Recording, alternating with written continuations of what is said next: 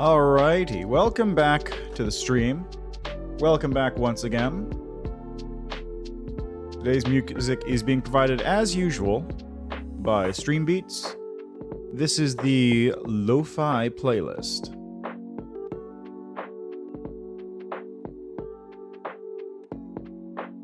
Alright, so today is gonna be a bit of work.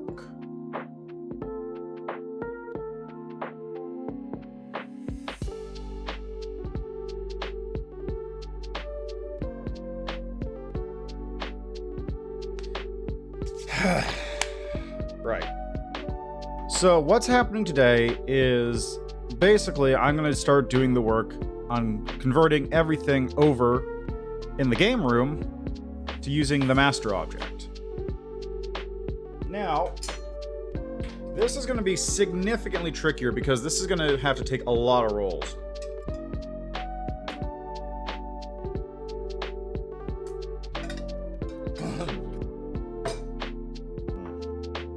For starters, let's see here. UI credits. Am I even using UI credits anymore? Pretty sure I'm not. This whole thing should have been deprecated. Alright, UI credits. UI credits I'm using, that's fine. But like, am I using UI... Oh, no, these are all the game menu settings. This is why, basically, I'm doing this. Because... instead of having 2 objects to select things and then 3 objects to actually run the game, I can have 1 object that runs everything and allows me to actually swap in between states by just doing a simple trigger. And then I can just transfer these 2 things into here. Alright, so first off, looking at the selector.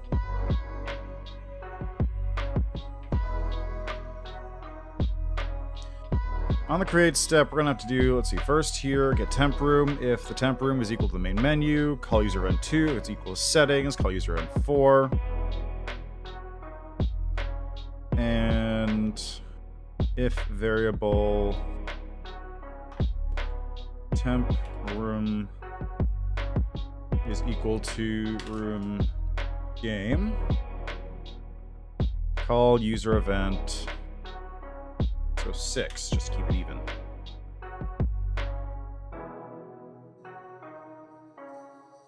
What's user event 3?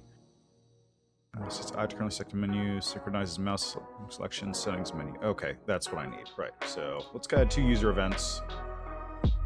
So other user event 5, user event 6. So, user event 3, let's copy all this over first. And this is game menu. Actually, this would be game pause menu, wouldn't it? Because I gotta do 2. I've got to do game pause menu and game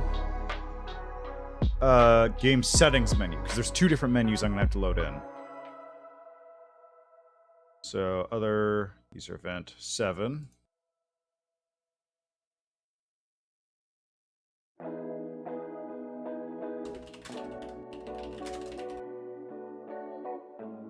There we are. Game pause menu, game settings menu.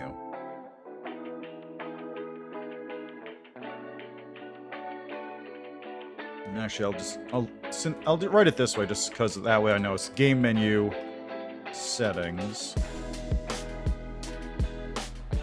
and game menu pause. There we go.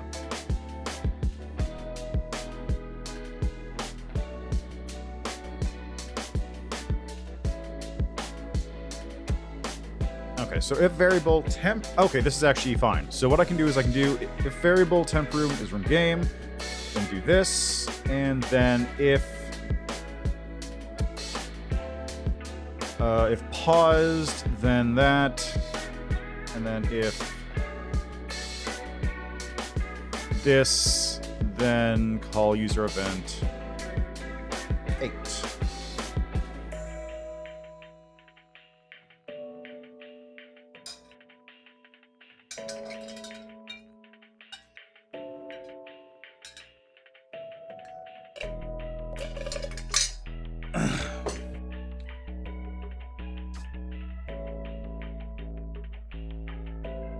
Yeah, so this I think will work. I think this will work. A lot of emails now.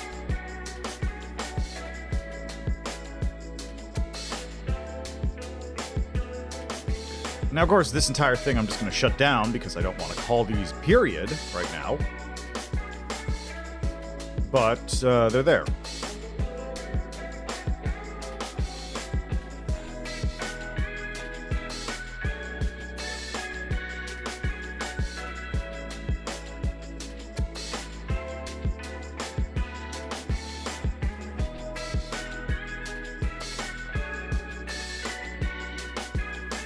Forgot to do user event 8. That's, whoops. Alright, so just do this, cut, post it here. There we go.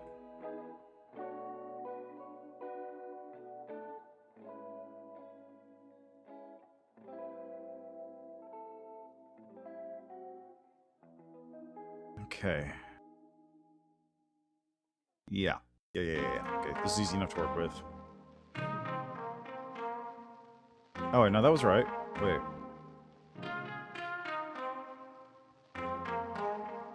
No, that was correct. That was actually correct. I didn't want to do that in 8. I wanted to do it in 7. Because 6 is... Those are the ones that actually initialize the variables. Okay, so let's just disable that for the time being. And these... for the time being. Just so I don't have to deal with that in general.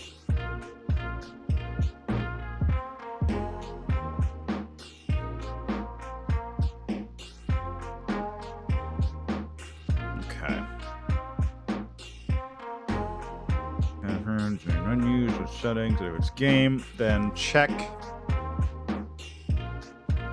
This is probably a function I can call, actually. So... function call.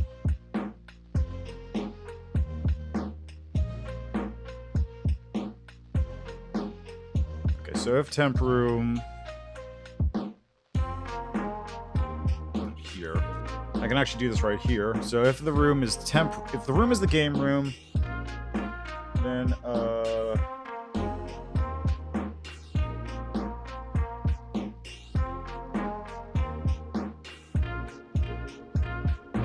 actually I don't even need to do that. If it's the game room, then this is not going to even... I can just set a variable, can't I?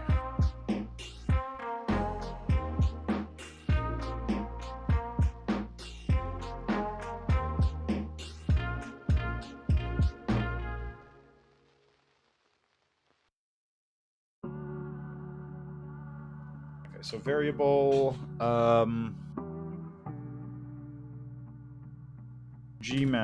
so let's call it gmaster, or inst gmaster. It's going to be nearest, it's inst nearest, instance nearest for x, so 0, 0, obj master game. Hi Anita, how are you doing? So inst game master is going to set that variable to that, and then I'll be able to use that in the logic later on. Oh yeah, that's right, it did come out. Glad to hear you're enjoying it. I've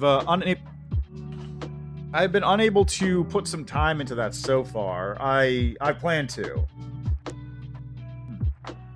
I'll try and put at least a little bit of time into it. I might swap over to my stick.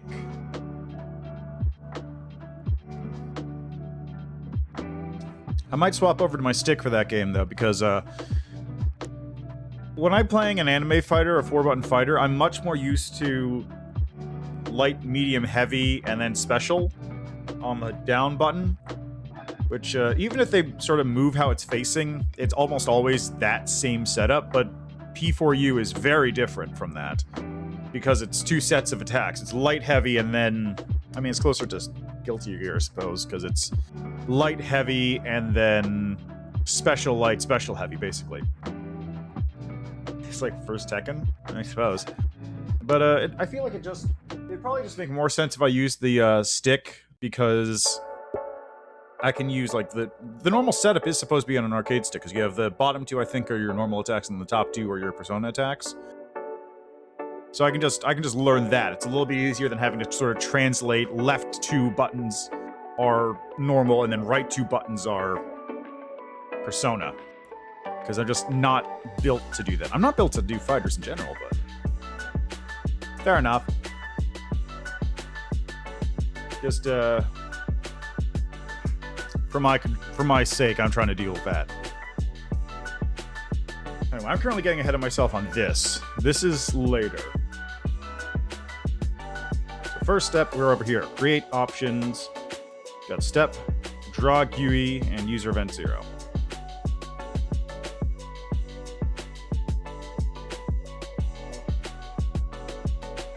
Alright, so first off, on create...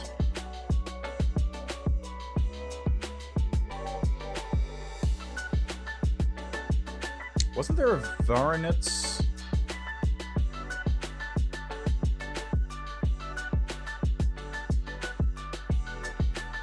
Guess not. Square and triangle are punch, circle are kick. Yeah, but that's a little bit more... I feel like that's a little bit more... It translates a little bit better because square and triangle are also further from your thumb's resting position, let's say. Like, your thumb resting position is going to be down, closer to the bottom 2, so it's like, okay, these are the higher 2 buttons, and you tap those 2 to do punches because they're higher up, and then lower 2 are kicks because they're lower down. Yeah, like, for Persona, it's just like, it doesn't feel quite right. I suppose they set it up that way so you can sort of lie your finger across the 2 sets of buttons, but I'm just gonna do the other one. The other one, I think, would work better. Again, I need time in there before I can even say anything. Maybe I'll get used to it. Maybe I'll just move the buttons around ever so slightly.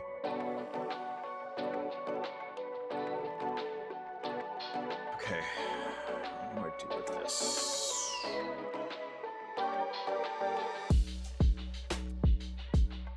Yeah, fair enough.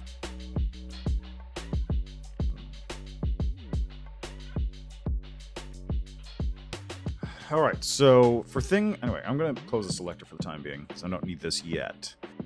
So, for starters, the current objects in the game are... you've got object UI game, the various objects themselves, object walls, object controls. So it's going to be UI and controls are the 2 main ones.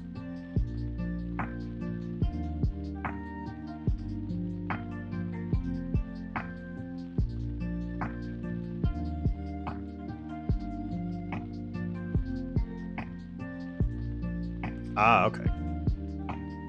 Yeah, I think that's the kind of normal setup.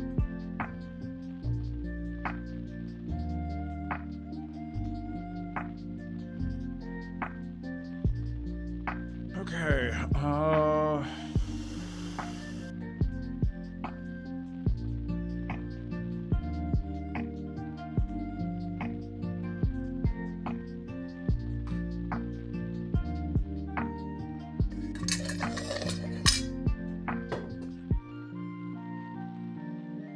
So it looks like what I did for this is I had, instead of having these variables here, which I really should have done, like what I wanted to do with this was pull the control variables that I set as part of the ini file, or, you know, settings, into a variable and then import that into here to just check, like, okay, if blank is equal to blank, if blank is pushed, then you go up and down.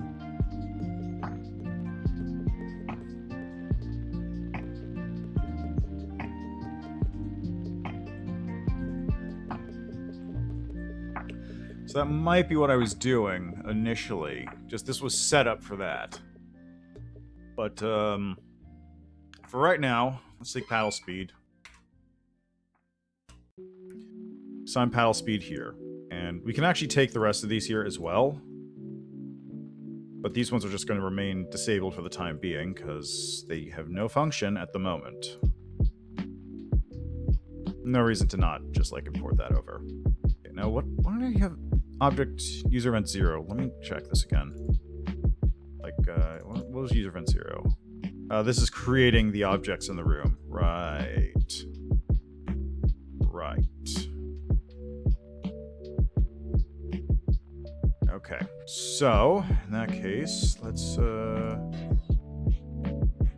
run a user event 0 here. So we are going to create what?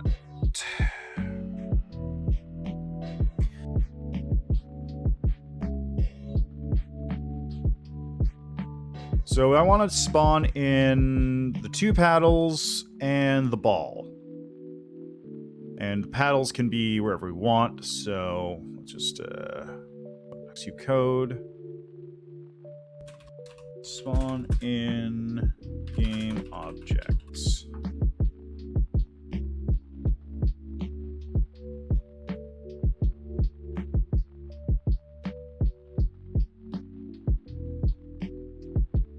Okay, so let's go instance.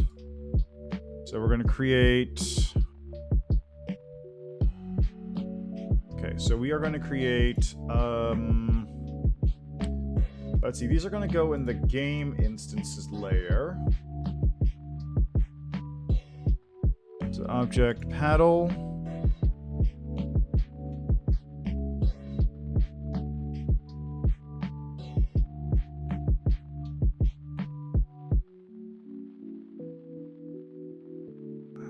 So object paddle, target layer is game, and let's call that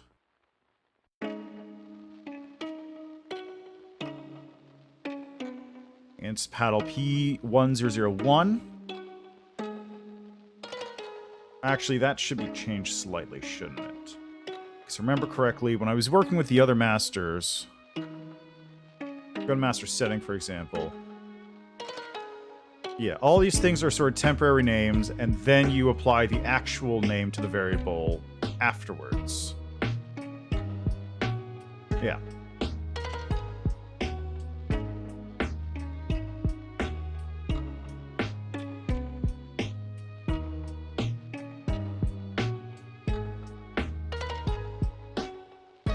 And these ones are setting specific instance variables. So where is, I want variable, there we go. So GP1. So G paddle. Let's go paddle, just go paddle. Paddle player 1. There we go.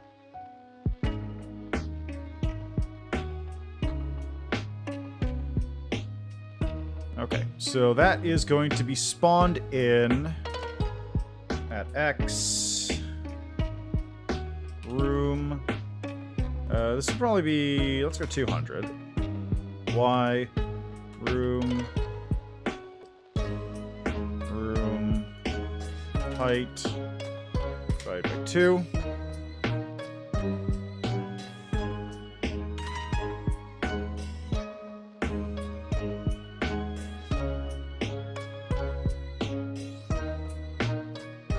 really don't want it. This is going to be tricky because this changes so much. Okay. You know what I could actually do? I could create a new room and just do everything in there. Call the old one room old or something.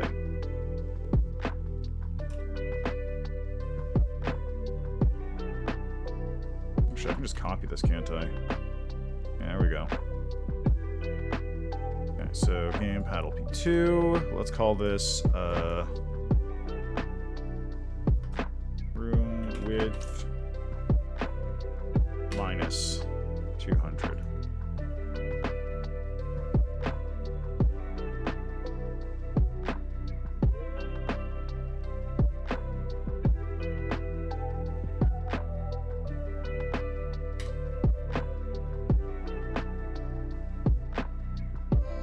Yeah. All right. So let's see. Rooms. I'm gonna just duplicate this room. Rename this one to room game old.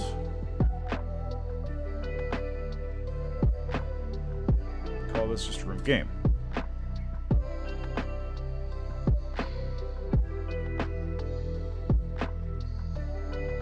Okay, so room game is here. Game, delete these two paddle objects. This should be good. Cannot set a constant to a value. God, how did I do this last time? Game master event. What was the problem with this last time?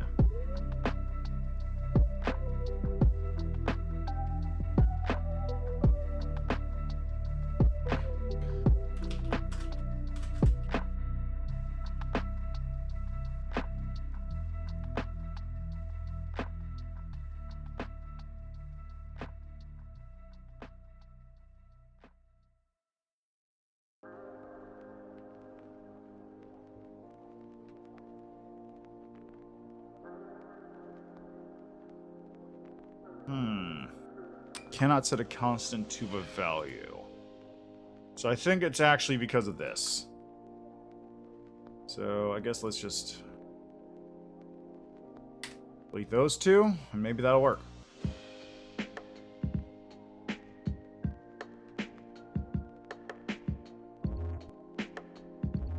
Okay, well they're not here. So why aren't they here?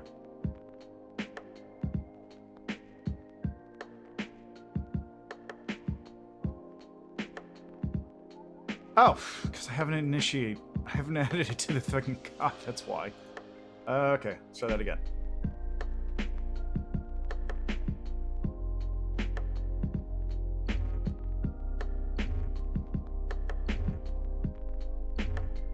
Okay, it's still not here.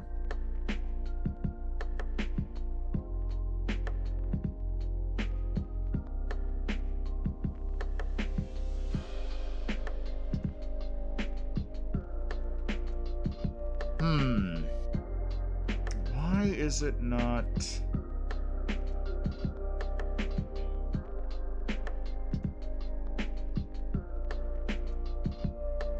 Weird.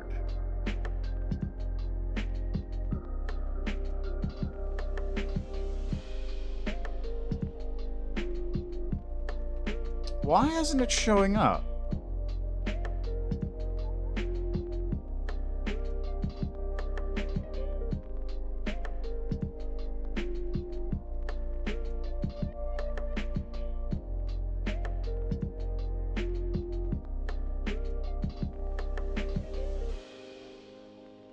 Why isn't that showing up?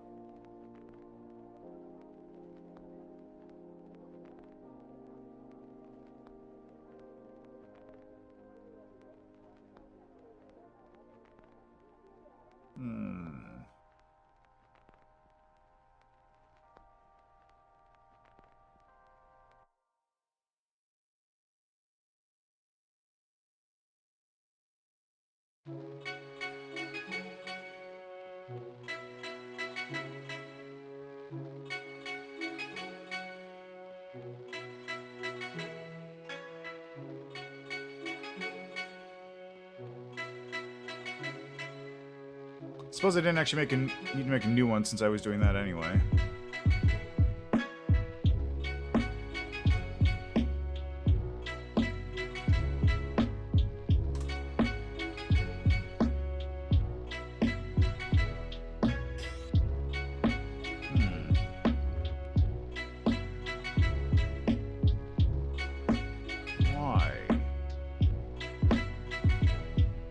Oh.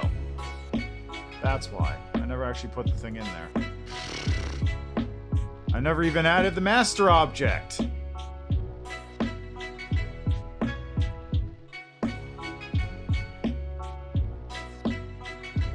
we're like, why isn't it spawning? It's because I just haven't put it in, period. Straight up. It's not in the game.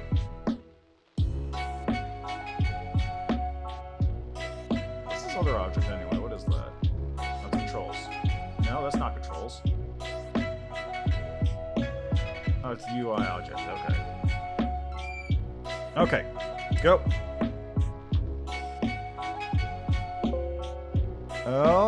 Okay, perfect. Excellent. This is working. Mostly. So first we need to rescale those objects. So they're not terribly sized. Set instance scale.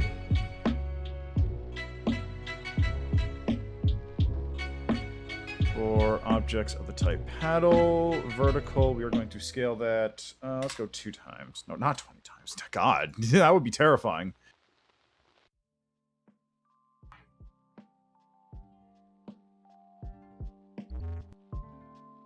Nah, I can scale that up a little bit more. Let's go 3.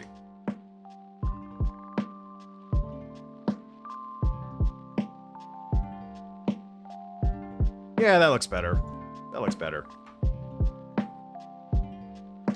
Alright, so... actually, are those the right positions, or is it too far over? Because I feel like it might be too far over.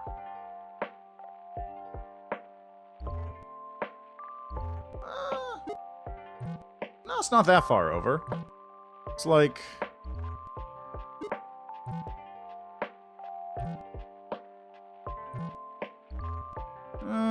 could be a little further back. So let's go with minus 50 and 150. There we go. Alright, so we do that. Let's put this down here, because this is like after everything else. And create an instance. We're going to create the instance of a ball. And enable this. This is going to be room width 5x2. Room height 5x2. It's going to go on the game instance layer as usual.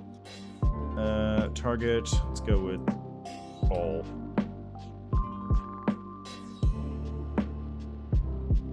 Let's go inst ball. Just in case. Just in case I need that.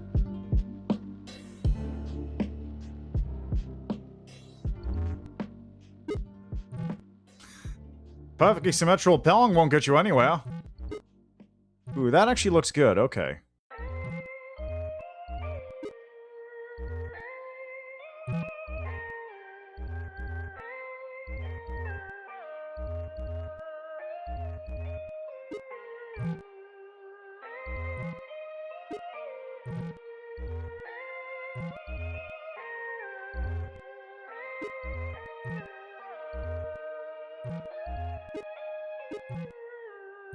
Good. And I can also just delete this ball. There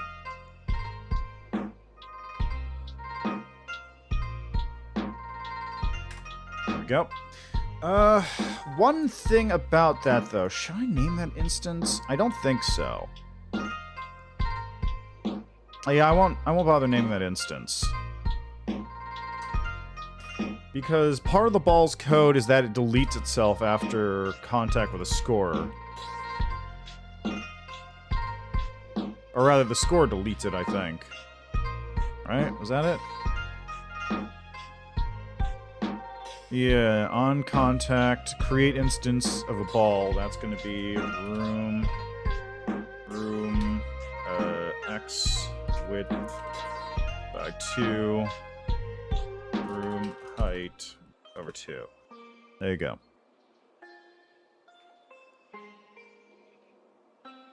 Yeah, so it destroys the instance of the ball and then creates a new one. Just really quickly.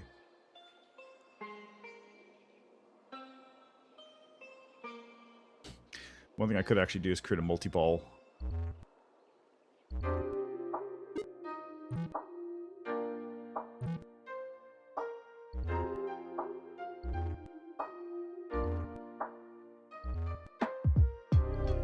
There we go. All right. So now we got that set.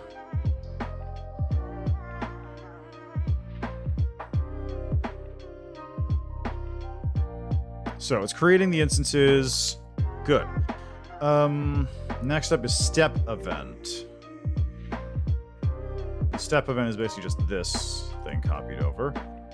And once I've done that, I can just completely get rid... Oops, no, not that. Not that at all.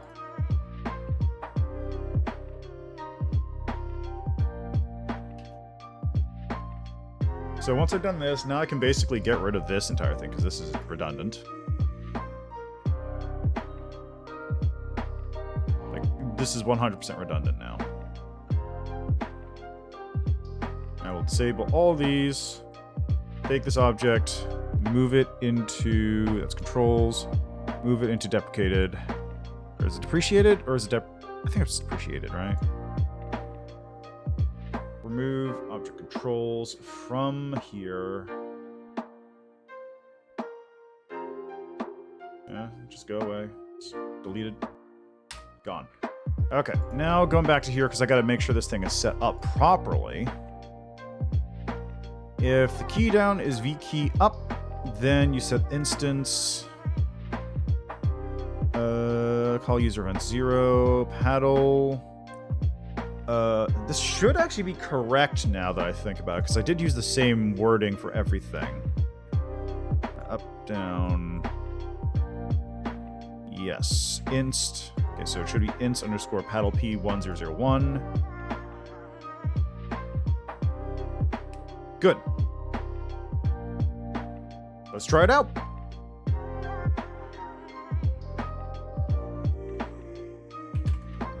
Yeah, baby, we got Pong.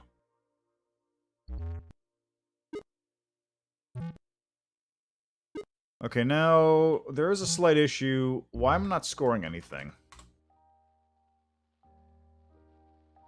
Oh, wait. Right, I'm not scoring anything because UI is still in... Wait, I should still be scoring.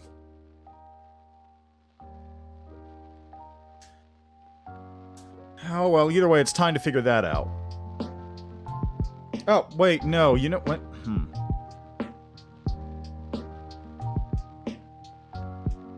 No, you know what? It is actually doing that because of this. I'll have to pull information out from... Actually, I don't even need to do that, because all I need to do is just move UI into here. And then I don't have to do anything, because it's all in there already. Okay, let's get over here. Grab UI game. Where the... No, okay, it's just got a bit to go. Just a little far away.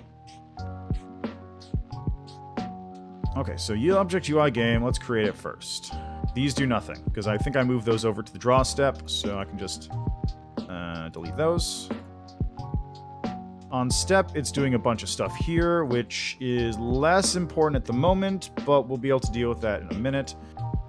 Draw, this is part of drawing the pause menu. Draw GUI.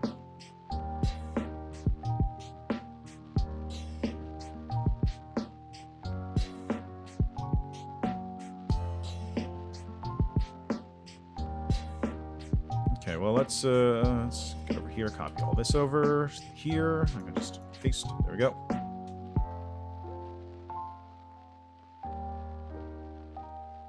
I might even be able to, like, ignore a bunch of the global value stuff I've been dealing with.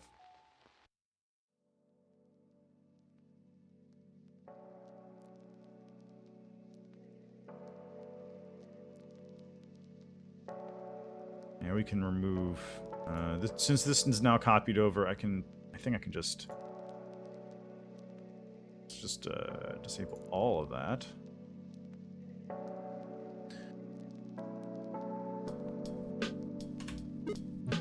Okay, so player 2 should have the score on this, but it doesn't.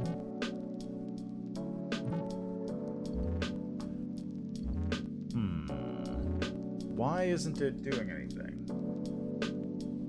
I'm gonna have to go through the logic of everything again.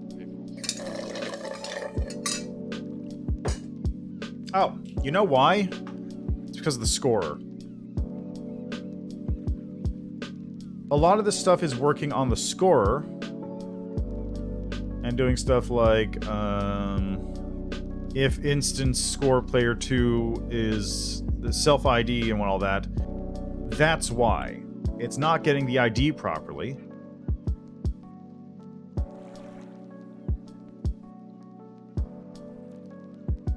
Because those instance names are not being created properly.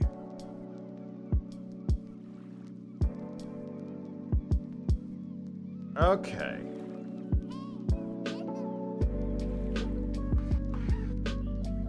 Also, I guess the last scorer value isn't being taken properly anymore.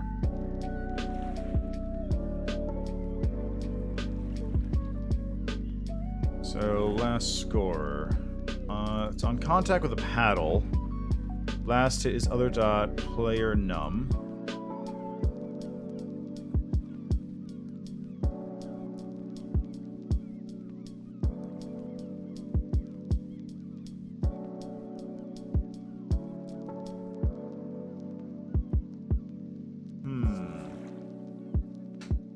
See, the problem here is that this is a lot of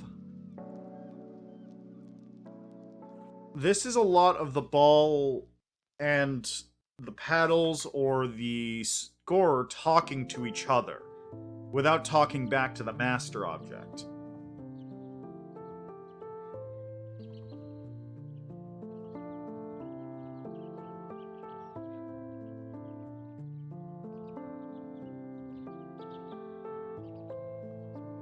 So this is going to be like, I'm going to have to do like a full rewrite of a lot of this stuff. Which is probably not a bad idea, given that a lot of this was made this is literally some of the first code I made in the entire thing.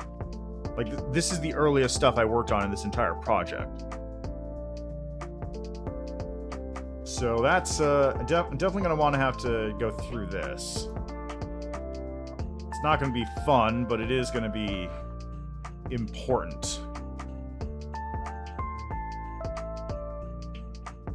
Okay, so anyway, draw GUI has been moved over, so I don't need that event anymore. User event 0 is... What is this? What is this? Creates the menu instance items. Oh, right, for when I actually call it the menu.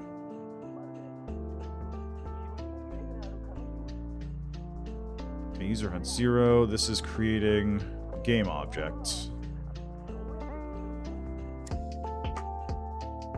Which is really just paddles and balls. And then I can also create the score zones. I could create the score zones if I wanted as well, and the walls. I could literally spawn everything in just on this object, which might... Good idea? I don't know if that's a good idea or not. It's probably best not to bother with the... I have a feeling it's probably best not to bother with the walls and the scores. Because the walls are static, mostly, and the scores are static. I can eventually move to spawning those in. Eventually, but for the moment, for the time being, it's not worth the effort to add them into the master object because it just simply is not... It doesn't add anything. It just takes more time and it doesn't help.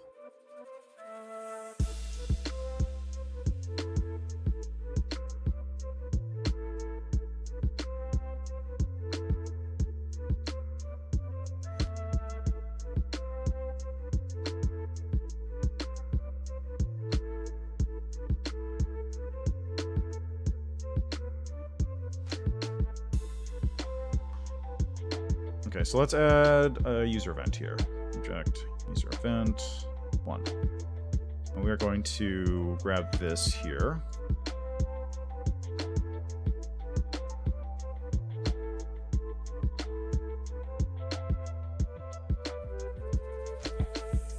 Yeah, okay, so assign variables and then draw transform values. Disable this for the time being. It's user event 1.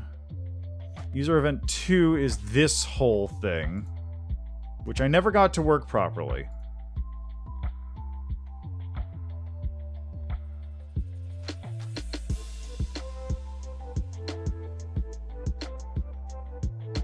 Never got it to work properly at all. I'll just get rid of this entire thing for the time being, just so it doesn't affect anything. Okay, so it's user events 0 and 1, which have been imported in. Draw GUI is there. Draw event. This is where I create the surface. Let's draw that. There we go. Draw event has been imported over. And the step event.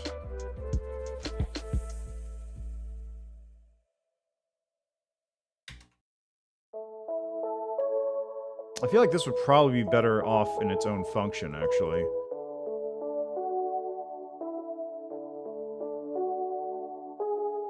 So let's go user event, other user event 3.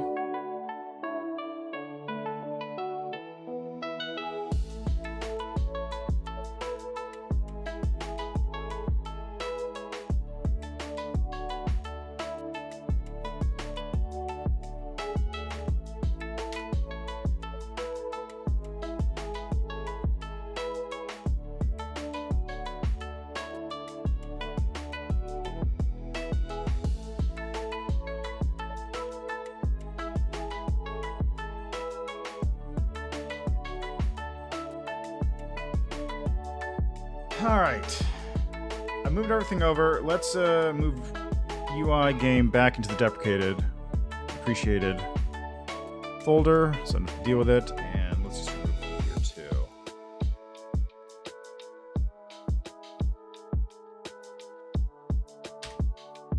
too. Alright, so first off, let's see. I go in here, it's probably going to not do anything anymore. Okay, control works. Scoring is still broken. That's something to fix later on, though. Let's escape. Nothing happens. Got it. Perfect. All right. So let's go here. First off, create event, set paddle speeds. Yep. Okay. We got variables, and let's just combine these ones here so I don't have to deal with this nonsense.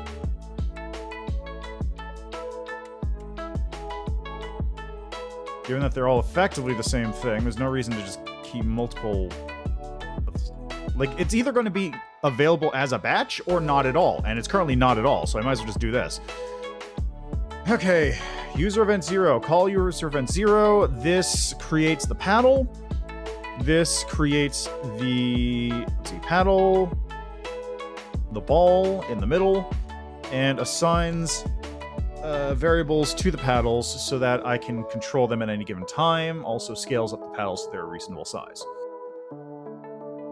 That's what that happens. That all happens on create. So when the room is first created, everything's there. On step, we have the control scheme right here. If up is up. If up gets pressed, paddle moves up. If down gets pressed, paddle moves down. Blah, W and S do the same thing. Also, we have user event 3. User event 3 is... I'm going to actually add a code block here so I can make a note just to keep myself organized.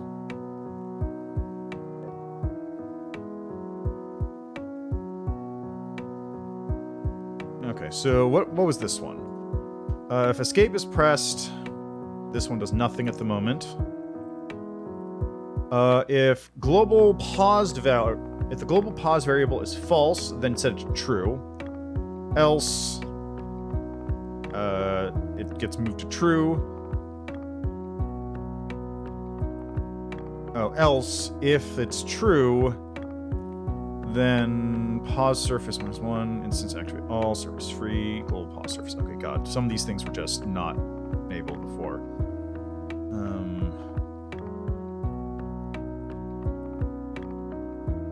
Okay, so the 3 destroy instances are not supposed to be active right now. Disable. Okay. So what I want to do is, do I set it to do that, or do I set it to do?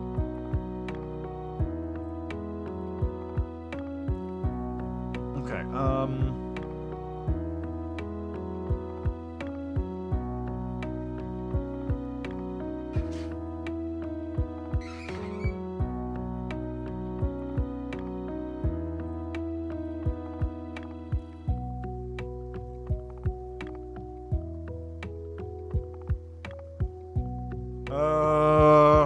Okay, how do I do this? Do I do a global pause thing again?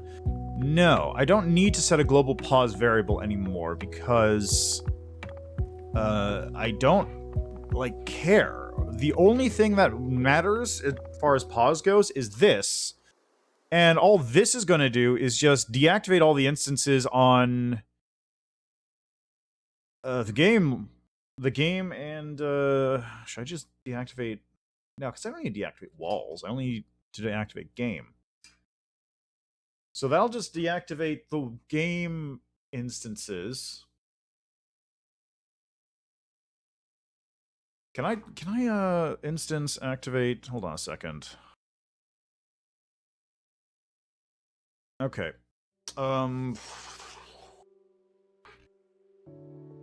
Right. I remember now.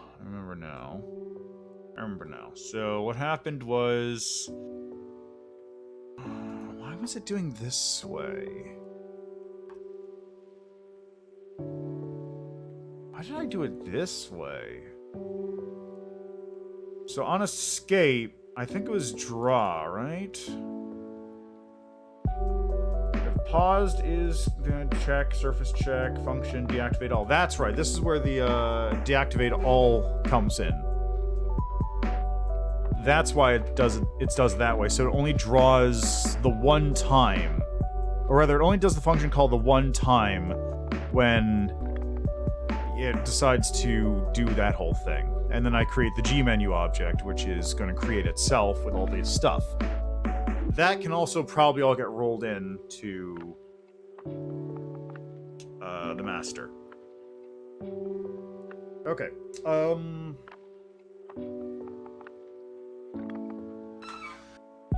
Let me look at instance deactivate all real quick. Instance deactivate all. GameMaker.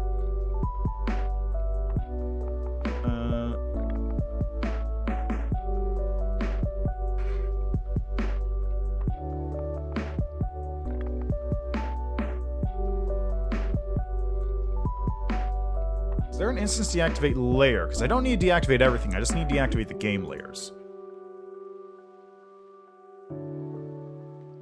Instance activate layer. Instance deactivate layer. Perfect. With this function, you can deactivate all instances assigned to a specific layer. Perfect. So, instead of doing instance deactivate all, because I don't care about that, I don't need to deactivate the walls. I don't need to deactivate... I don't even need the UI layer anymore, honestly. But I don't need to deactivate the walls. I'm not going to deactivate master, ever. I'm not going to deactivate anything else. I only want to deactivate game. Because the walls are static.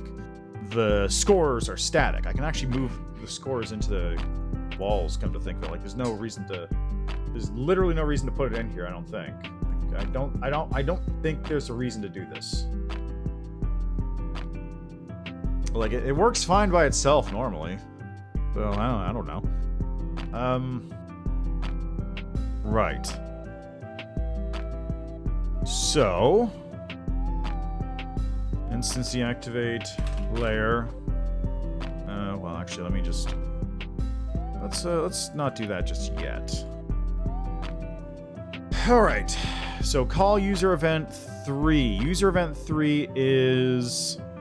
when escape is pressed, this is controls pause variable. Let's see, when you press escape. call surface free. Yeah.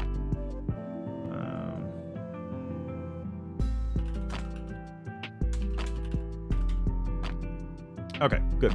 So when escape is pressed, we don't need to do that anymore. Oh, I can also assign a variable here. Just gpaused. And that is false. Because the game is not paused. And I don't need to deal with a global variable anymore. In fact, does that variable even exist anywhere? Alright, so if gpaused is false, then you set the draw alpha to 1, do this, blah, blah, blah, blah.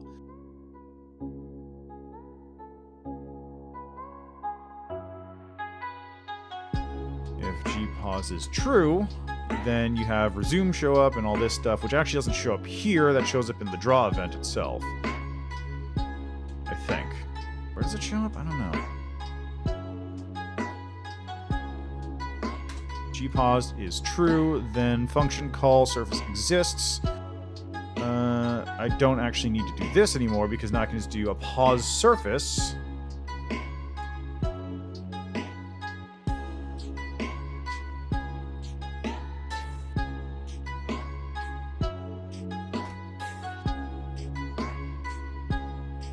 Check false, and then pause surface is equal to -1. Instance activate all blah blah blah blah blah.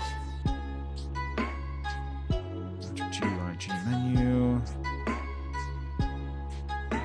Okay. Okay, so execute code. Pause surface is surface create room global. So surface at target pause surface. There we go. So by default, I believe I set this to -1, right? Just to make sure it's a nice null value that isn't 0.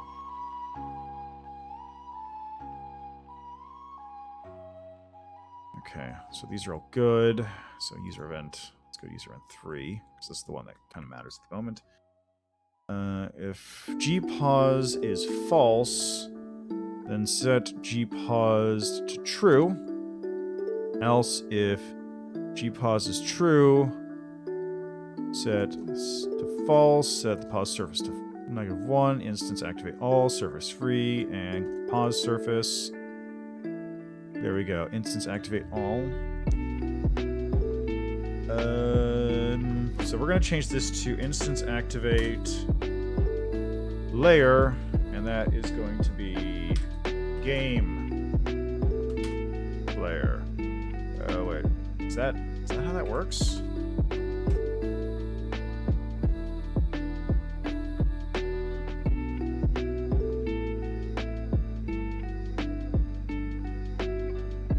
Okay, I can use the string. Good. So let's go with game. There we go.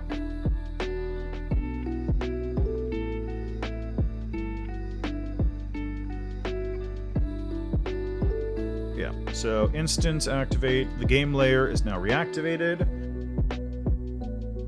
Surface free. Pause surface.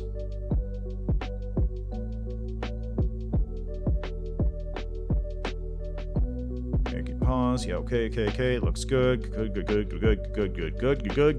Good. Excellent. Good. Alright, so that's user event 3.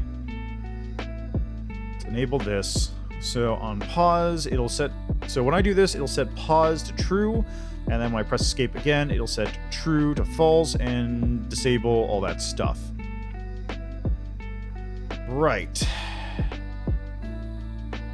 So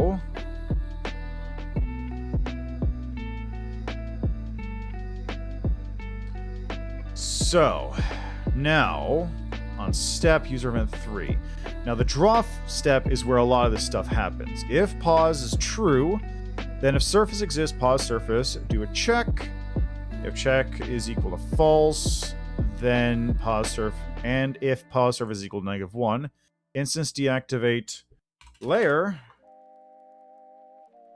game, call user event 0, which is not actually what I want to user event. I don't want user event 0 here. I want user event probably 1. No. Not user event 1. User event 2? No. User event 3. No. Okay, which user event am I calling here?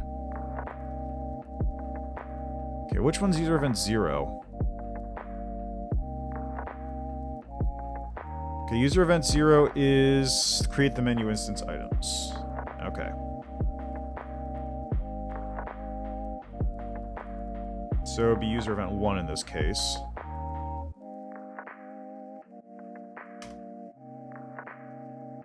And create the UI gmenu object on the menu layer. And in other instances, call user event 1. User event 1 is visual changes on pause, which is 2 in this instance. And then it does this. Okay. Here we go.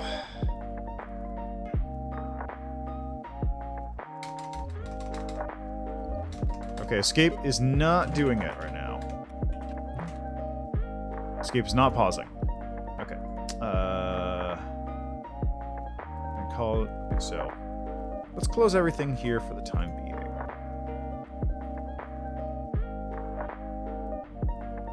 Okay, so gpause is normally set to false on create. Okay, user event 3. If VK is escape and okay, press VK escape, gpaused gets set to false. Oh, that's why. Because it's global variable setting as opposed to normal variable setting. That's why.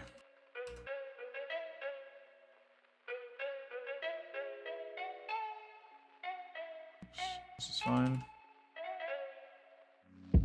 He was setting a global variable. That's why. Okay, nothing else is running on a global variable, is it? No, I don't think it should be.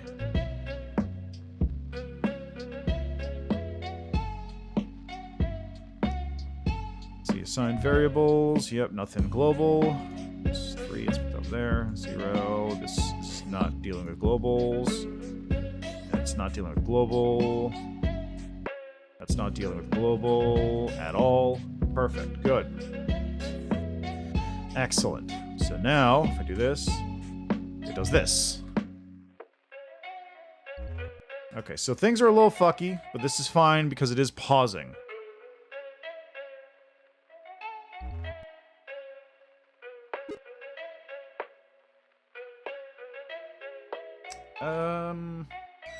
This actually does bring up a question. Why did I set the draw GUI to not work when it's paused?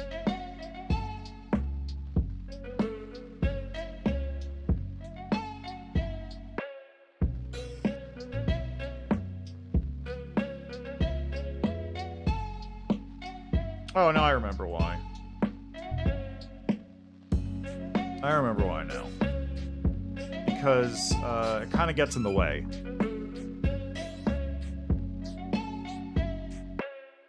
Like, it kind of gets in the way of the stuff going on here.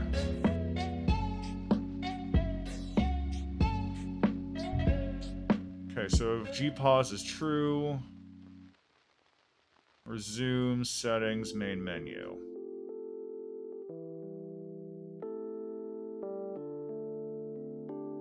Is that where I want it to be, though? Where would that... Oh, right. I think I moved these over to the, object. The menu object, which I actually... Or the game menu object, which is actually... Okay, let's start working with that next. I don't need to work with this anymore.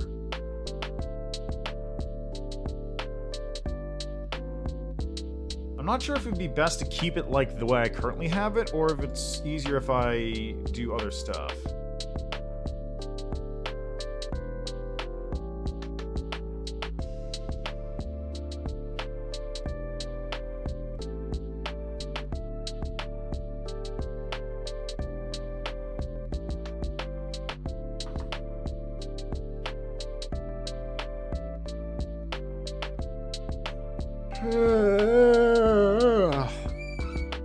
Yeah, I'm not sure if it'd be easier, honestly, to move everything to the master or to keep everything like this. Because if I move everything into the master, what would it effectively be?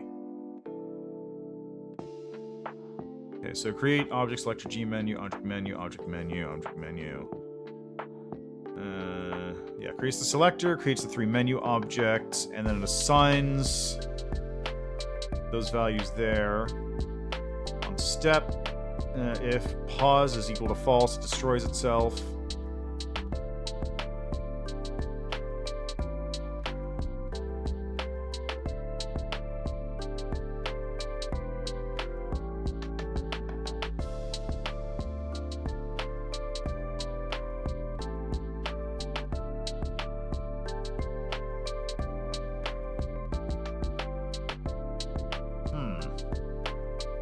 So what is that? Is that going to be easier or harder?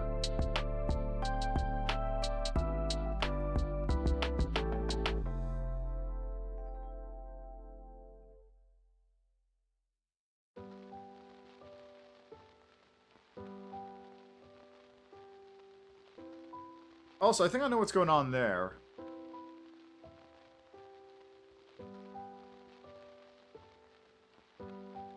That is the surface drawing on top of it again. I bet. Actually, no. No, it isn't. If it's active for just a second, that means I think the function call to deactivate the game layer isn't working. But no, because that's only working on the game. That only is disabling the game layer. It shouldn't disable anything else.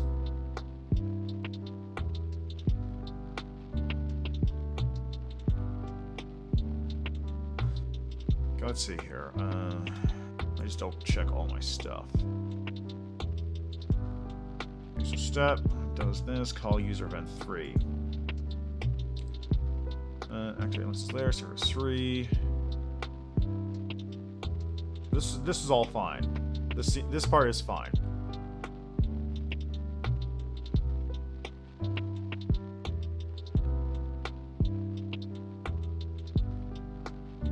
This creates the menu, the game menu object when I push the button. And this activates...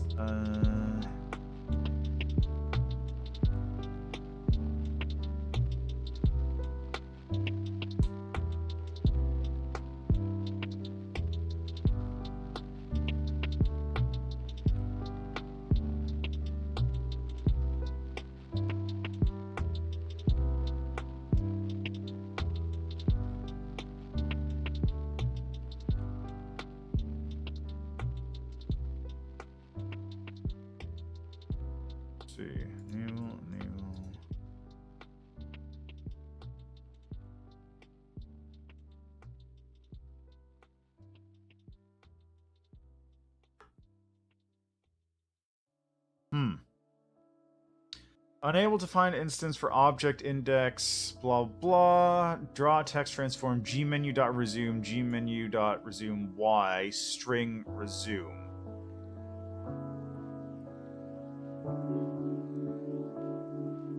User object. So it's user defined object 2. Or user defined event 2. Unable to find gmenu. Okay. Right.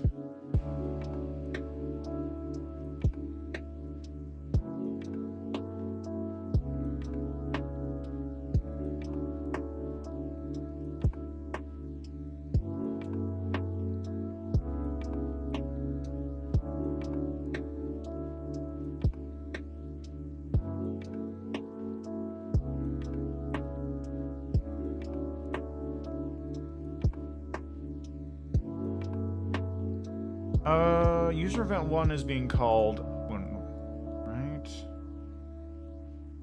It's part of the draw event.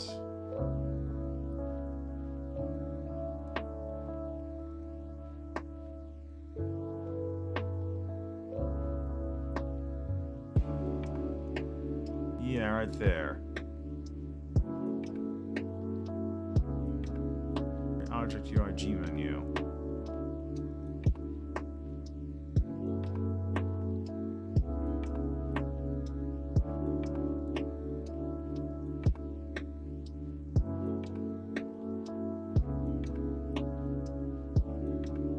Did I have this part disabled?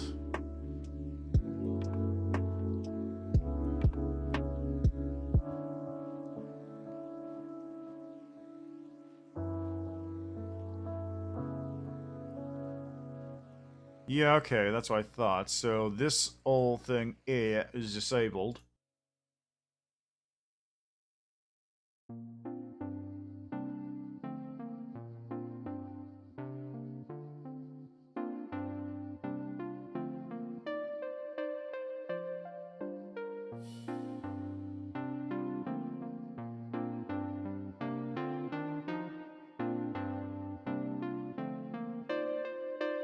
Hey, okay, it's blacked out everything. Sick, but I still can't do the alpha for whatever reason.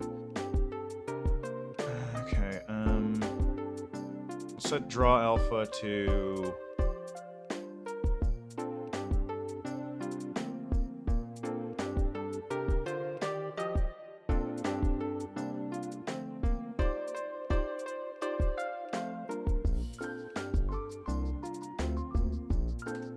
No, still there. What happens if we set here?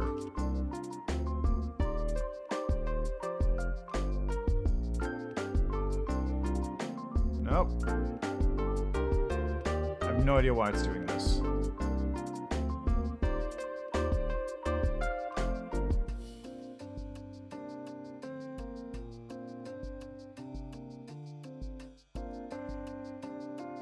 Okay, so paused is on the screen. All right.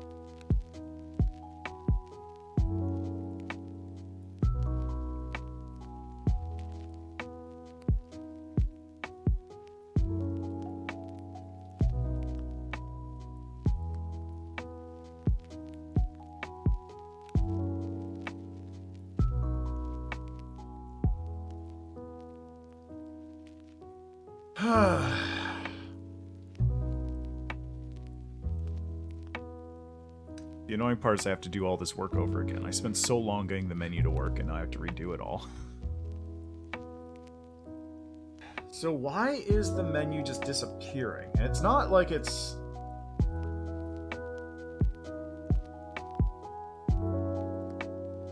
Oh, I know why it's disappearing.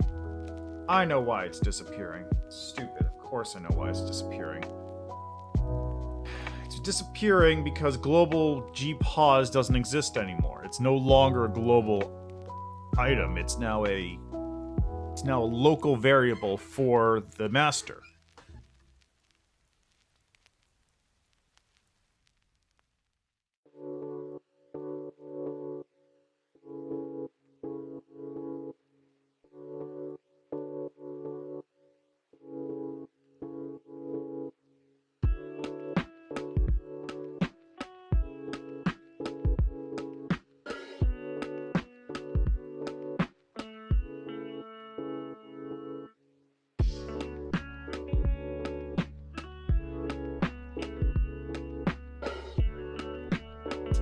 Okay, in that case...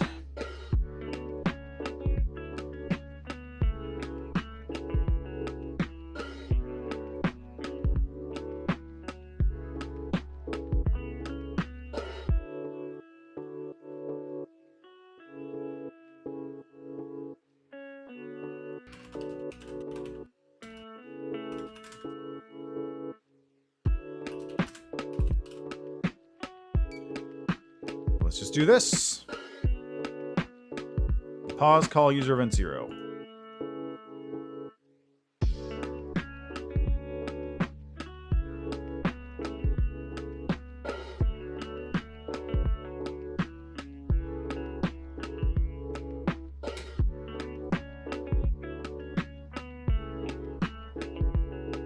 Okay, these are all whatever. Okay, so execute code. G menu resume, G menu setting, G menu mains, then creates the object selector, G menu stuff. This doesn't even create the object selector, does it? No, it does. It does create the object selector. Okay. So step if global.gpause is false.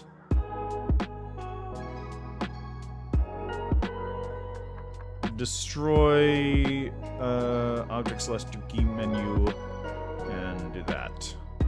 Which I'm actually going to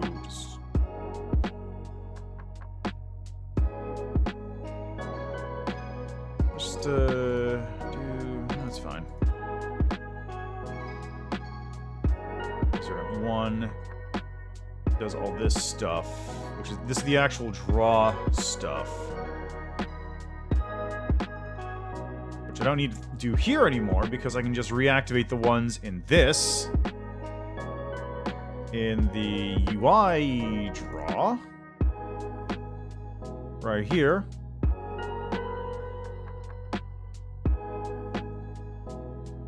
I can just reactivate those. So now they exist. And they'll spawn in when I pause. What's going to happen? It'll probably be fine until I unpause it, at which point the menu items will still remain on screen. Actually, it didn't. In draw event for object master game, unable to find instance for object, draw text transform G menu underscore resume. Okay, so under the draw event, I need to find draw. Let's see, G menu underscore resume, right there.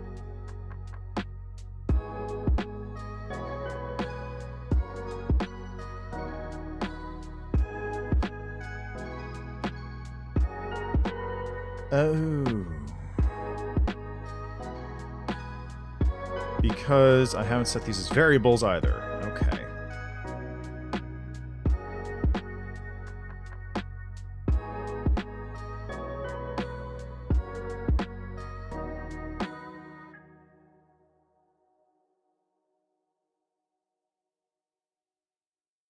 Okay, let's go with GM resume, GM setting, GM main.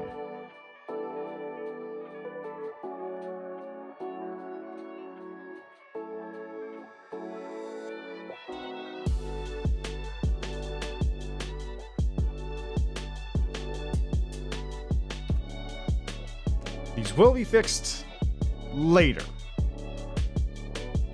I just gotta get things working first, and then I can combine. Okay, there we go.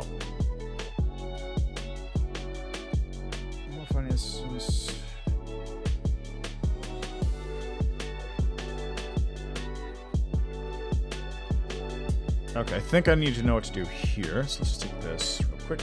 Go to create. This right here. Let's go 0, 0, 0. Because I think what's happening is it needs like something to call before it can actually like do it properly.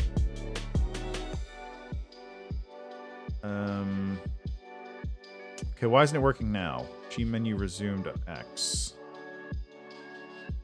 Unable to find instance for object index 100019.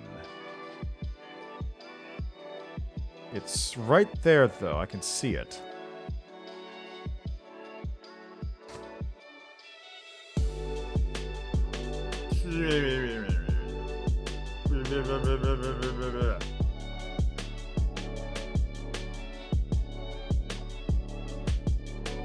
I should probably do something also real quick here. Right, because it's currently...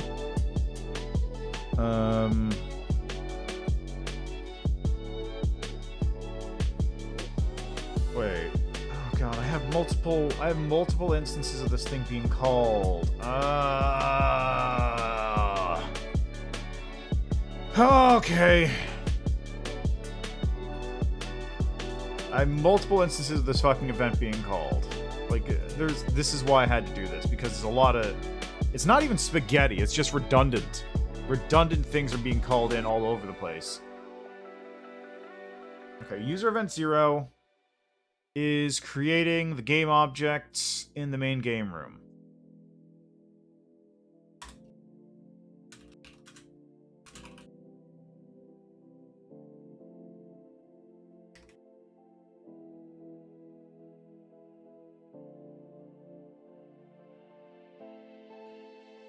That is what's currently happening. Create game objects in main game room. Okay. User event 0, I can basically leave.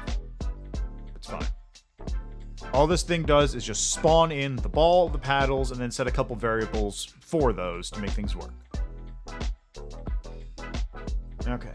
So, draw event. Actually, let's go with the draw GUI event first. Right, so currently this is fine. Gpause is equal to whatever. This basically just writes out player 1, player 2, BlockBall, last score, last round winner. Those are fine. Now, if the variable pause is true, it doesn't draw any of that stuff. Instead, it draws resume settings in main menu on these locations. G menu, resume X, G menu, resume Y. I currently have those IDs set to 0, so at the very least, it would just draw them. Like, it's the variables currently exist. But that wasn't the error. The error wasn't that. The error was that object does not show up, which is a problem. Okay, so let's go here. We're on the draw event. If it's paused and surface exists, pause surface. Checking if the surface exists. If the surface does not exist, and if the pause surface is -1, then deactivate the game layer. Call user event 1. And create instance of the object UI game menu. So let's disable that for the time being. Otherwise, call user event 2 if pause surface does exist. And then do this whole thing. So user event 2. User event 1 is... Create user event 1. User event 1 is creating the menu objects in this. Oh my god, I have so many instances of the same fucking thing happening all over the place. Oh boy. Okay. So the UI object gets created, and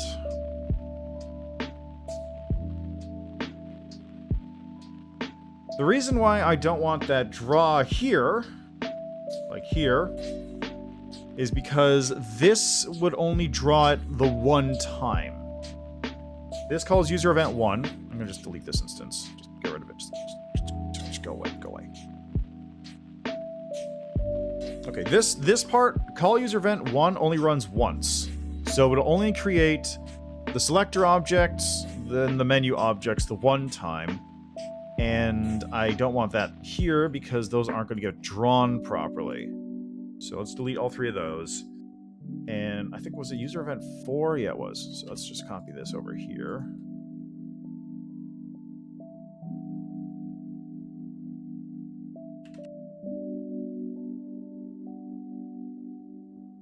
All right, so create object menu.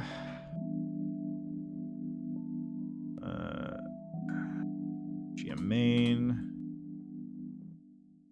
GM setting. GM resume. There we go. So the selector is created on the menu layer over here. And then menu is resume, setting, and main menu.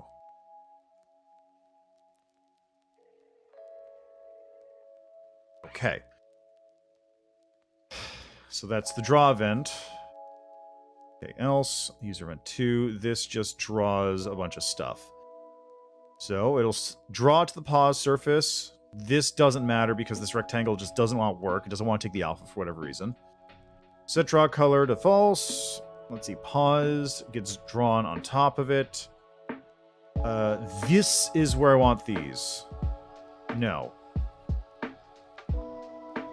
Yes?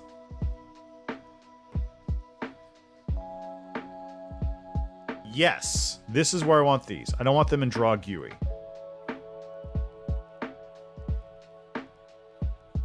I'll just disable these for the time being. But I don't want these in draw GUI because that way, these I know for a fact will always pop up as a result of where this event pops into. These will always appear after the things I want them to be attached to have spawned in. So, I'm going to activate these 3. 1, 2, 3. Let's enable those. Text. Good. All right. And let's see if this works. Yeah! Now we have a slight problem where it's appearing underneath it, but that's...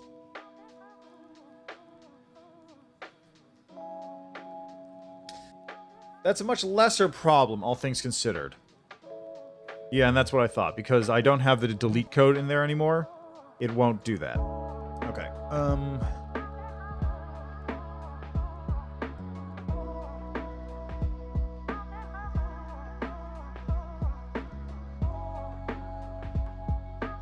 Actually, that's a little bit of a problem. That text should have disappeared. If gpause is true, yeah. That text should have disappeared because this was not here. Oh, that's right. Because that's drawing to the surface. Do I want to draw to the surface?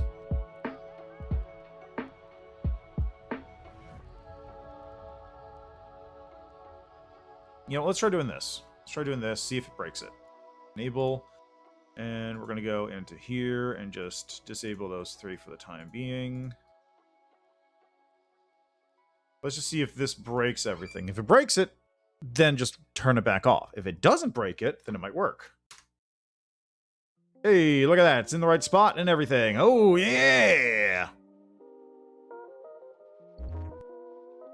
Okay, now the problem, of course, still is these should not be... Okay, actually, this is... I think that's fine. Actually, I think that's actually fine. Because, unlike the other one, this one is being... Wait, no, that still doesn't make sense, because pause isn't being set to false in that case. Yeah, pause is being set back to false. That's all that's happening. Okay, so let's see here. I want it. The GUI event. Right. This is what's going on here. Oh, right, because these things aren't... Those things don't show up as a result of being on a separate if. And there we go. There we go. All right, so that sets that.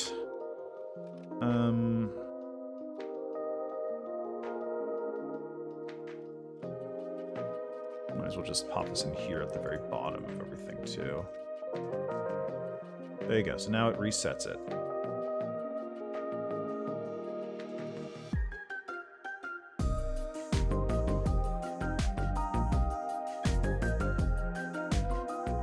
Actually, you know what? I can take take this. I can take all of these and just shove them on top here. Draw alpha, font, draw color, text alignment. Just do that. And that means I don't need to do this. Ta-da, just like that. And then the only thing I need to change really is the alignment and the color. Draw alpha setting at 1 is fine, and font as Arial is fine. That doesn't make a difference. Okay, so the problem therefore is when I press escape, when I do anything, it's not. Okay, let's see here. If I press escape, does it do it? Or is it only when I push the resume button? Okay, this is fine. But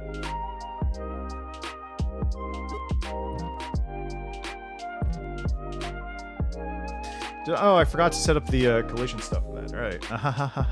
Let's just object menu. Let's just disable that for the moment. I forgot I had that. I added that last time just for a little bit of fun, and I completely forgot to deal with that. So, this is fine. This is basically functioning as I'd want it. Okay, I need to still do that. I just need to get rid of that.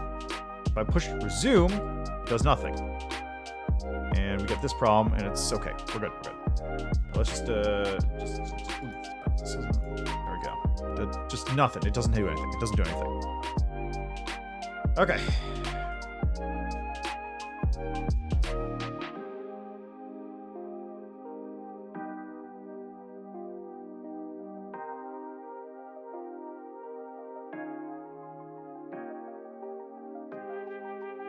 Oh, I see. Okay, right. So this only is useful if specifically I'm drawing to the pause surface.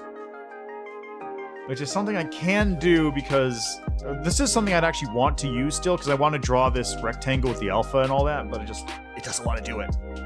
I don't know why. So this is all fine. These parts here.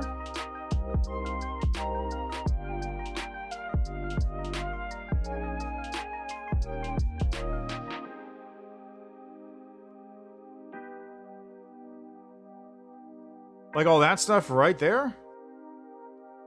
I'm really tempted to just delete that off of this. Because if I have it in the GUI instead, that means it'll always draw on top of it, which is actually what I want. Instead of drawing on the surface, which is going to be located here. Like the surface apparently draws to whatever the object's level is. So if you want to do a remote surface, like just have the surface on top of everything else, I would create an object in the menu layer and have that be where the surface is, and that would just draw on top of everything else, and then I would be able to layer things on top of that. In my case, because I want it as a background, more or less, having it on the master layer on the very bottom is perfect. Okay, so anyway, rectangle, Cetra Alpha. This, I'm just disabling this because I just don't want to deal with it right now. It's a pain, and I still don't know why it's not working. Okay, so that's user event 1. Right, so on step, this is UI game. Why am I doing, god damn it, I messed up with the wrong thing. I've been running around with the wrong thing this whole time. That explains a couple things. That was stupid.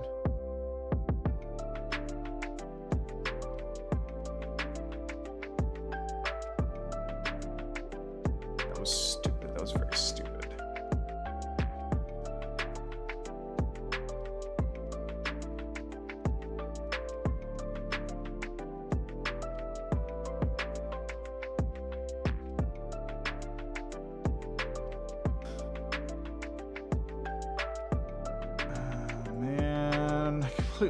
I did all that work and I don't know what I did. And I don't think it actually did anything because I was not even messing with the right objects. Ah!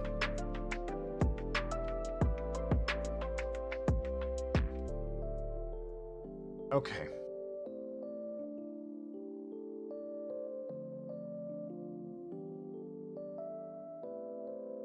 Okay, so it creates the game menu. On pause, it does all this stuff. Oh, God, that's annoying. Just close this. Just close it. Just straight. Go away, go away. Okay, so, God, that's like... I do all this work, and then just like, oh, it didn't even... It's not even on a thing that's relevant anymore. Okay, so on create... This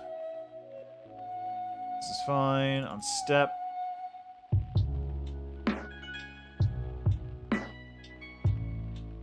User event 3. Okay, if escape is pressed, gpause is false, then sets to true. Else, if gpause is true, then set to false. Pause surface -1. Activate the game layer and free the pause surface.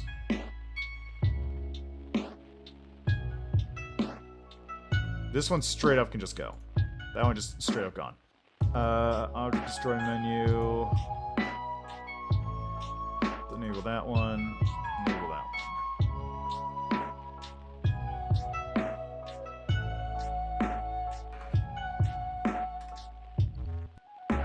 Yeah, okay, so now I need to do that when I hit resume, which is actually going to be set in the game selector, the G menu selector options.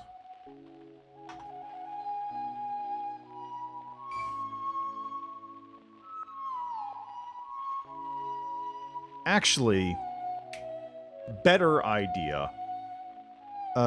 Just do this. If escape is pressed...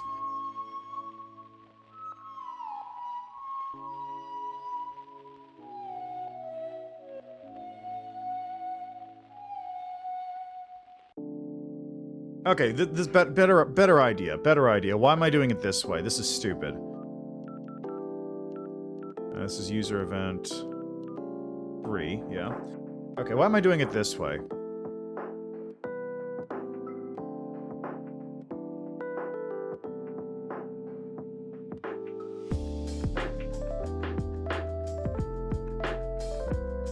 Okay, so what I'm going to do is, if VK escape is pushed, then G paused is going to flip.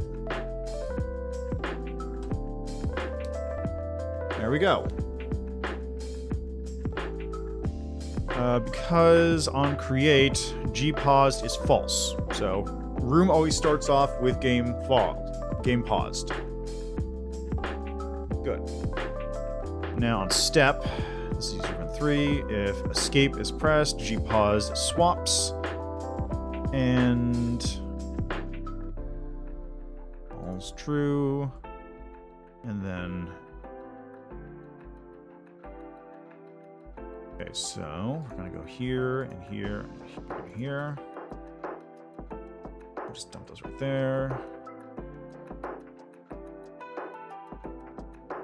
And variable right there.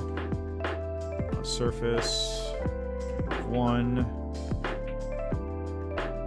There we go. If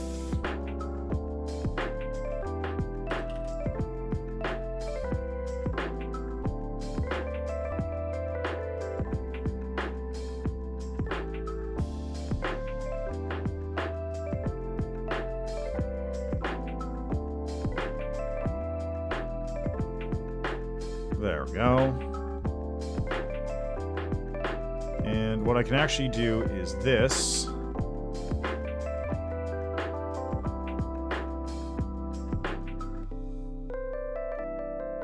So if escape is pressed, G pause flips, and if G pause is false, then pause surface is -1. Activate the game layer for the game layer. If it's...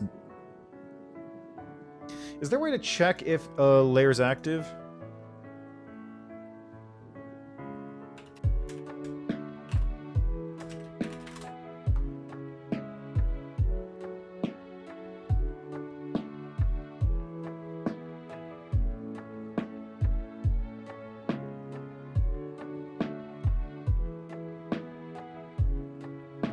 let's see how this works.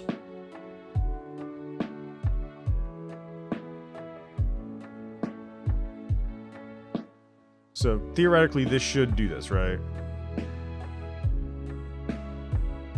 Good. Okay, now resume. Because resume is not setting it to paused, that's why. Or rather, it's not setting the global thing to pause. Anyway, it seems fine. It seems to be working.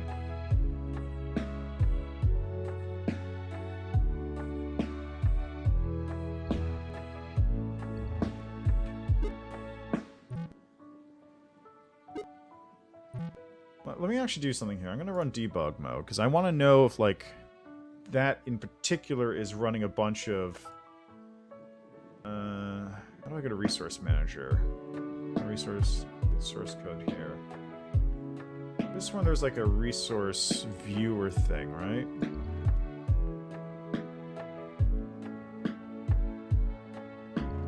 Okay, we're running at 6,000 FPS. Memory is about 6 megabytes. How do I do this?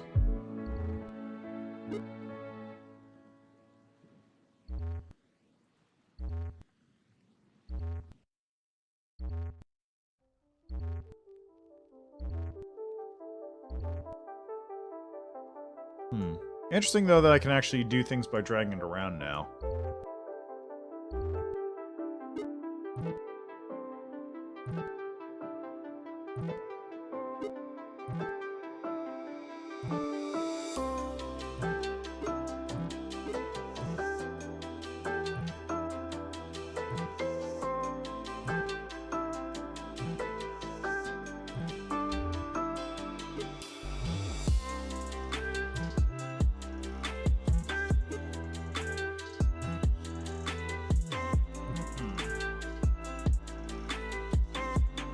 Okay, so this actually lets me see exactly what's happening in the code, which is interesting. Here, let me just really quickly do this. Like here you can actually see like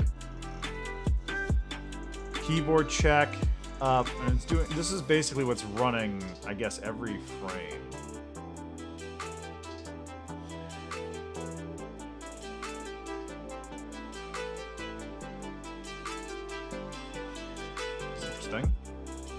Alright, so let's, I think I can get rid of this for the time being.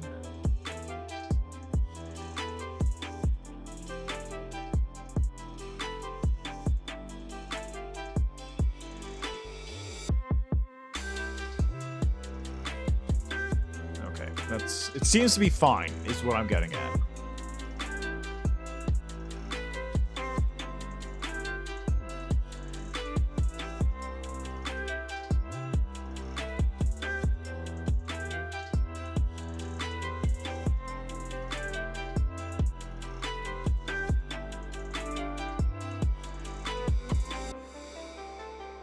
Should this be... I feel like this should be here instead. Yeah, that should probably be there instead, because it's not freeing the pause surface otherwise. Let's see here, right? So...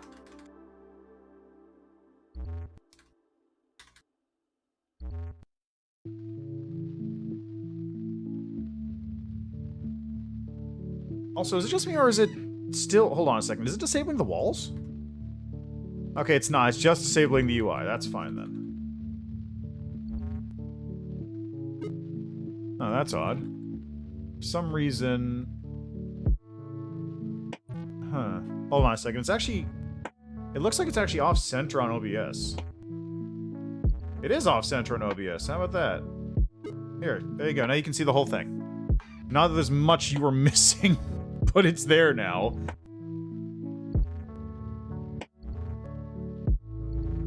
Literally nothing was missing the entire time. I just never bothered to set it up so it fit on the screen properly. So it's fine. Okay.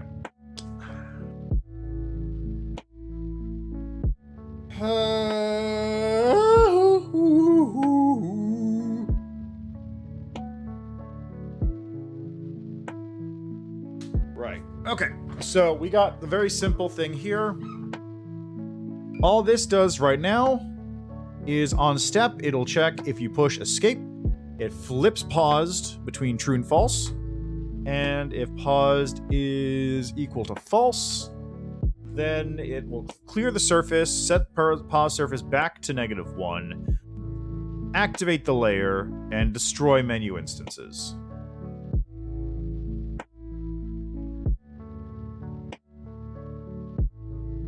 That looks good. Okay.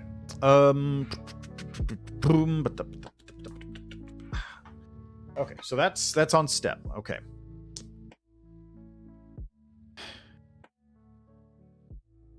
This is on create. It's assigning a bunch of variables. That's fine. On draw event, call user event 1, which is creating the menu, all that stuff. Call user event 2. I don't actually... Yeah, right, because I'm putting this on GUI, so I actually wanted to get rid of these 3. Because that's where they currently are. Those currently exist in the GUI layer, in the GUI event. Delete those 3.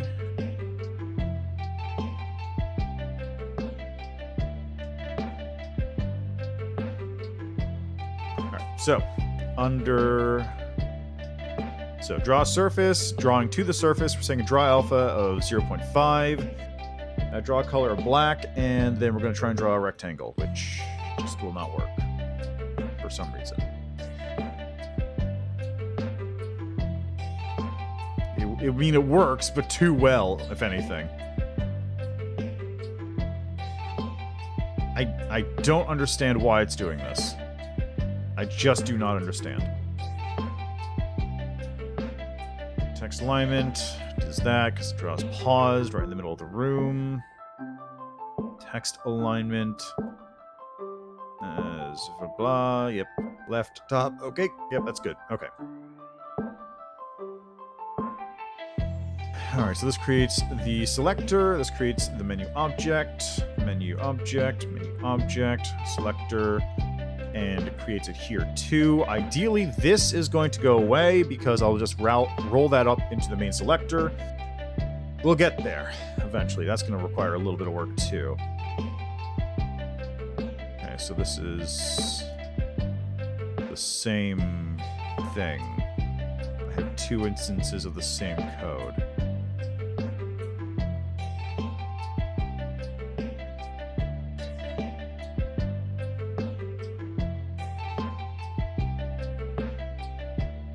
Okay, why do I have 2 instances of the same code going here?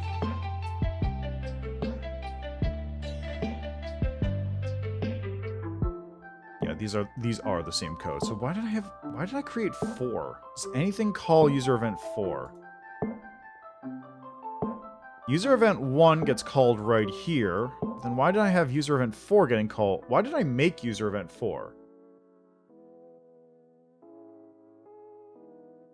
Let me see if I can find user event 4 anywhere here. It's not create step. It's not step. Call user event 2, call user event 1. No. So why did I make 4?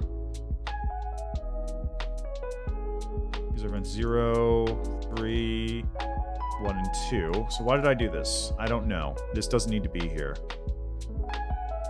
This straight up does not need to be here. I think I probably copied this over and it just does not do anything.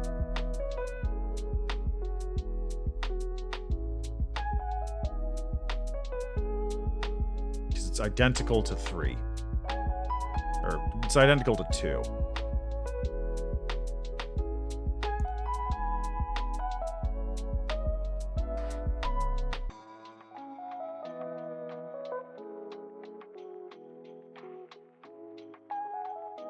That's weird. What was that about? Why did that... What? That did what? Why did that happen?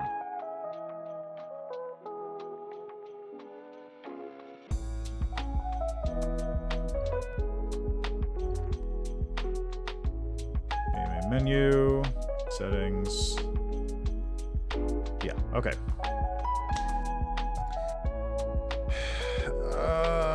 so the important part is I don't have to use object UI G menu anymore. This can now go away because I'm not calling this up at all in this entire thing. Call instance activate layer, nothing. Yep, nothing there.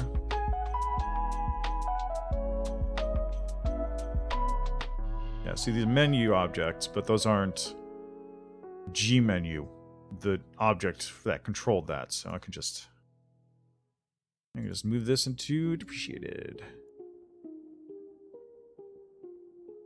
What was that message about, though? That's weird. You know, I'm gonna do something here. I'm just gonna.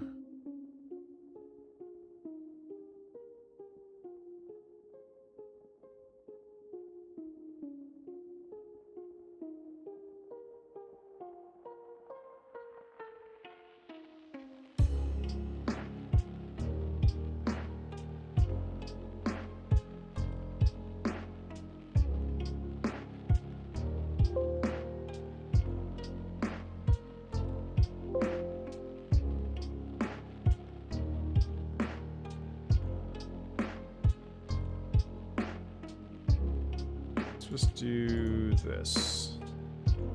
It's gonna get a little quick scan of my computer while I'm doing this. All right, settings, object G menu setting. All right, so on create, it creates the settings.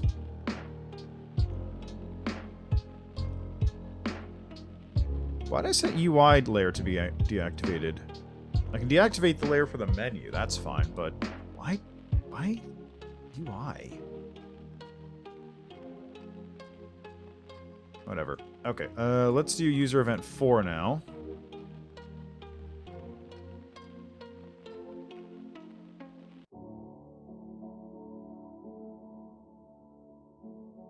And this is, creating the in-game settings menu.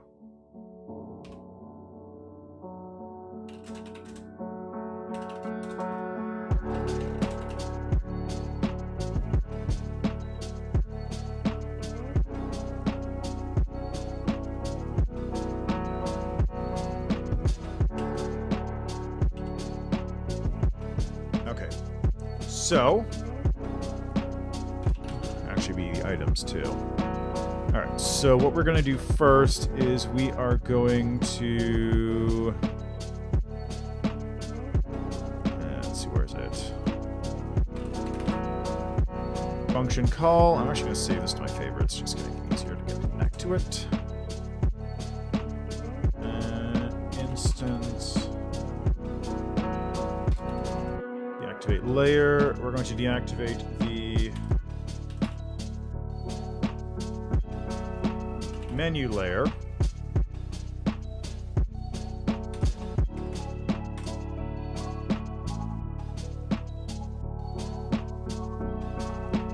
Alright, so menu layer is going to be deactivated.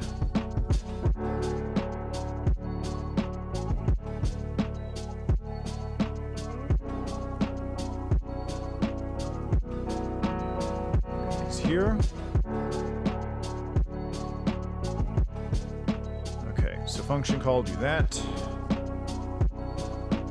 So the selector for G menu setting gets created on the G settings layer, followed by object menu for G settings, G menu sound effects.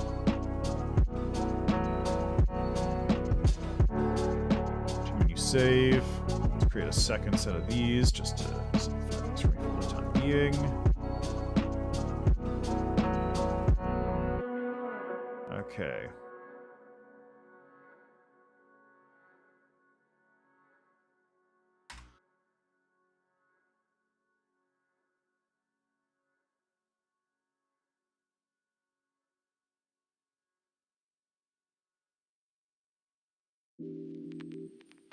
There we go.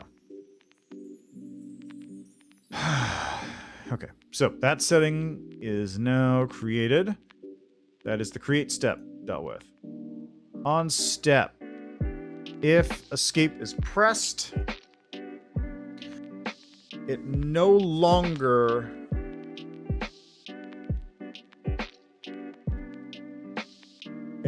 does this. It'll destroy the objects and reactivate the layers.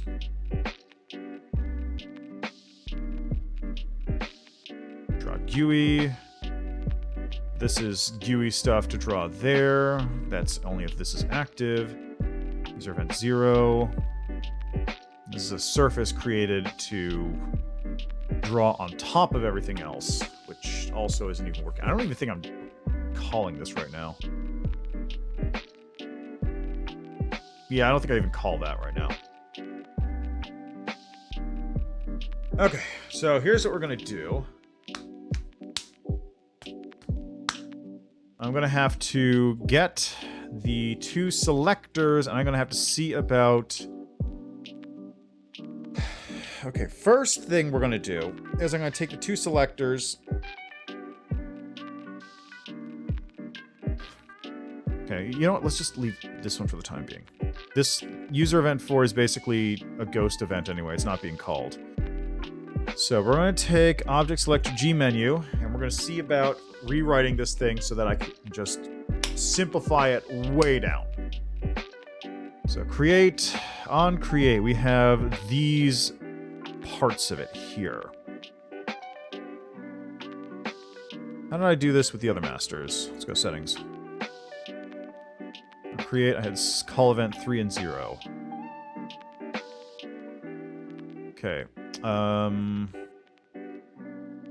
Create menu objects. Yeah, okay, this literally just creates the objects that are there. And user event 3 is where I had the menu selection variables. It's a little bit more complicated here, but let's do... Okay, so 5...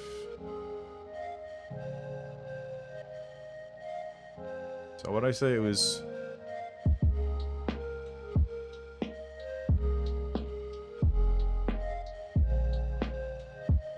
Let's move this one up top.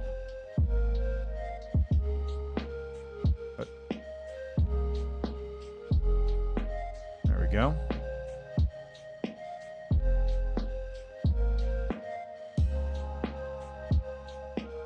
Okay, so I labeled this one as set up menu selection vars.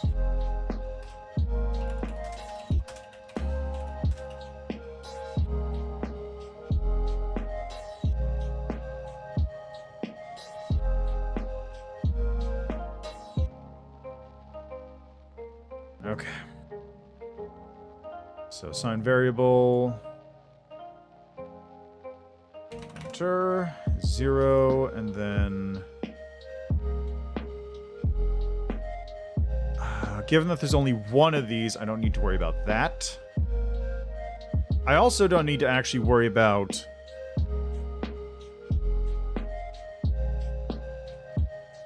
I don't need to worry about any of this stuff for the moment, actually. I only need to worry about these bits. Oh, wait, no, these were... Right. Right.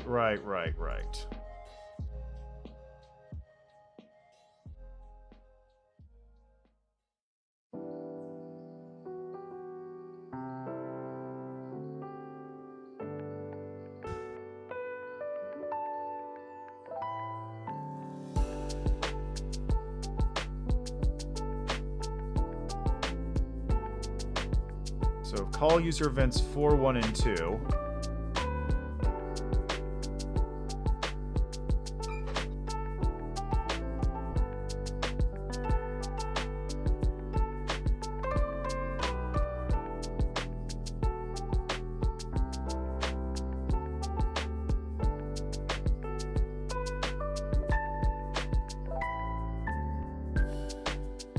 So if mouse button click or enter clicked, enter becomes 1, That's 2.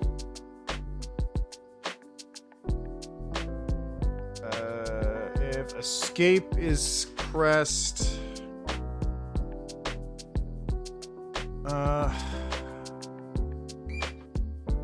this is actually a completely separate thing.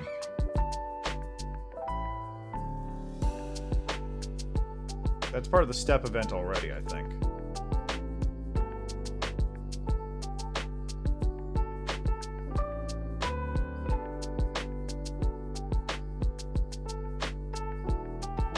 Yeah, it's already part of the step event. If escape is pressed, if it's paused, then do that, and blah, blah, blah, blah. Okay, so it's already there. I don't need to worry about that one. And setting selection sync. This one is one I do want to keep in. Although, that only applies to the selector, because this one is just for dealing with the selection options. So I don't need to deal with that one. So that's 4, 1, and 2 dealt with. If enter is equal to 1...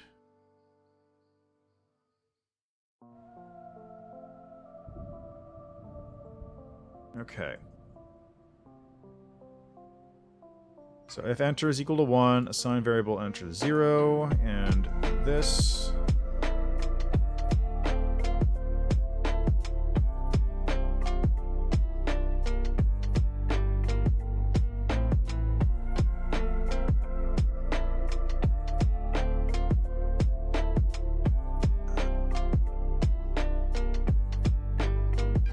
I think that's actually all I need to copy first. So, if enter is equal to 1, assign enter to 0, and then if instance gmenu selector is selected, then it's equal to, and it's equal to,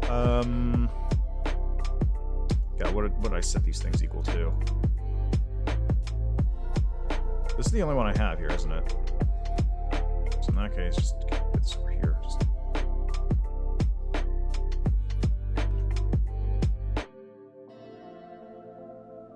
assign enter equal to 0. There you go. Just problem solved. I don't even need to do that.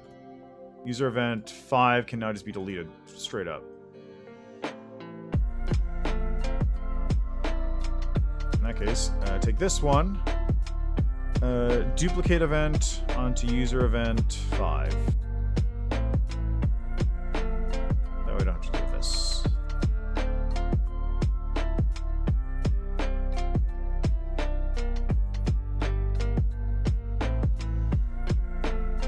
Let's see.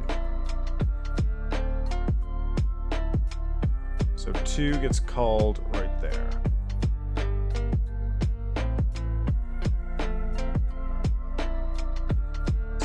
User event 5 in this case.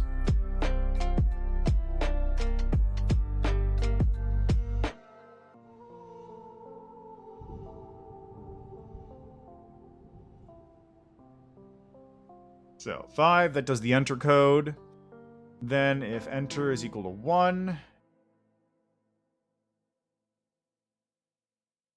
enter goes to GNU selector selected.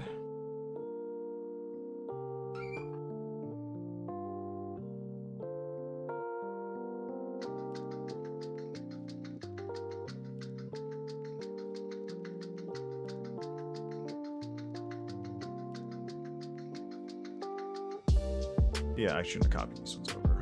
And this is the right one. This is settings over here. This is not game. I'm fine. I'm in the right section here.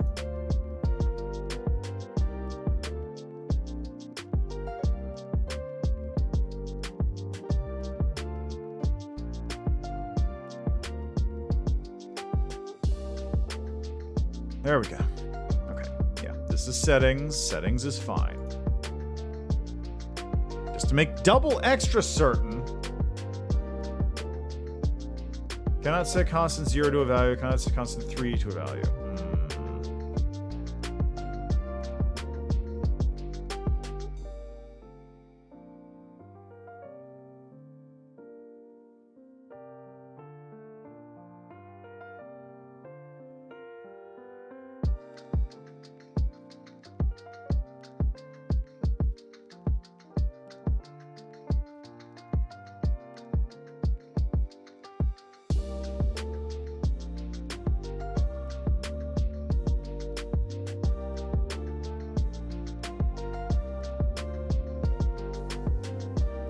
Oh, god, duh, of course, because this is the fucking macro, isn't it?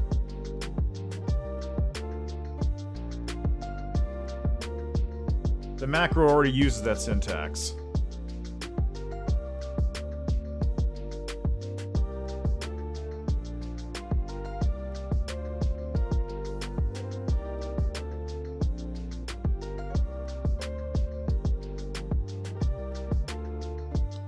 Wait, why is this...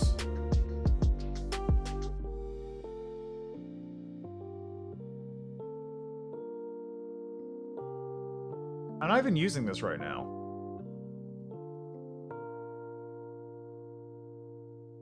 This is not even getting used.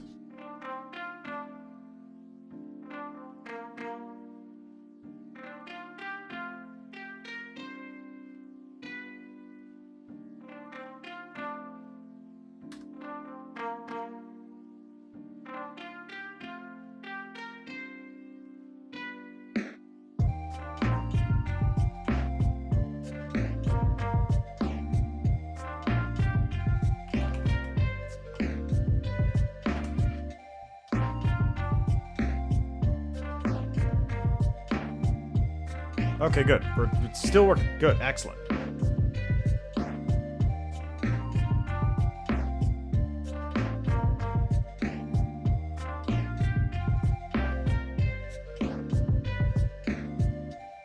Okay, so if enter is pressed and...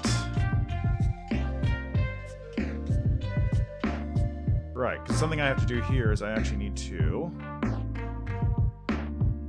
call user event 3 and 0.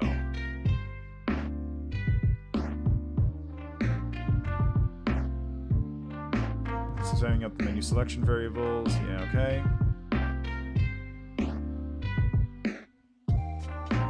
Right, because this creates the menu objects as well as the selector object.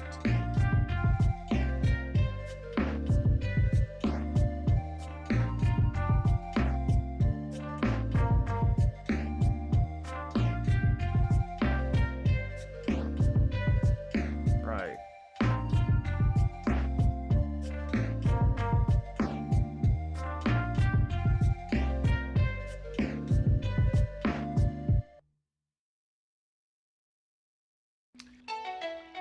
Oh god, this is so complicated.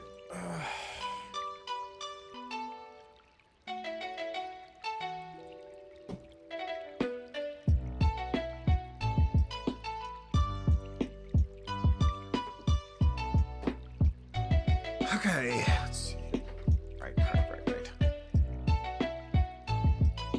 So it'll be inst gmenu selector dot selected inst. And then I would change these around to be, Hello, Lost Gravity, how are you doing?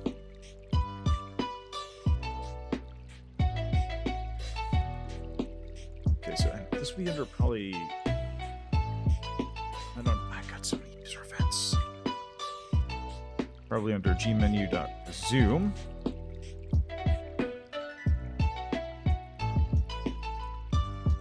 Okay, so if it selects gmenu resume, then I guess all I do for that one is just leave set paused is true.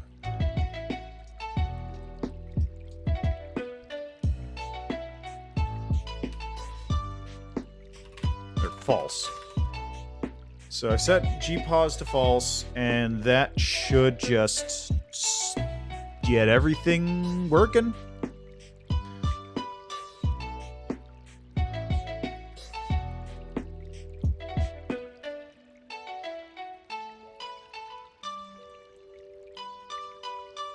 Okay, so that'll free up the surface, that'll set surface to -1, that'll also activate the game layer, and destroy any menu objects.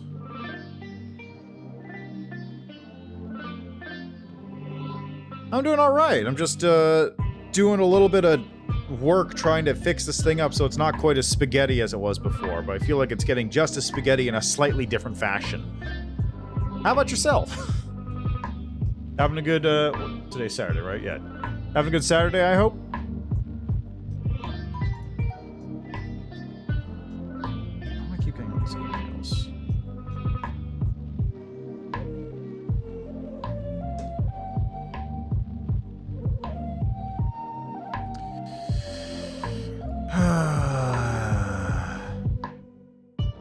Okay, so... Right, so that's there, and then if I do it to... Nope. Okay, fix that. Nice. Sounds excellent.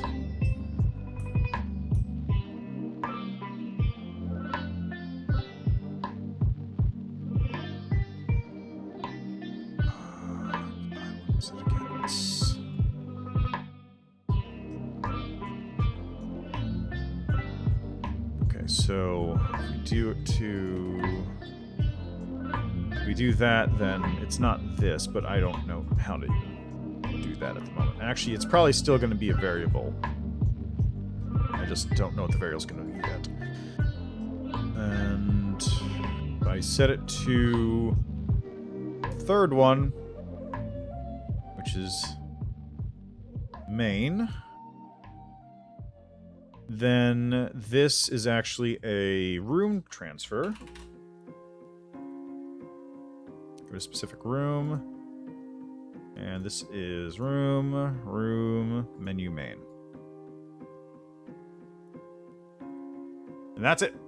That's all it's got to do. Okay, so now...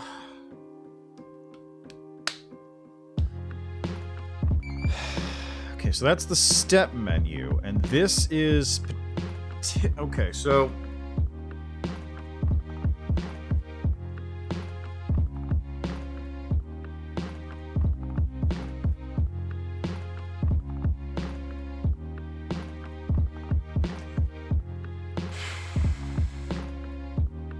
Okay, so...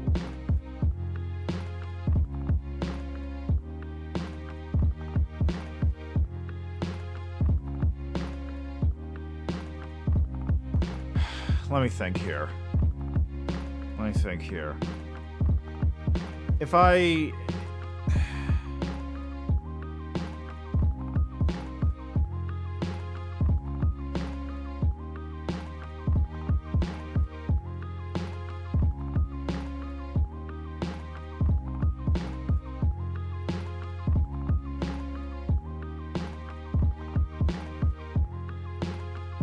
Let's say, okay, let's say I set this new variable to be enable. Let's go with a sub menu active. Set that to 1. So, and also up here, we're going to create another one here called, another variable called sub menu active. Set that to 0 by default, because no sub menu will be active. The sound effects menu is a sub-menu, because we have the main menu for the game, and then we have a sub-menu when we activate the settings. So, what we're going to do is we are going to...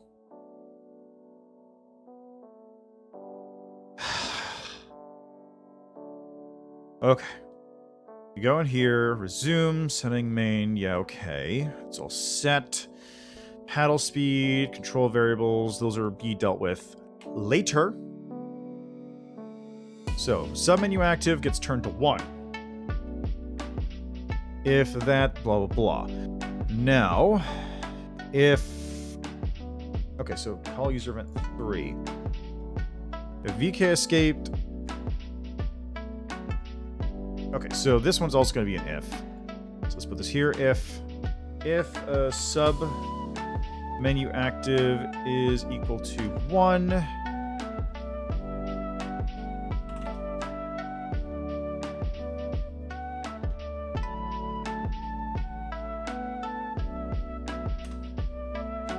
Then variable sub menu active is going to be set to 0. This is indeed GameMaker. This is GameMaker Studio 2. I am currently trying to make a game. Check it out. Watch this, actually. Let's see if it breaks.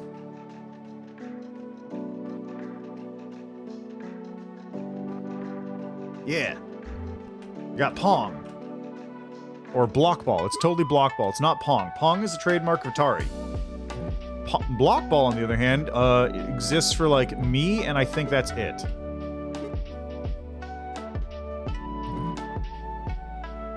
Yeah, so we got this. Yeah, look at that. Available for download currently on itch.io. The download link is at the bottom of the Twitch page and or on the YouTube VOD if you're watching that. Yeah, it totally works. I've got 2 different controls for 2 different players. Yeah. Still have some bugs to fix, but, you know, it's getting there. For example, the scores have stopped working. I'll get there eventually. I'll get there eventually. Can you even play Pong on Steam? Actually, no. Let me do that, because I want to see what happens if I press escape while I'm in game, because I need to know what the error code is going to be. There's no error. There's an error there. I know why. It's because it's reading from an instance that doesn't exist in there. Got it. Okay. Let me just take a look at something here real quick, though. Steam dot... no. I just want to go to Steam. There we go. And let's see. Is Pong even available? If I look for Pong on Steam, we have...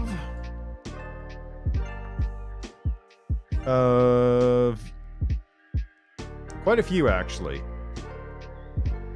We have Project Pong, which is... yeah, that's Pong, alright.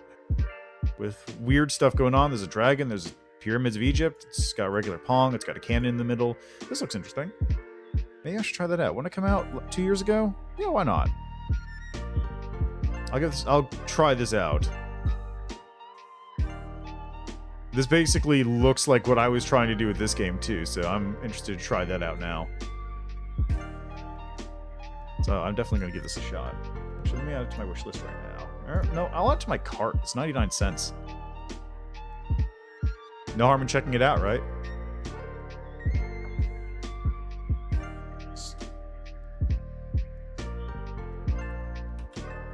Why are there so many project games? Project Car, Project Wingman. Great game, by the way, but... And then, let's see, we have Pong Quest, publisher Atari. Play Pong like never before. Pong-themed dungeon crawling RPG. You can customize your Pong paddle. And find paddles and other stuff. Different game modes. It's a whole thing. It's also $15. Got beach pong. A lot of these are ping pong though. There's VR ping pong, endless furry ping pong, king pong, skew pong. A large number of these are also VR games, which is pretty funny.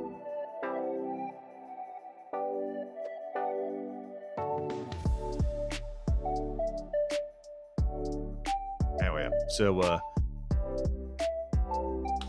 we'll deal with that at a later date. For now, though, back to what I'm doing with this nonsense. Alrighty. What was I doing? Right. Submenu active. If submenu active is currently set to 1, submenu active goes to 0. Else, if you push escape, it'll do that. So it'll only activate one of the two.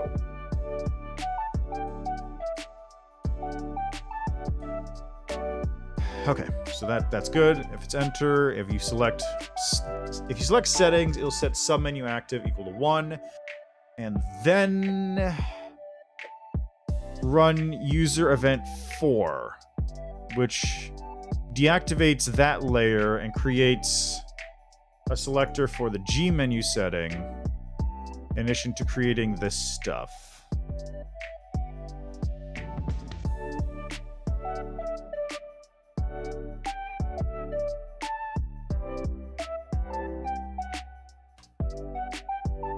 So, run user event 4.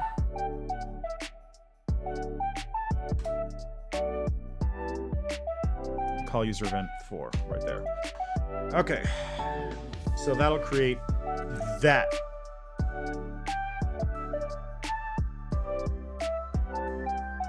Okay, I'm actually going to also add some code block right here. I'm just going to do write this here. This will be game menu options, because I think I might be wrong, but I think I might actually be able to just put everything in line here. In game settings menu options. I'm pretty sure I'll be able to just load everything up into this spot and it'll just do it in line. Because they'll only trigger if there's a relevant... Well...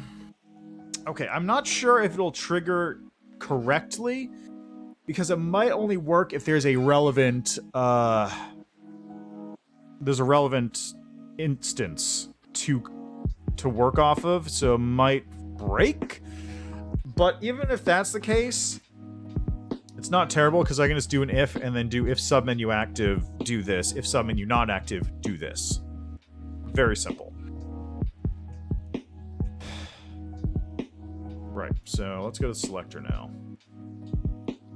Alright, it's selector G menu. I don't want that right now. I want this one.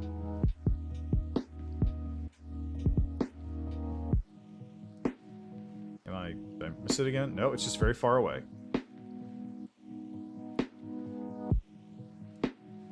Right. Let's see here.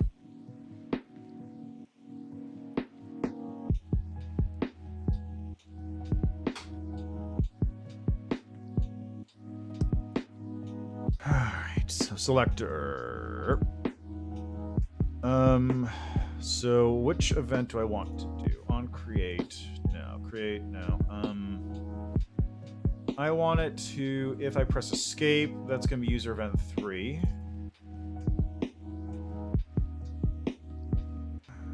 False. Else, gpause. If gpause is false, that deletes everything. Okay. So then, would it be user event 5, or is it under the draw event? It's under the draw event.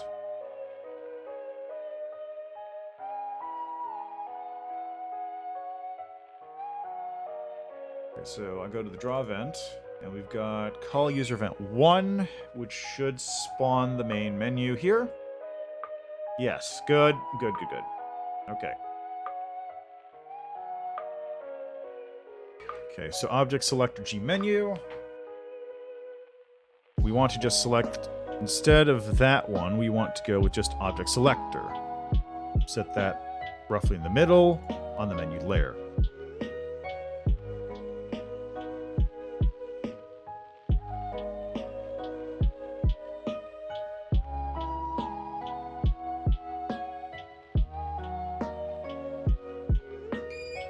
So I want to do this first.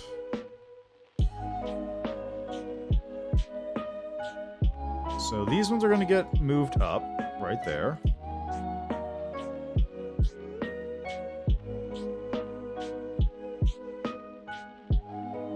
That goes there. So we have GM resume, GM main, GM resume, and all that stuff. These are temporary variables. Why did I set that to relative? I have no idea. There we go. So those put in there. Object selector.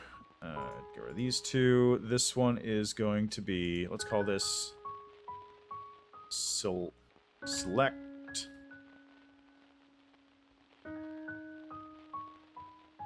Temporary variable. And I believe the syntax I was using for this was... Where is it? What was the syntax I was using for this? I was using... inst selecting selector. So inst G menu selector.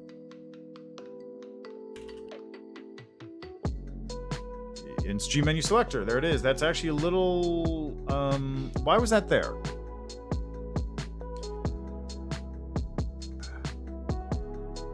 That's why. Sick.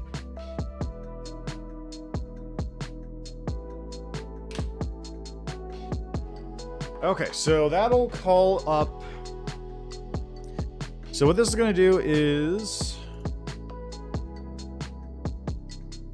That'll call up the 3 menu objects. First, object menu, this will be resume, setting, main. So G menu resume, G menu setting, G menu main.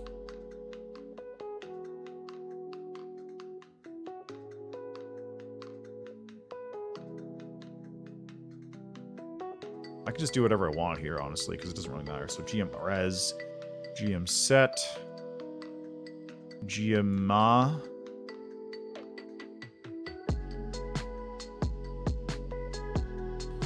Those are temporary variables. They exist literally for this part.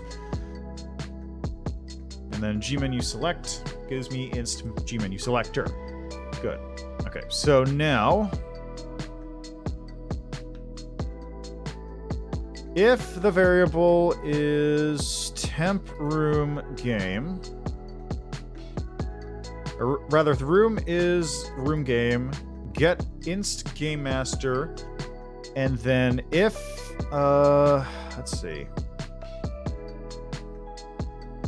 if inst gmaster dot what would I want? I guess it was submenu active.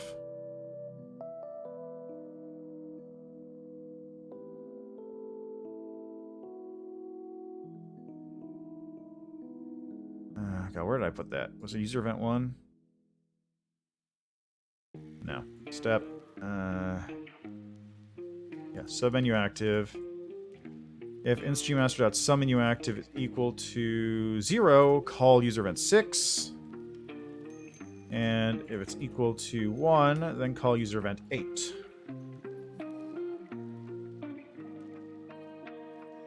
So, user event 6. 5 is on the game menu. And then 7 is on the settings menu. There we go. So 5 is the game menu paused. Setting I, select is equal to selected. I is I plus 1. There's only 3 options, so it would go 0, 1, 2. So if it's equal to 3, reset it to 0. Press down if it's 0.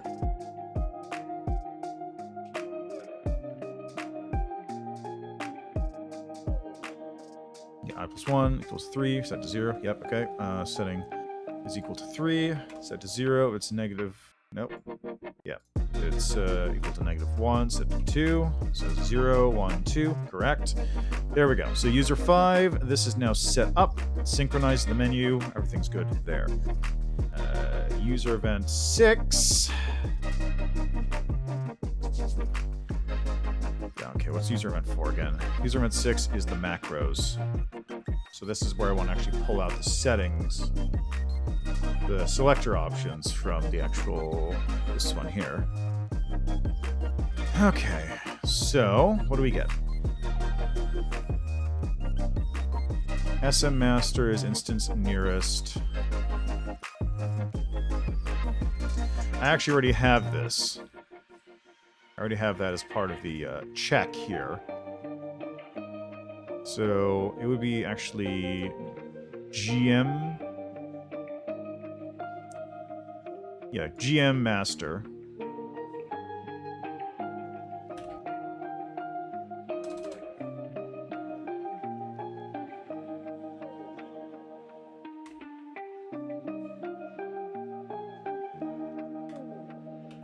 There. So the game master. If the game menu master is actually, it would just be GMaster, wouldn't it?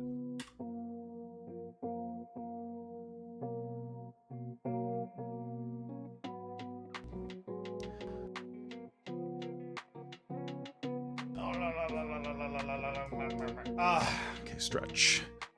Okay, so GameMaster there. Okay, got it. Mouse previous Y. Assign variable settings. Right, so we do the variable assignment plus the macros. Assign variable selected and instance nearest. Do this here.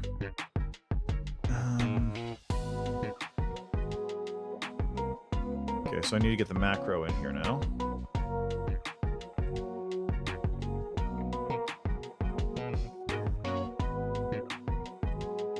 Setting master. G menu.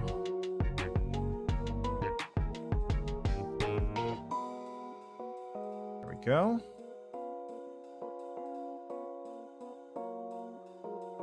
Okay.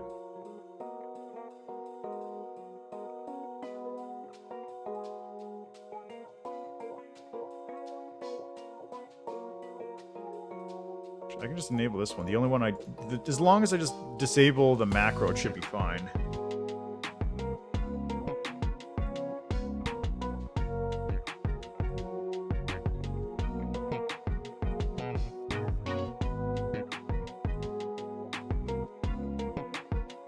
Okay, so these are all set. That should be everything I need, right? So, yeah, the master is picked.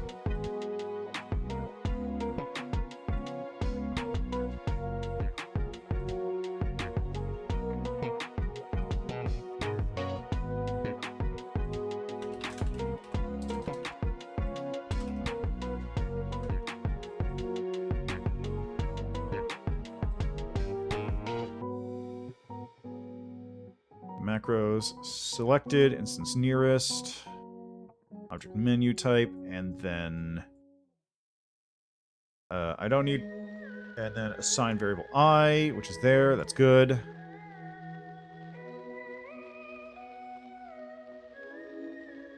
Okay, so created does that. GMaster set active. Call user event 6. Okay.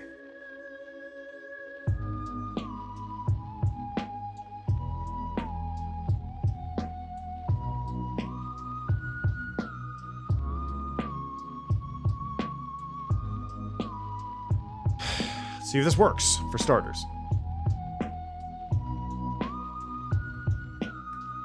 No, it broke.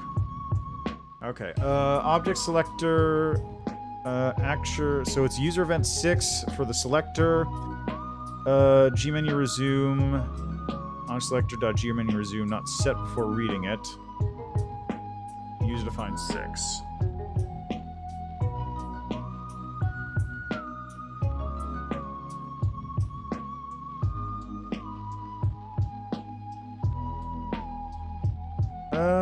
Yeah, that's right. Right. Forgot about that bit.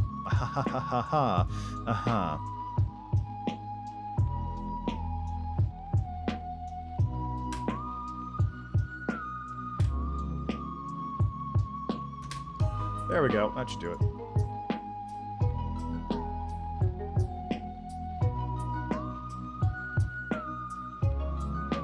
All right, good. It kind of worked.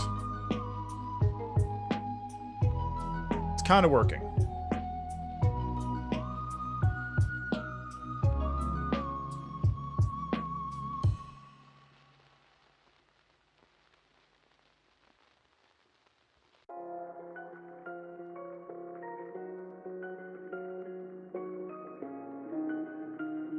Temp room is equal to main menu. Aha, yes, that's right. We need to do this.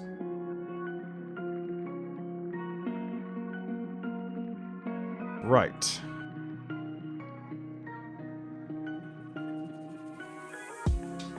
If temp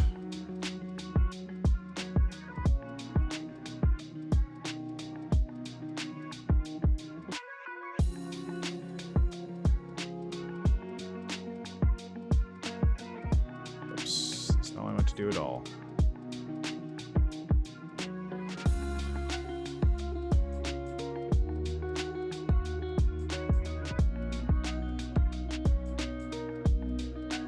Okay, so temp room is equal to room menu main. If temp room is equal to room game. Call user event 0. User event 0 is just like the generic mouse movement one. User event 3, which is actually going to be event 5 in this case.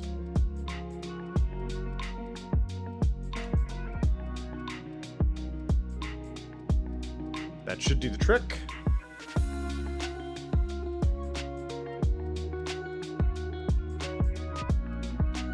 No. Object selector, user event, define 5. Variable object selector dot setting, not set for reading it. Oh, I'm an idiot.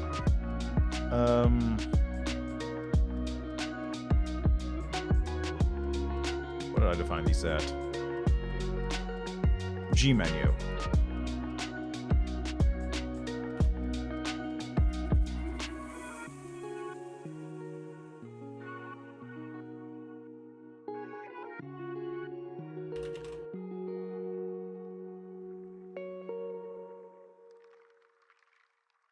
There we go. G menu.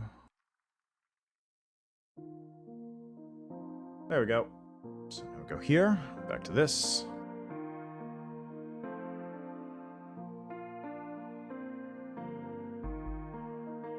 Yeah, it's underneath the menu object, but that's fine.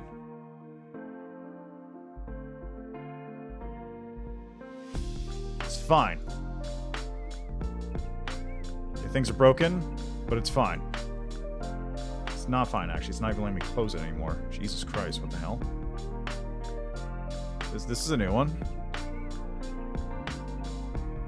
Okay, we are going to just task manager this one because it is straight up broken. Just straight up broken. Dude, someone's using my CPU. What the hell? Is my virus scan? It probably is.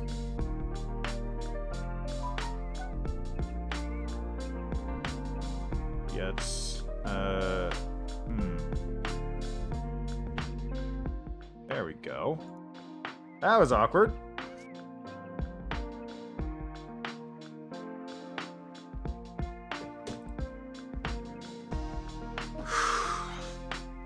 All right.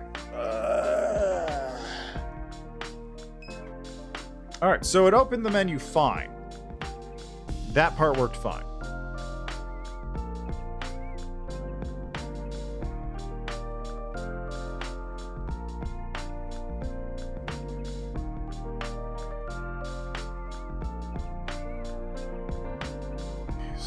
Here, does this.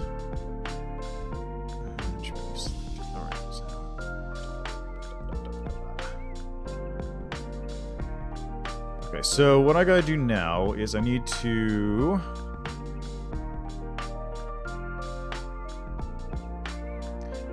basically need to copy a lot of this stuff over. Not to here, but to here.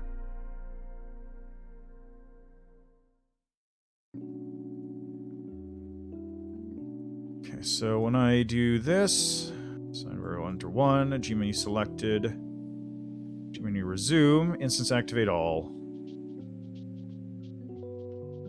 global G pause, global pause surface. Okay. If G menu selected is the setting, then you open up, you create the setting thing.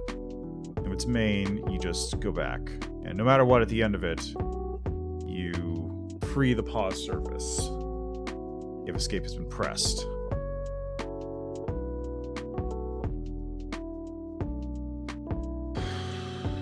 Okay.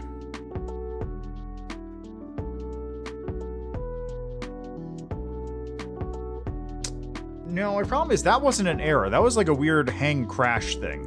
So I don't know what caused that to not work properly.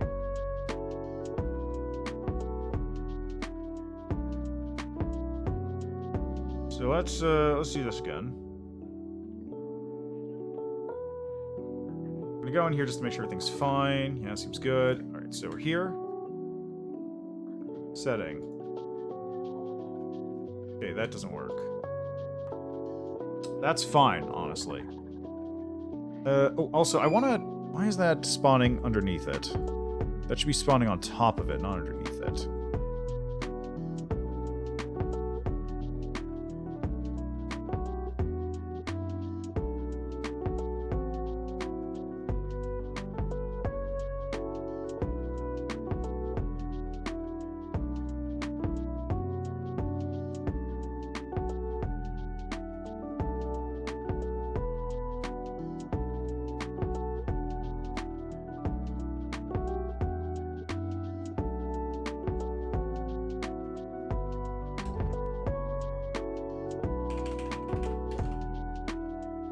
So here. Okay, this is working fine.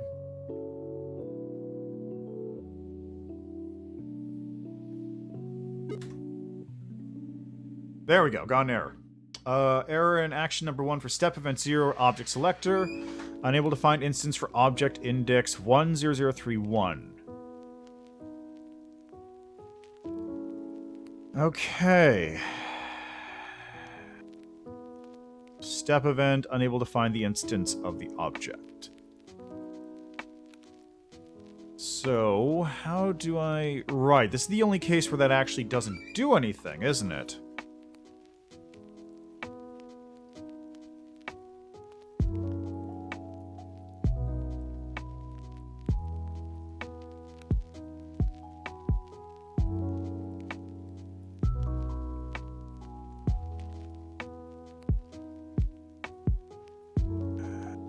This might be a...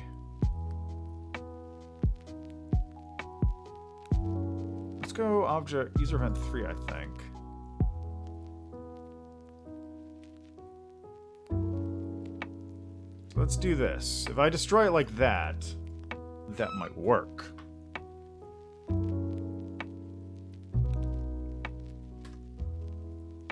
Nope.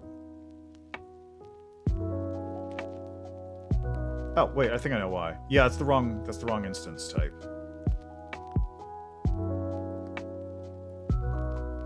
That's why.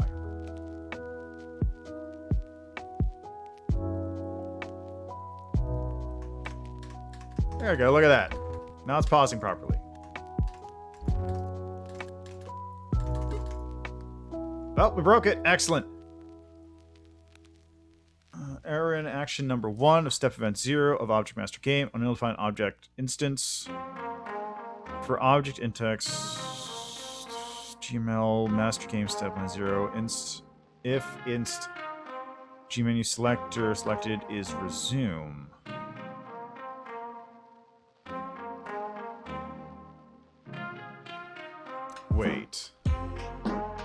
Wait a second. Does that mean...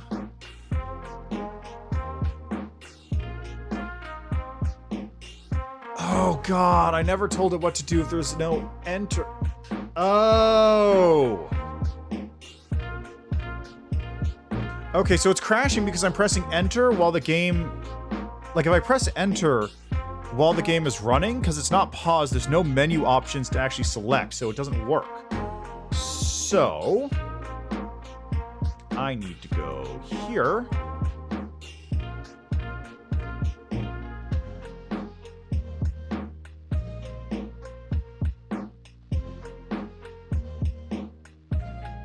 So 5. These are around 5. So if G paused. No, I don't want global.gpause. Where am I even am I still referencing global.gpaused?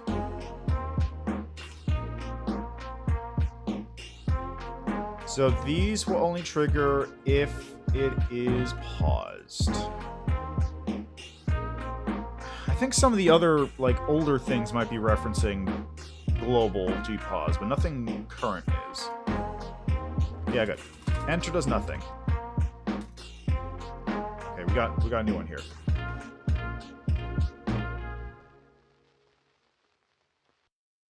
Error in action number 1 of step event 0 for object master game undefined instance. At object master game, if instance G menu selector is G menu resume.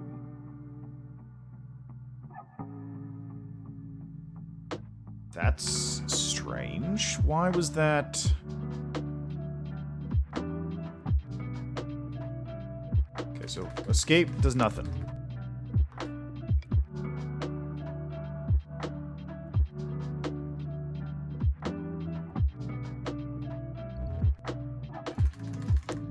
Okay, that feels like it's a frame perfect thing somehow.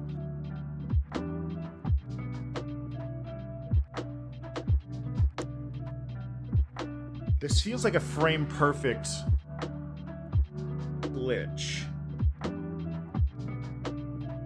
I'll define instant for object index. Object master game is if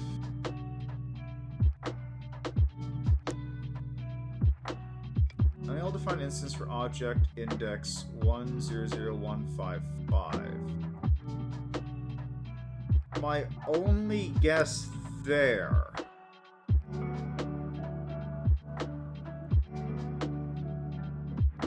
I think what's happening here, and I don't know how I'd even fix this, is I'm pushing...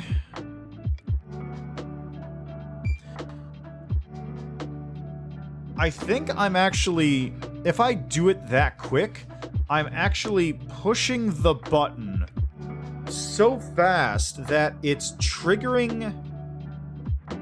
Because basically this check runs, right? This particular check, whichever one it was 5? I think it's user event 5, yeah. This check only runs, like... This check only runs right here. User event 3 is... If you press escape, does that. Yeah, I think what I'm doing...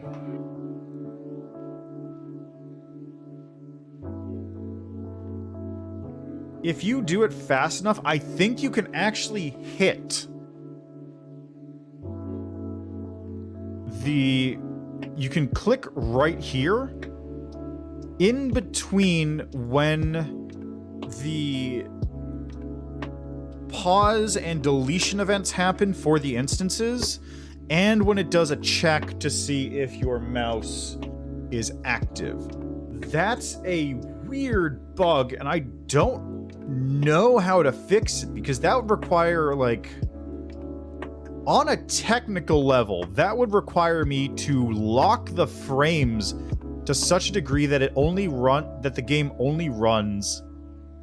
I mean, I guess technically speaking, that's what I would be doing with the frame rate, but like, that is a strange bug. I'm gonna add that to my to-do list.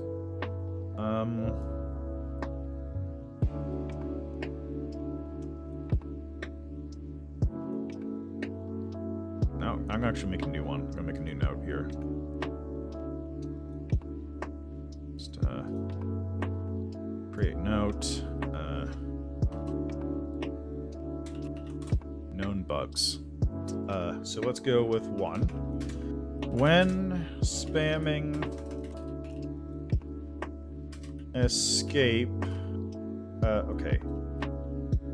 In game, spam escape when spamming escape / click escape while also spamming click / enter on resume game option. Game will crash sometimes. Possibly due to inputs between deletion of menu items and code that checks if the game is paused. Master game step event.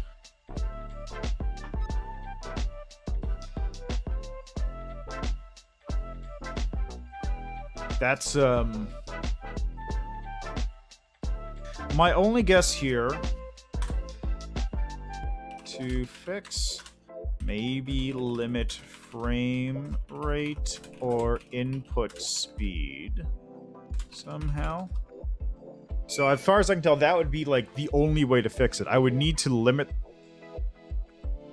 because normally frame rate is set up in such a way that the frame rate is also the rate at which the game will accept inputs. So if you are holding, if you're holding forward on a stick or something, the game will only accept that you're pushing forward on the stick 60 times per second if it's a 60 frames per second game.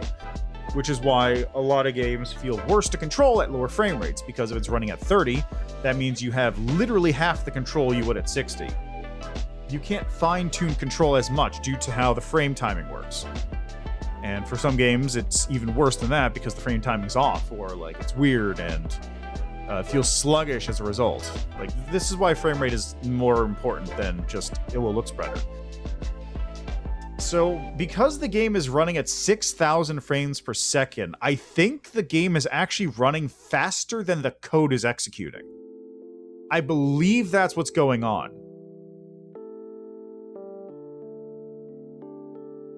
And I have no idea how I'd fix this. Like, obviously the easy fix is just limit frame rate to 60 frames per second or whatever. But I don't know how to, like... I don't know how I'd even go about fixing the actual code issue here. This is a very uncommon bug, I'm going to point out. Like, this is not a bug that will show up unless you are specifically going for it. If you are specifically going in order to find this bug and set it up, then yes, it will show up. But if you're not specifically hunting for it, it won't. This is, I guess, what a C-class bug is, right? It's 100% shippable.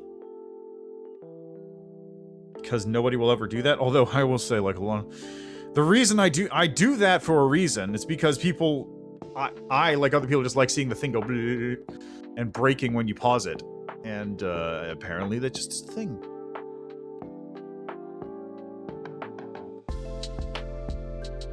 I gotta ask about that.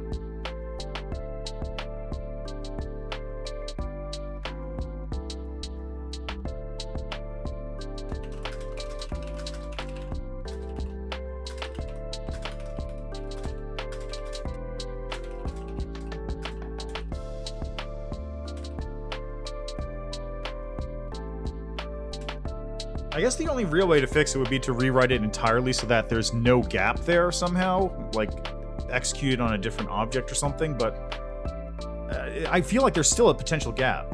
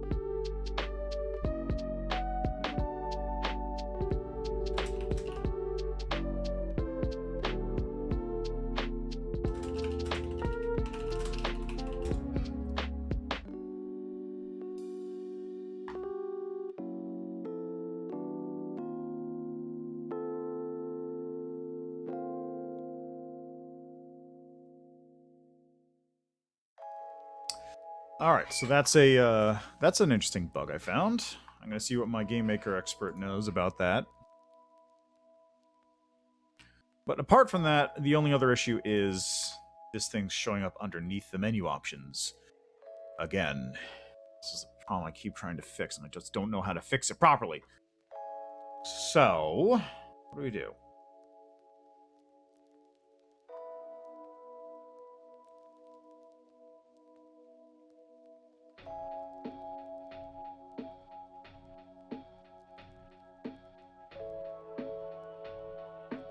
Okay.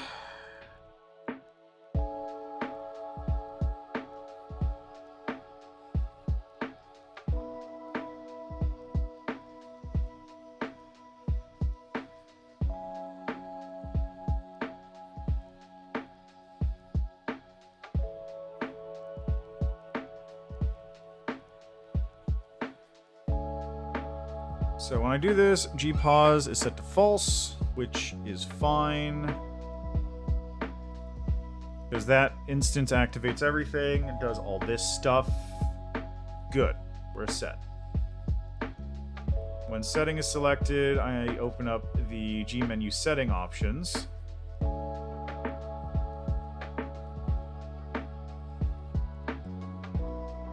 Which is its own bundle of fun that I'm going to have to deal with.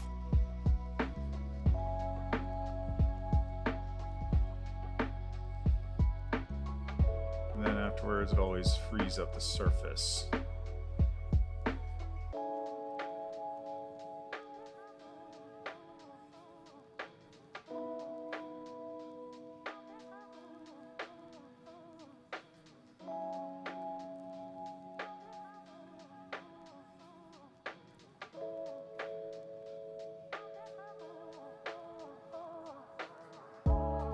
Okay, so if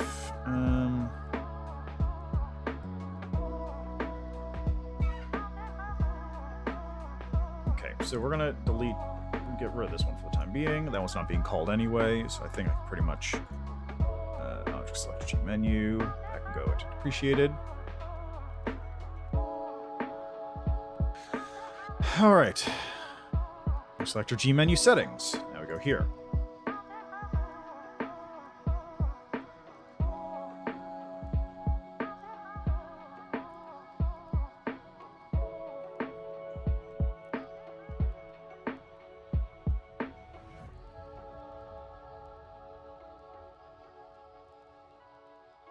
Oh, right. What I should probably do this one is if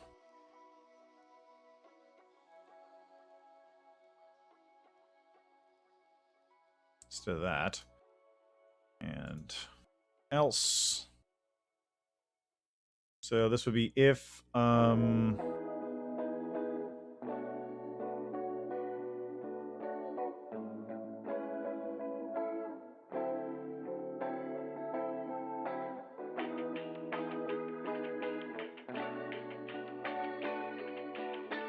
so it would be if gmaster.sub menu active. Did I set this to a 0? I think I set to 0, right? So menu active is 0. Then we do that. Else.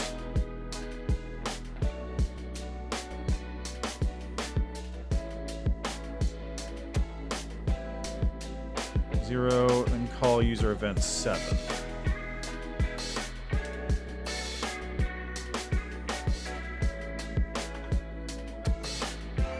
So let's do 7 and 8. Okay, so I need to also relabel these things, which are their whole other bag of worms.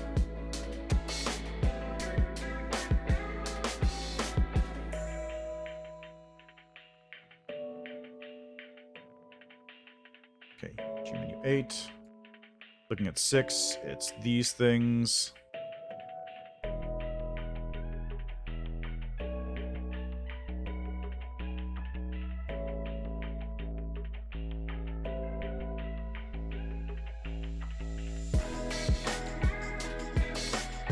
don't know why I don't just copy these over and be real. There we go, mouse reduce Y, selected. So then assign variable and macro.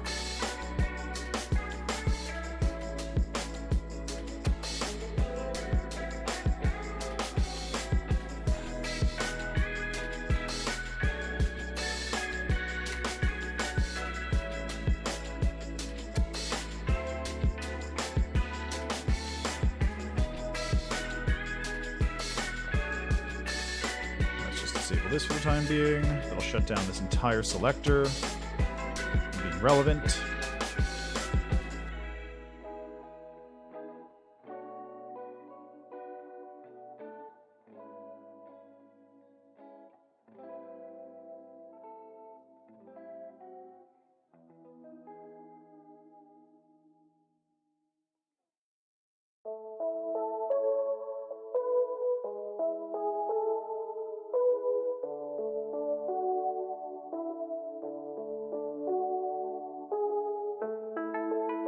So gmaster dot gs menu sound effects. All right, assign variable 1, which actually doesn't matter because the only thing I actually need is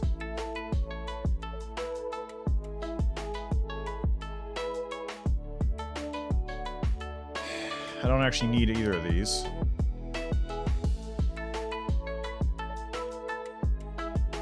Min score, max score, save is all I need. So 0 and 1.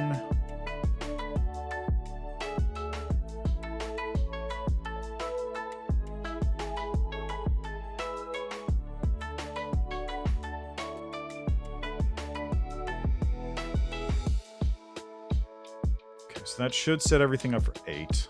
Now for 7,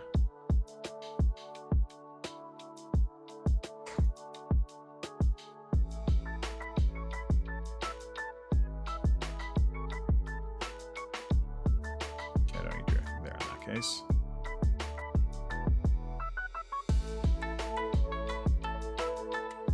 GS menu.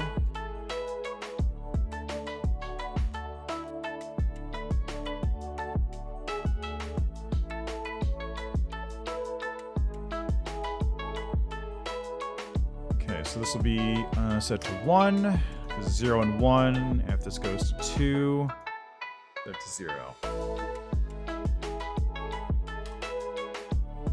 Selected, let's see, so 2.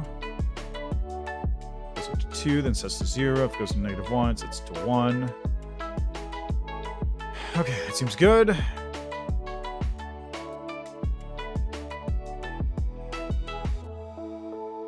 Okay, so on create, it's doing this.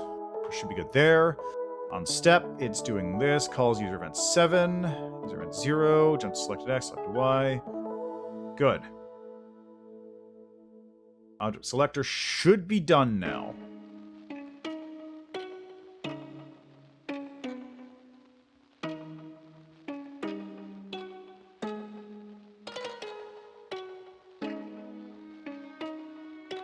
Did I? Really?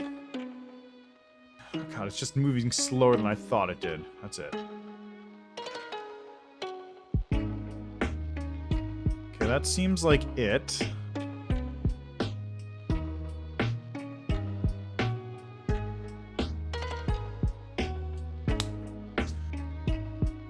Okay, so that's it for the create event, pretty much.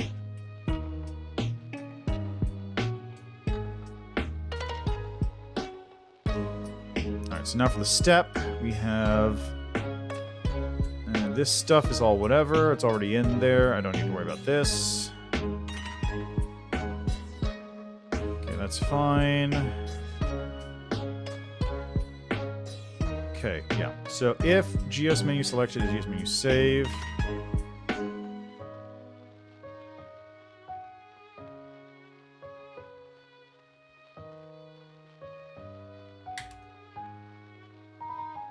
God, that's right. I gotta do the fucking temp stuff.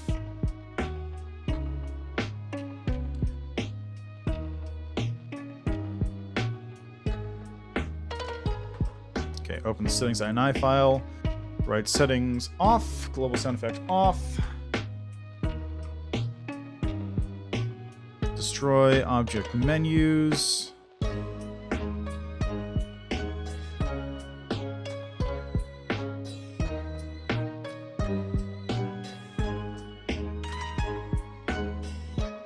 Destroy. Can you destroy inactive?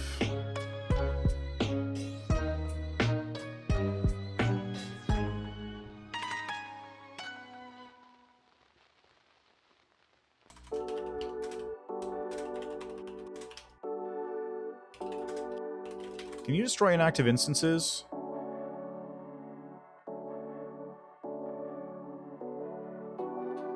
Okay, you can't actually destroy deactivate instances, so that is perfect, in fact.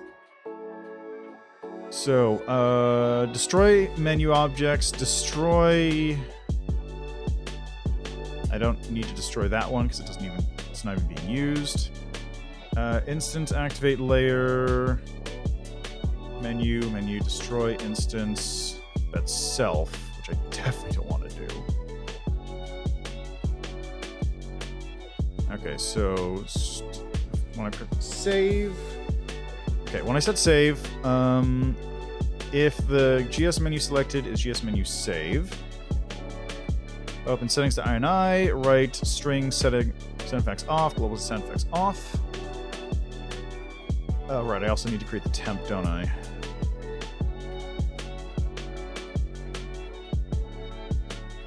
Do I even need this anymore? Let me see. If I disable that, do I need it? Does it still work?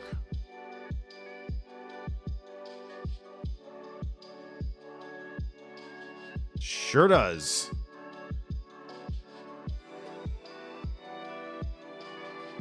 Okay, no. No, it doesn't. So I do need this one set.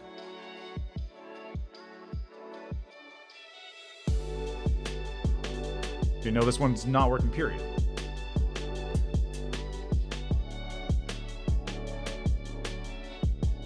Okay, let me check to make sure the other ones are working. Okay, that one obviously not working, come to think of it, that was stupid. What about the other one here?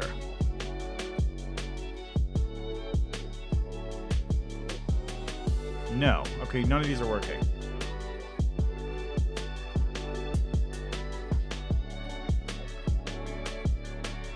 GS menu selected, not set before reading it.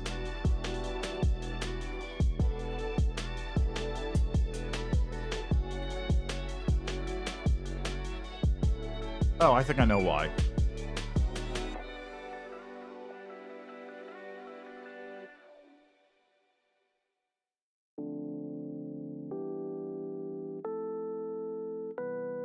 Alright, hold on a second. I'll be back in a moment.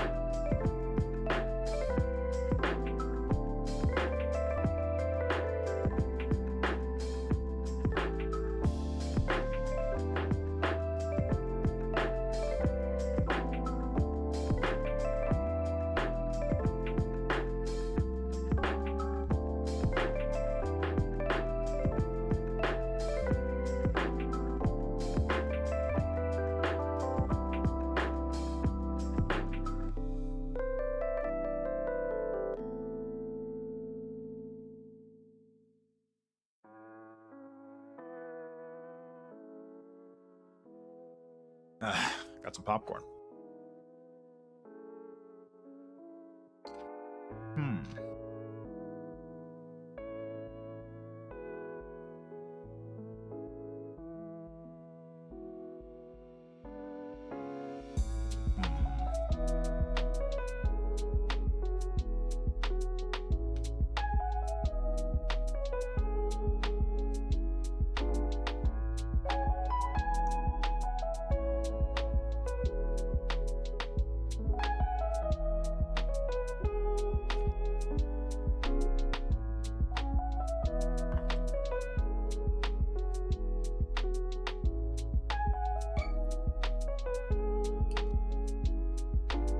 So why does it say it's not set before reading it?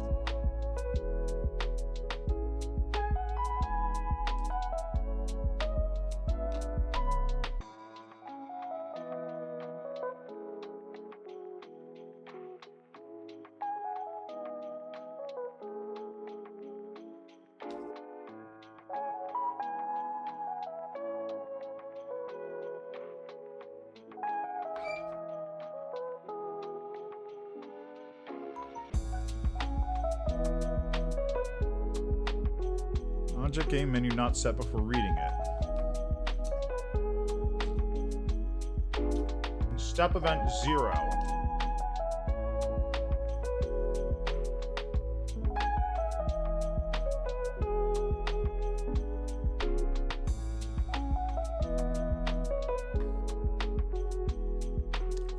Oh.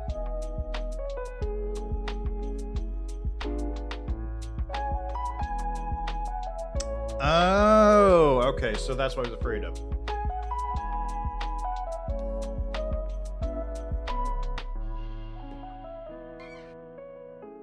That's what I was afraid of. It's this.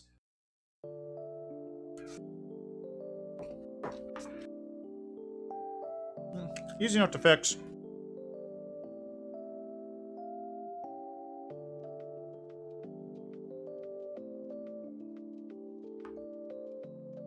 Submenu's not active.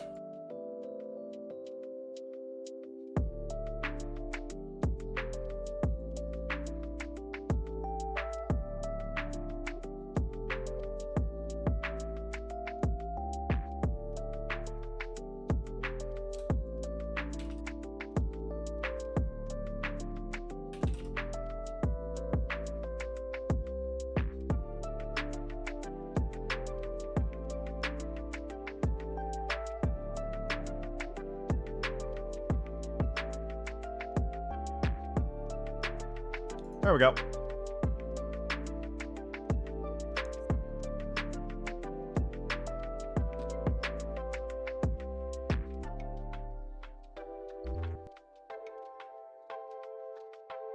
Problem solved.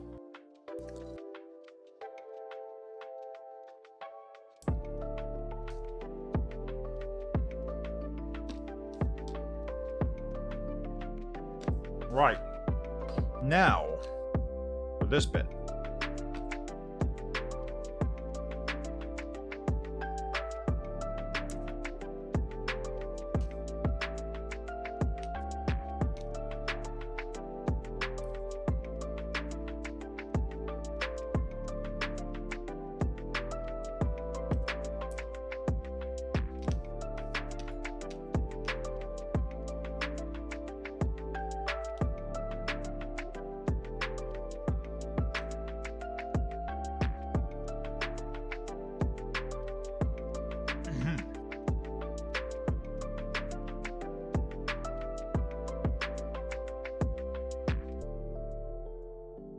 Right, so now I need to do a sound effects temporary variable. Let's also just try disabling this real quick to make sure it works. Because if it does work, that'd be sick. And if it doesn't work, well, then we got a problem. Perfect. And that doesn't work, but that's fine. It's still trying to call it the max score value, which is not what I want, at the least. You know, let's just do this real quick. Re-enable this one, and we're going to go suffix temp. And, God, what did I set global sound effects to be? I think I set to false, right? I actually don't know. Master main menu. Actually, no, master settings. That's what I want.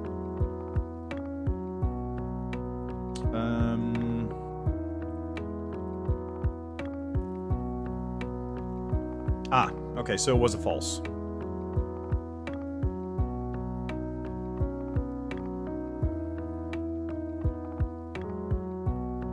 Okay, sound effects temp is equal to global.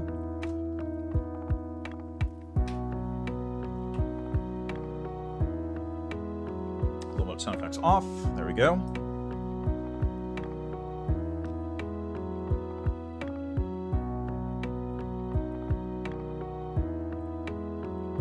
Now, if we go to step here,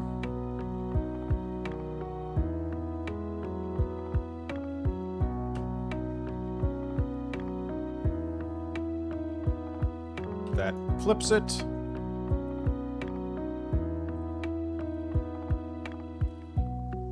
Okay, set global variable.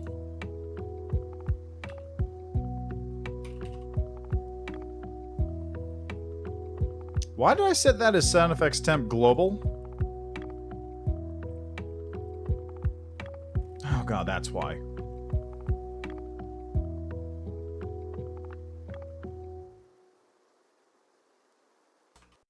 There. I swear to god. Why on earth when I...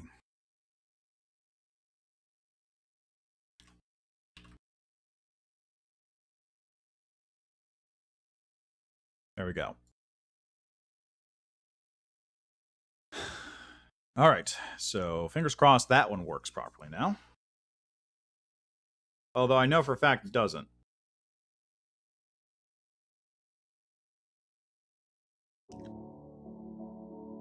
Right, so... Let's see here. Call user event 4.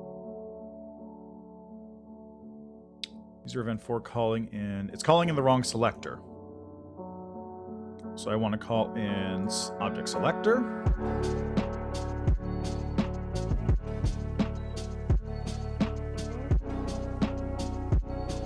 Okay.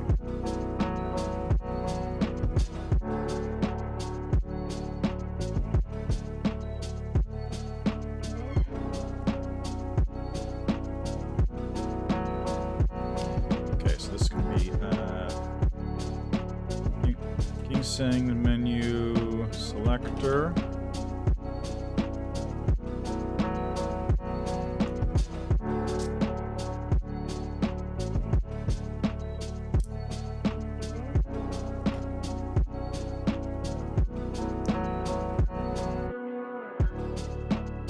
And we're going to call this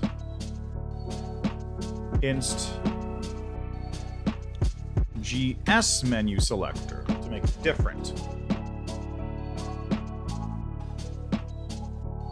GS menu save, GS menu sound effects.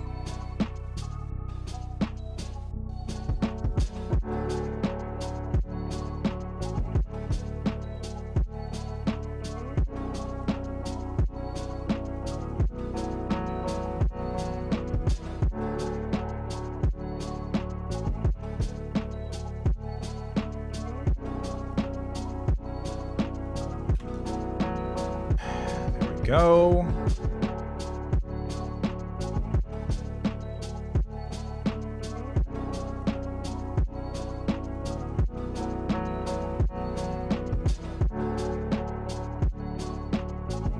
Let's see, that did it.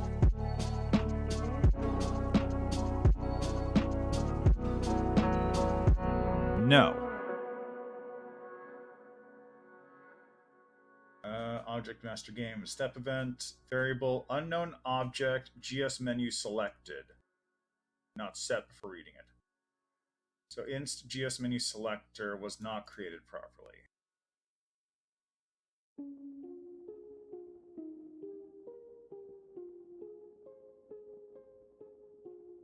Ah, yes, well, I also, hi, welcome back, Nito. I've heard that Arcane is kind of broken at the moment again. So obviously, on launch, Arcane was basically a non-stat because it didn't scale and nothing scaled. Apparently, after the patch, they broke it the other direction, so everything has S scaling. So if you want to bleed shit, now is the time. Just get Rivers of Blood and just get that S arcane scaling on your bleed damage and just go to town. Because it doesn't matter what it says, what matters is that it actually has S scaling for everything. Every single weapon, whatever, has S scaling, which is dumb.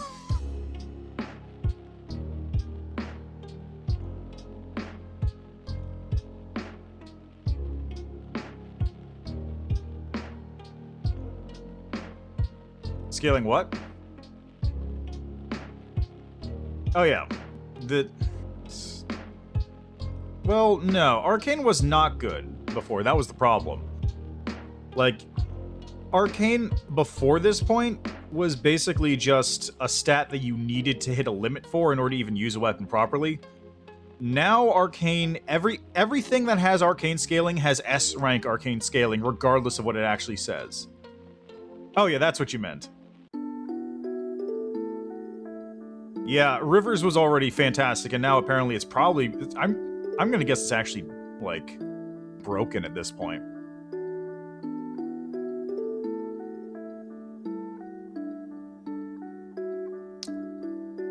Were they, though? Because without the scaling, you don't get a whole lot out of it. Like, you literally just don't... You literally get no benefit out of it beyond, like, your basic build-up.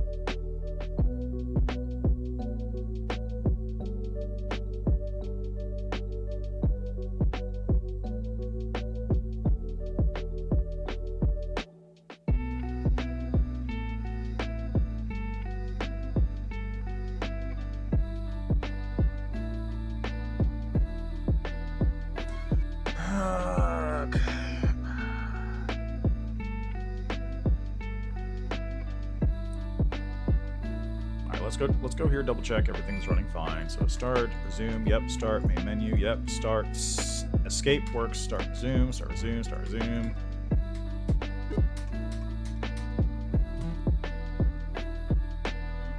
Settings. When you select settings, what happens? Error in action number 1 of step event 0 for object master game. Also, I'm going to have to figure out what's going on with the surface, because that should be there. Variable, unknown object, G menu selected, not set before, right, unknown object not set, inst GS menu selector not set for whatever reason.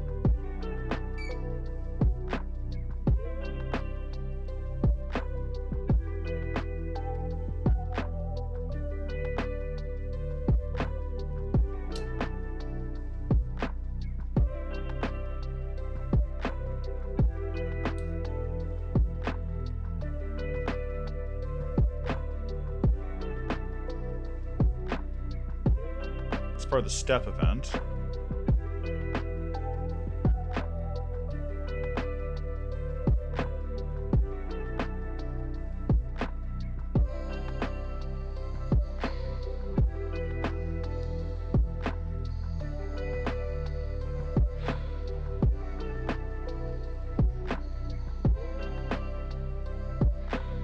I wonder if it would just be this easy.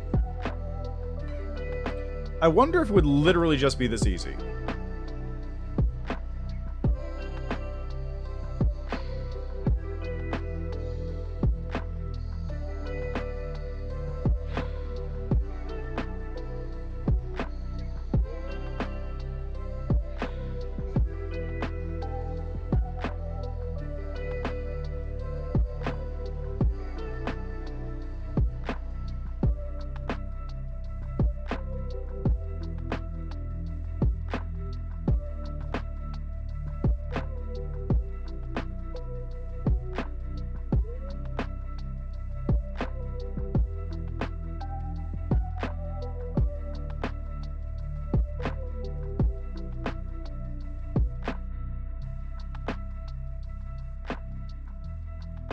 This might actually fix it.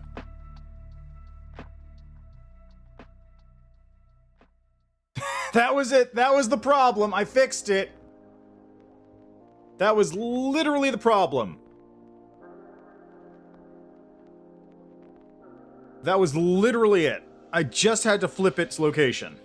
Because what was happening is it was reading it, right? It was doing the, if you select settings, it would turn on submenu and then start doing the code, but then it would also load into the next bit, which was submenu 1. So by doing this, I set it up so that it reads submenu 1. If that's not on, it goes on to the next one, which activates the submenu, then loops it back around, which gives it enough time to finish the code execution. Oh, that's goofy. That's real goofy. Okay, well, that's another crash, but at least we have this thing sort of fixed now.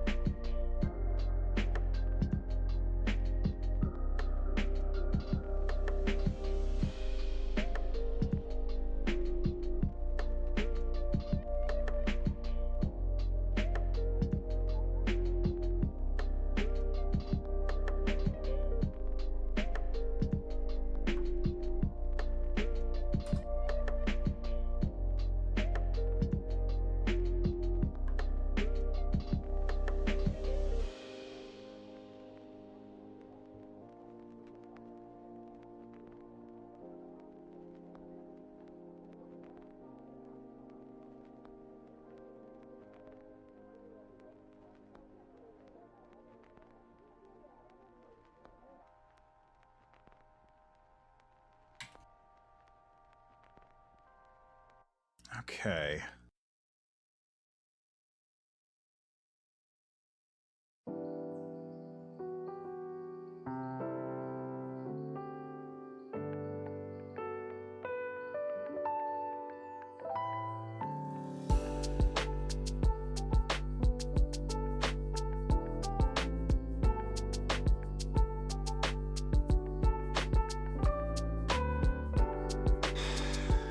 So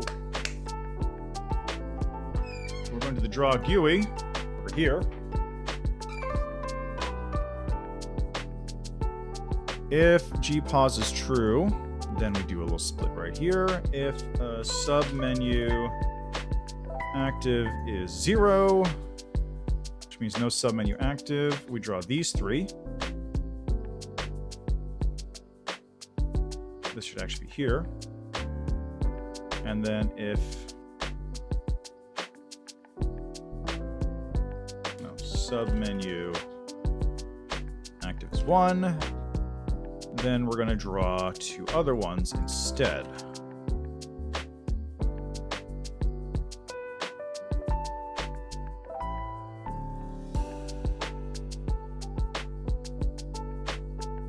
Interesting that they're still drawing to the locations even though the items are disabled. Okay, so we want sound effects.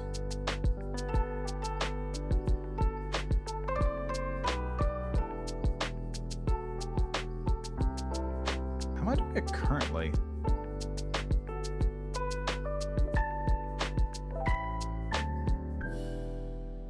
Ah, I see. That's how.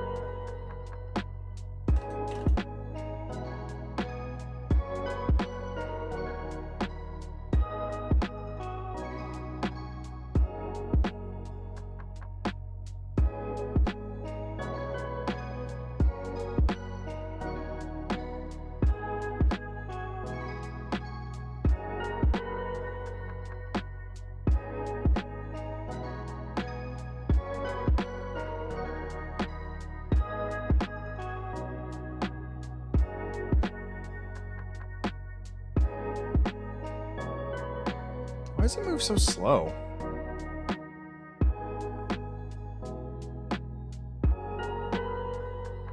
So it's just sound effects and then save and exit.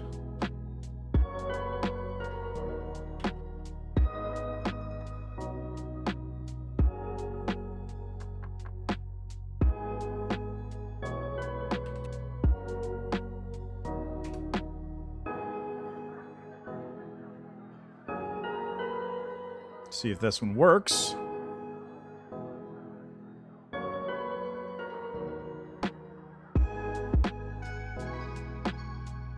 There we go. Okay. Not set. Unknown object, GS menu selected, not set before reading it. Also, that was odd. It's not the right size.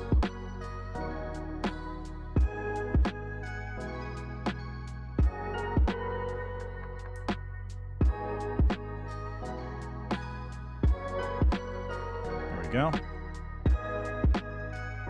Okay, we're almost there. We're almost done here, I think.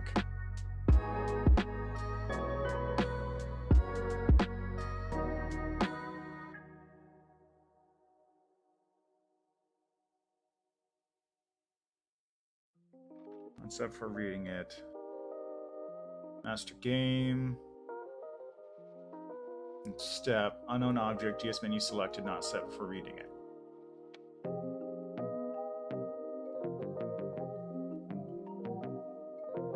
Menu selector, selected. Oh, God, that's why. I was doing that wrong. Oh, God, of course. I have the syntax slightly off. Because these should be selected, not GS menu selected. Because that's old syntax. It's just selected now, since I'm using a generalized setting for the selector. Course. Forgot about that. Settings. Sound effects off. On. Sound effect off. Save and exit. Not working. Error in action number 1 of draw event for game master. Unable to find instance for object index. Something. Draw text transform. GS menu sound effect. X. Okay, so basically the error here is it's not able to draw for the... It's not able to draw the UI for the buttons that are about to pop up for the main menu part of it, because those instances haven't been reactivated.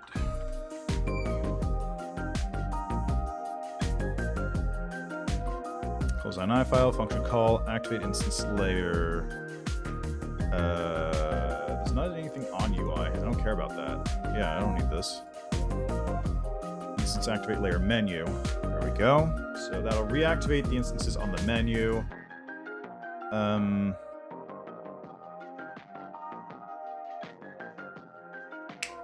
Need to set submenu to 0.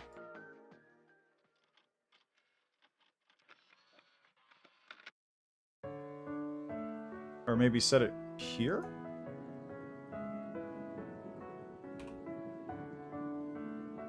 There, submenu active to 0. There we go. That one definitely needs to go either before or after the function call, but after the destroy instance.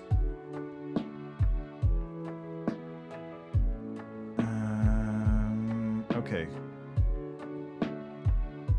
Same problem happening. So let's try putting it here instead.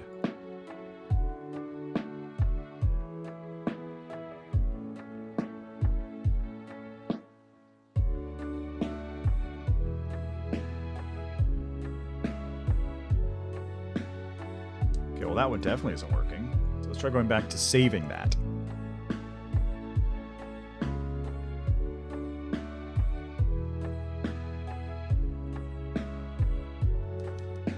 Selector selected.x. Action number 1 step in for selector. Oh. Unable to find instance for object index 10023. X is selected.x.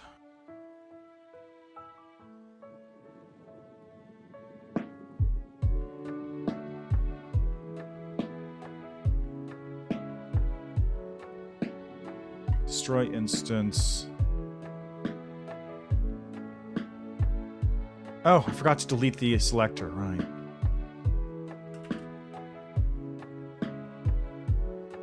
Destroy instance of object type, object selector. Alright, and I can also move this one over to depreciated. Yeah. Yeah. That should work.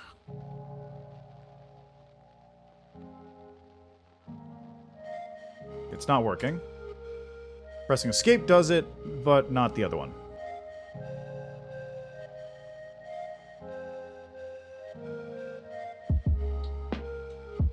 I think this might have to be the supporter, actually. Because what I think is actually happening... What I think is happening here is...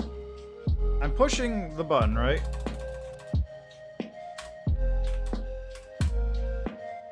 I'm pushing the button, but I think what's happening is it's not leaving. Because if I had to guess, it's still in a state of the previous menu.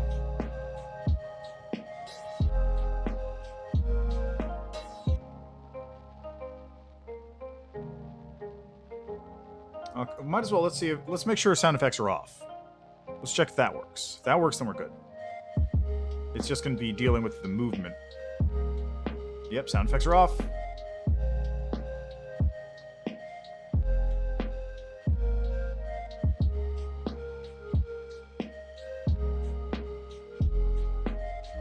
Perfect. Okay, so if I had to guess what's going on here, is for some reason... This part isn't triggering right. Or rather, if submenu active is going to 0, but then it's not letting me, like, exit.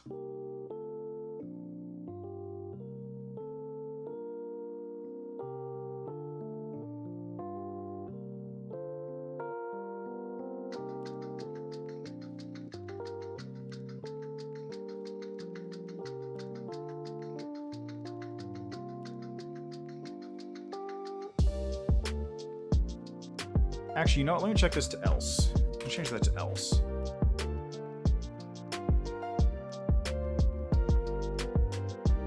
Submenu active is equal to 1. Does this. Else.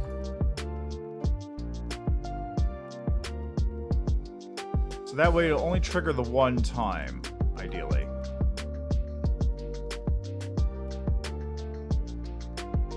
So I have a feeling that something funny is going on there when I switch over to 0. Yeah, that was it. Something funny was going on. Let's take a look at the code. So when I set submenu active to 0, it would go into this part, activate this. Submenu 0. I pressed enter, which means something is in here. And I guess, if I had to guess... Oh, you know why? You know why? It's because setting is the second position on this one, and save and exit is the second position on the other one. So, when I pressed enter on save and exit, it would maintain the value for the menu selection that I'm currently on, which is 1. And it would go, okay, you're no longer in the thing. So that means you must be pressing enter on this because it's still in that check. So because I set else now, it's not doing that. Because I have else, instead of doing that, it'll run the check once. It'll only do this logic one time instead of swapping between the two. Okay. Problem solved. Hey, I think we're good. I think we might actually be good. I think this might have solved it. Exciting. Hey. All right, so start game. Hey, look at that. Okay, now we go to settings. We go to sound effects off, save and exit, resume. Sound effects off, sound effect on. Whoops. Right. Okay, so I need to fix that now.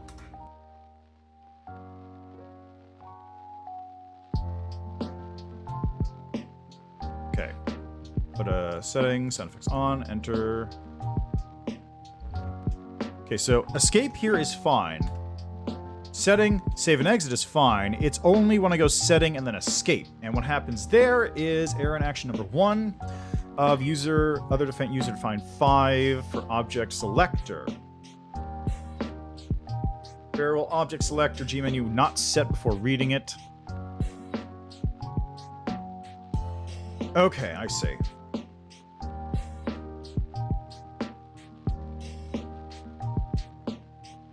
I can also get rid of that because that's depreciated now.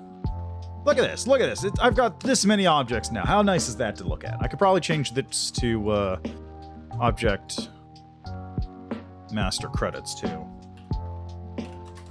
It basically has no difference, but it fits now in the rest of them. There, now it's even. It's nice. Okay, so I think I know exactly what the problem is here. The problem is I haven't programmed in the escape button logic for this one. Because, let's see, was it 3? I think it was user event 3, right?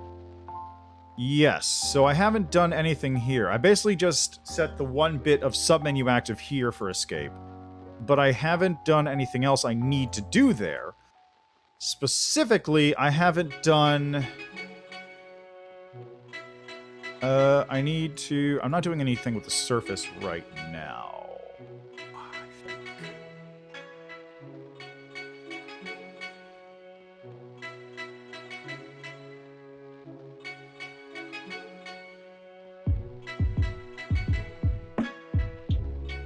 Okay, so if submenu is active, then...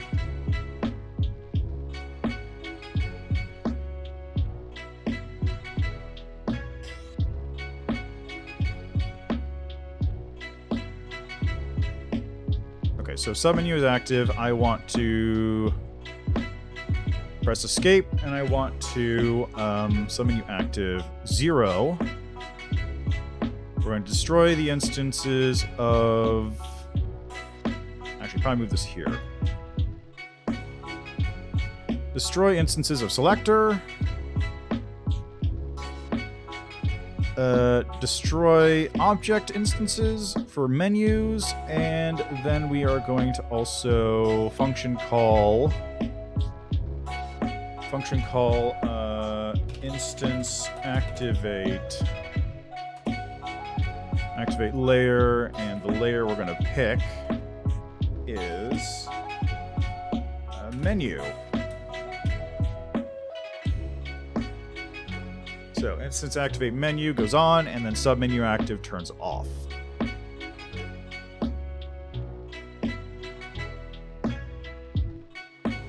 now. It would be in the draw event. No. Okay, here we go. Come on. It was working fine apart from this. Settings off. Save and exit. Fine. Sound effects off. Yep, okay. Hey! That's what you like to see. Yeah. Alright, now we have one last thing to deal with. Why is the selector underneath the menu object? Going by the current logic of how that works, I guess that would be because it's... Okay, no, just close all these for the time being. Going by what I would guess, it's probably going to be because it's like drawing the wrong way, but that's, okay, menu bus, that's not it. Create the in-game setting menu options. Okay, so let's try moving this up here and see what happens. Let's leave this down here because I have a feeling I'm going to move it back down in a second. So use the setting menu stuff. Okay, that's controls for when it's escape. Visual changes on pause. Menu instance items. There.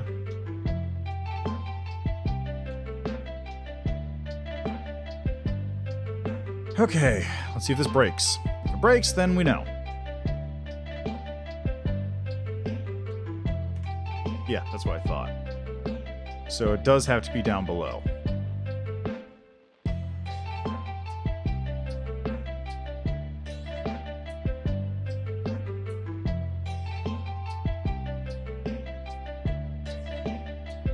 How do I create an instance?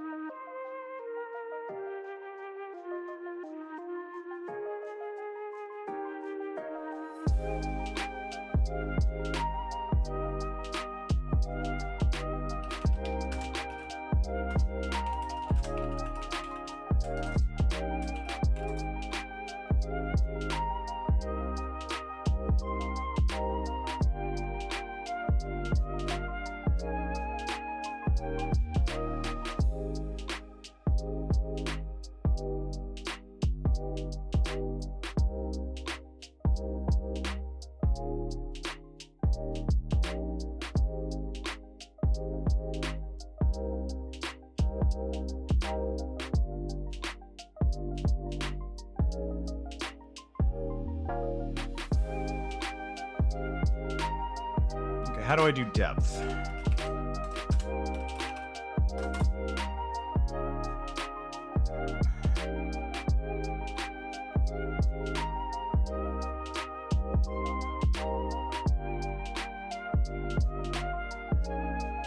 Okay, so lower depth is higher.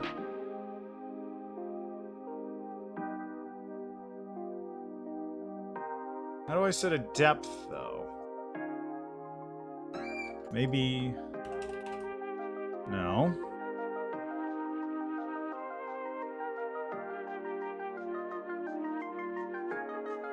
How do I set the depth?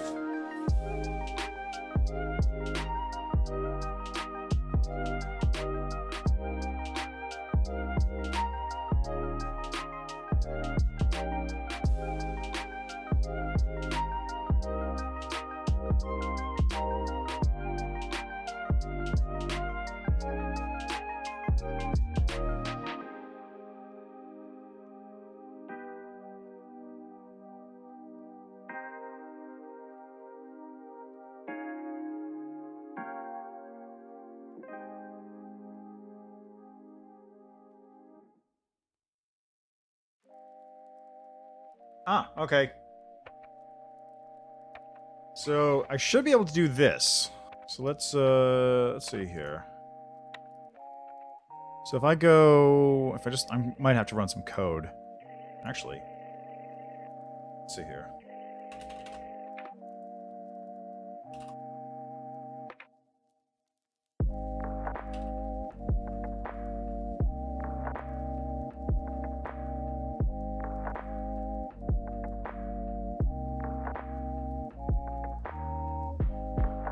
No. All right, let's just do code.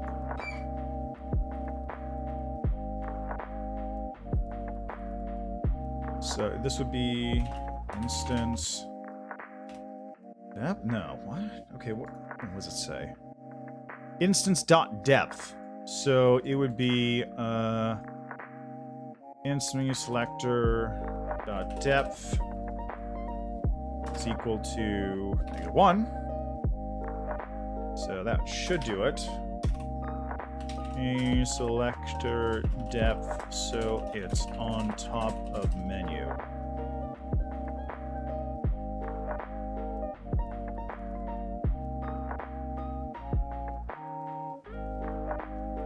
This should do it. No.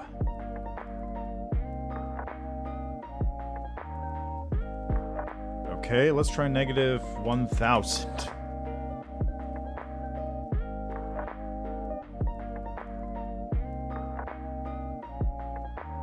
No, how about 1000?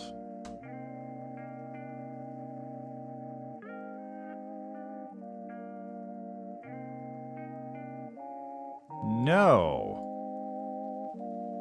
Oh, this is the settings menu, that's why. Whatever. It's fine. Okay, let's execute this code. I'm gonna grab,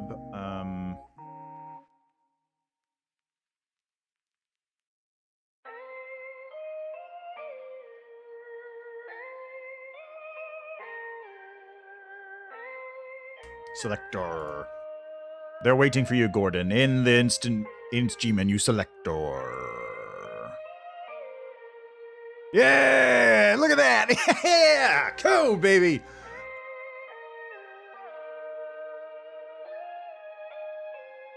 Okay, why did that happen now?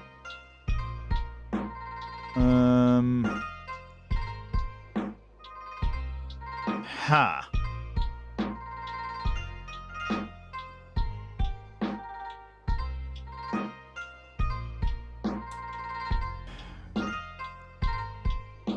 Object selector, variable object selector, .gs menu not set before reading it.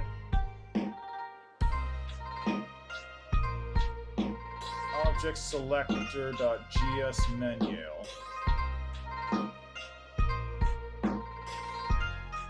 User defined 7.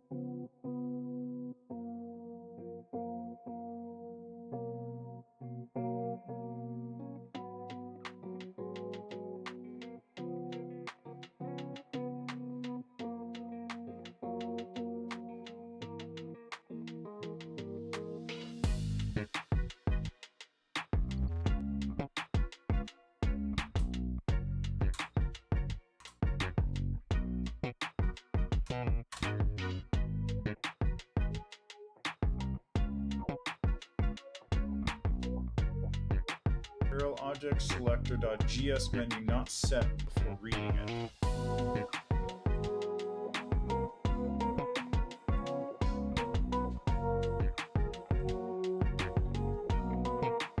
GS menu not set for reading it. Not set for reading it.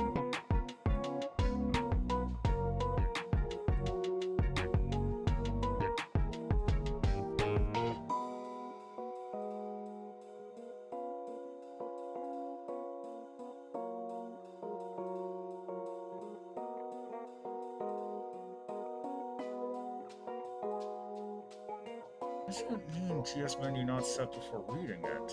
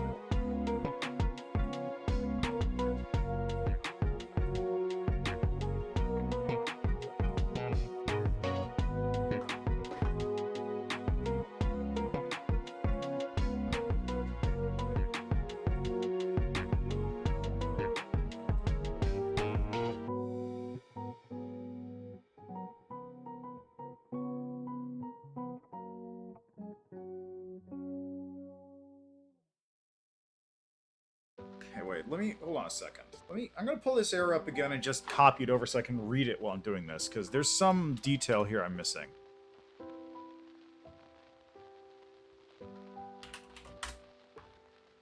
Okay, so it says error in action number 1 of other event user-defined 7, which I'm currently looking at, of object selector. Variable object selector GS menu. Object selector.gs menu not set before reading it at Gmail object selector line 7, other 17, line 15, while GS menu does not equal selected.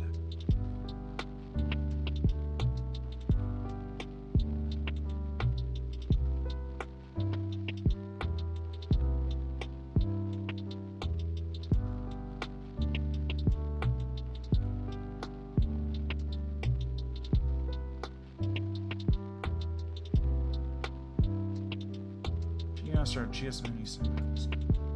I wonder, because this is only happening after I did that thing, so maybe if I just... This one works fine, so let me just disable this one for a second, because it was working before. Like, it was literally working before, so why isn't it working now? Okay, now, that wasn't it, clearly.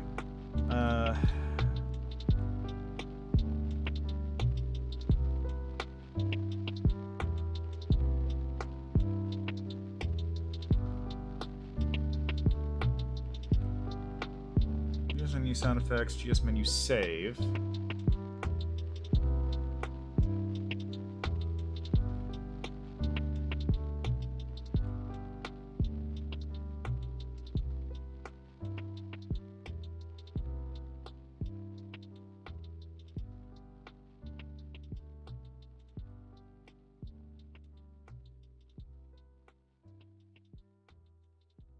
Same.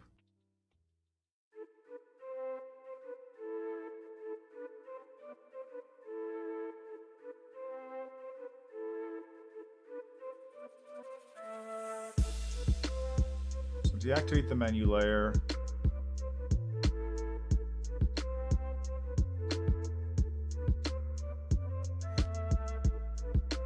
So why is it not getting these ones? GS menu save.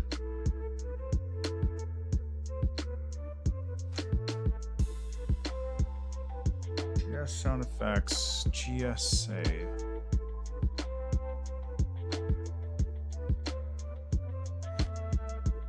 What's the difference here?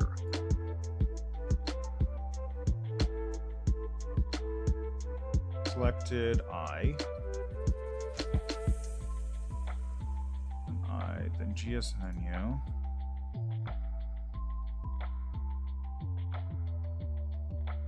Literally the same thing.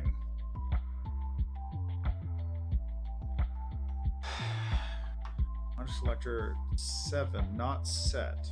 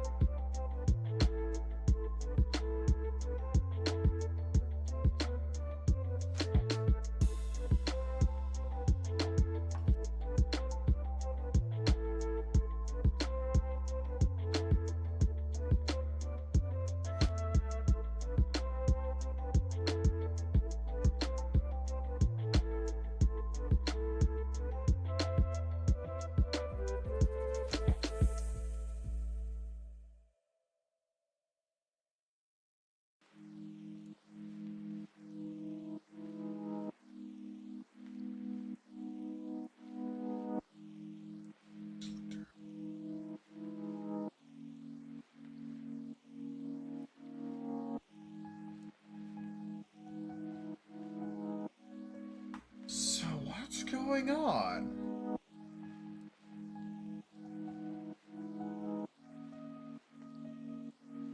The object selector... For some reason, this is not being counted as being set before being read.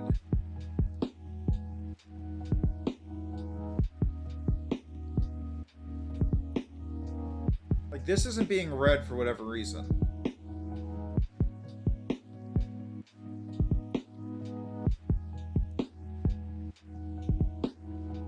Not selected. Selected is fine. It's G menu.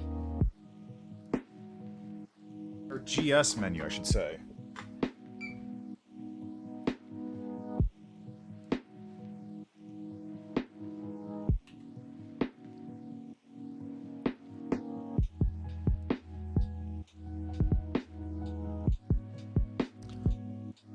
Call user event 0, call user event 7.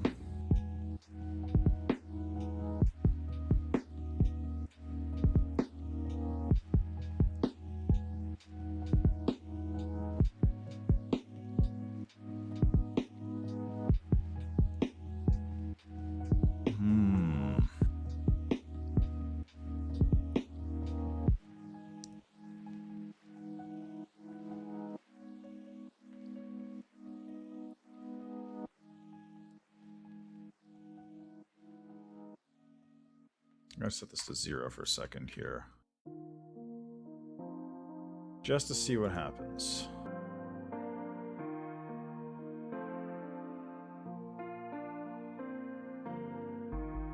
That one did not work. Same error. Variable not set before reading it.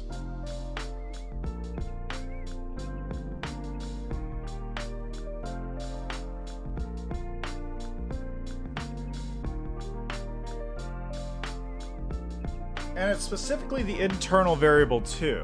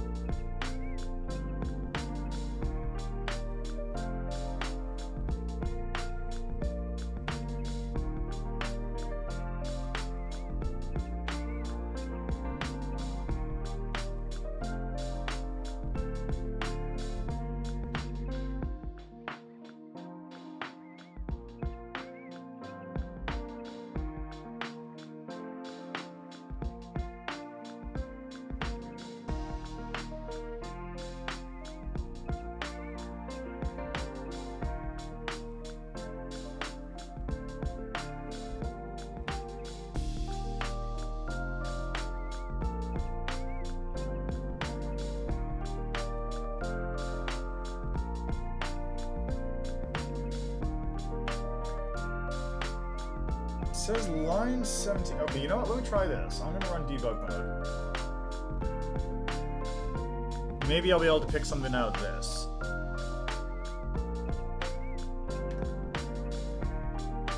Okay, so what is debug mode?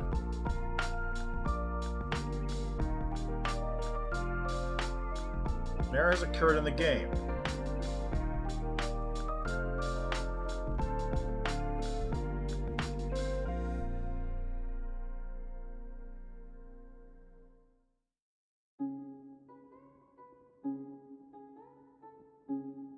Variable not set before reading it.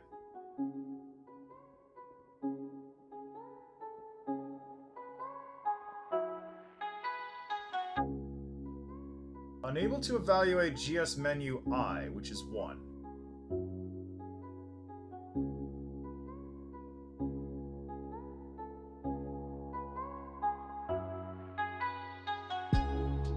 Well, that does not equal that.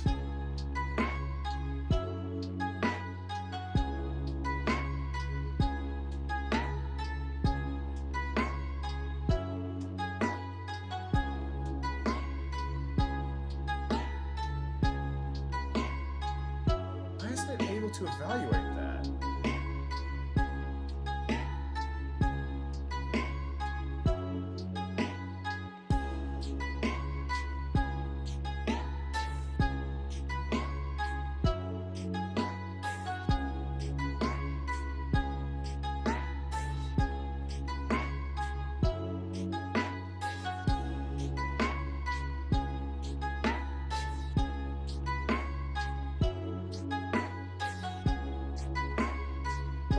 obviously something here. What happens if I minimize it? Nothing. Okay. If I change...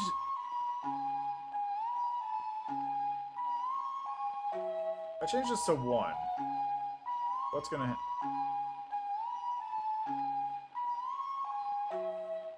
Okay, what's gonna happen if I do this? Just don't... Why is it doing this? Why was this not available? Am I gonna get an error here, or is what's gonna happen?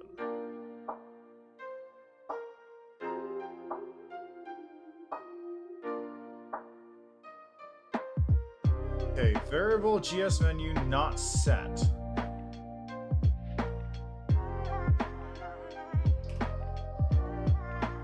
Did I forget to initialize it someplace?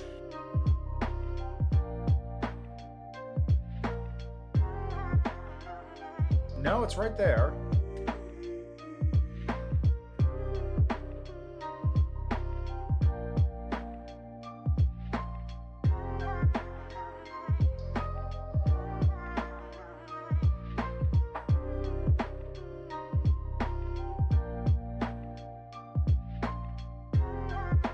Oh, fuck.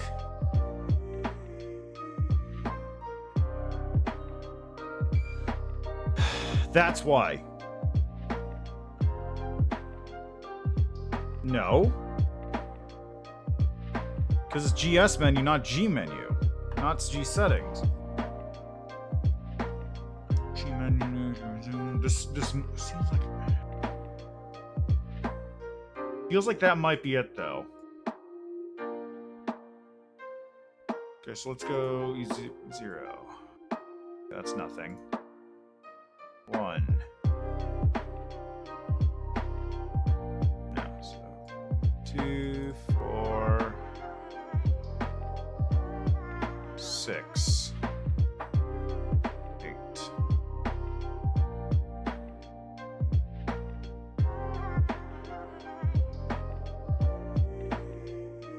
Is GS menu used anywhere else?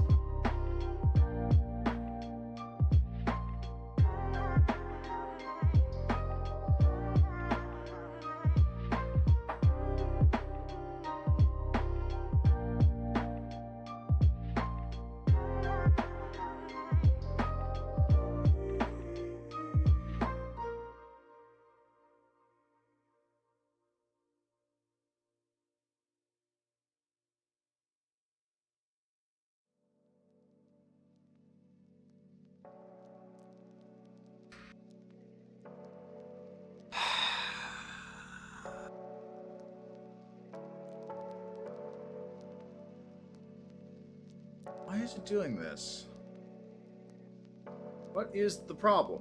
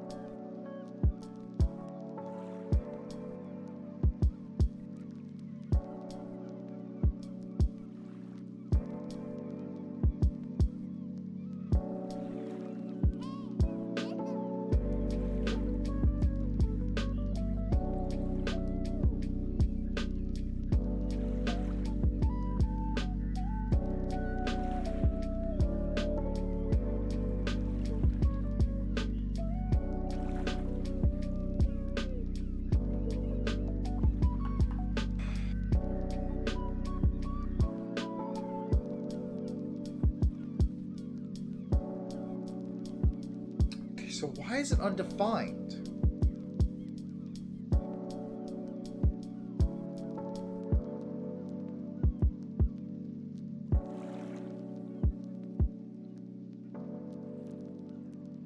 It shouldn't be undefined because it is getting created after the menu objects. gsmenu.save, gsmenu.soundeffects. Yeah, that's gmaster, the same variable that we're using elsewhere.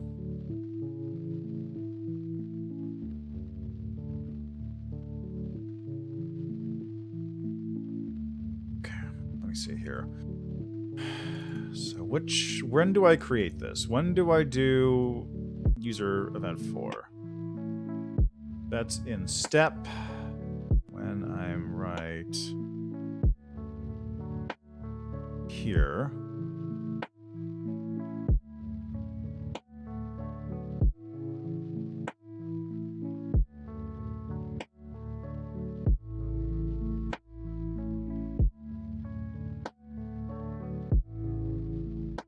Summing active is 1, then you do this. I don't need this.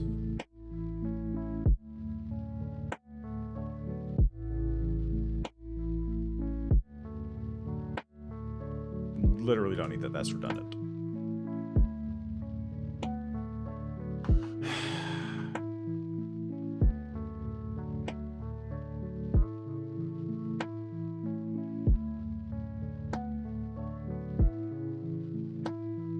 Summing active goes to 1. Call user is event 4. Right here. User event 4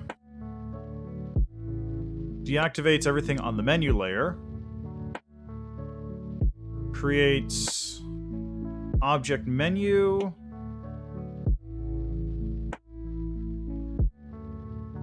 D settings, yes, sound effects.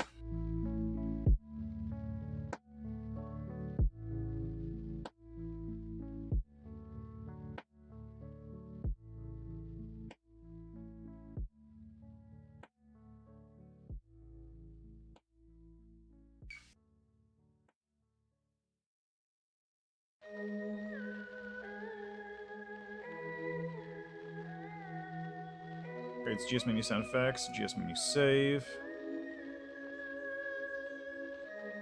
Then object selector gets called in. On the selector settings, target GM selector. And then our GSM selector goes here, insert GSM menu selector.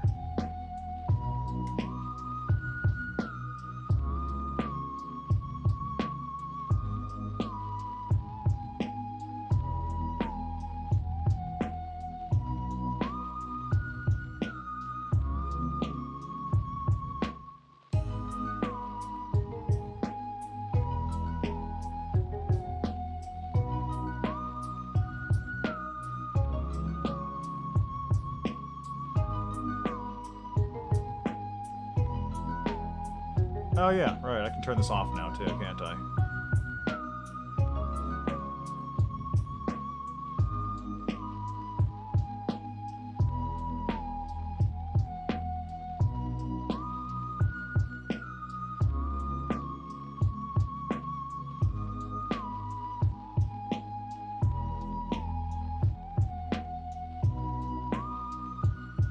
I think any of these things were disabled to begin with, so I'll just...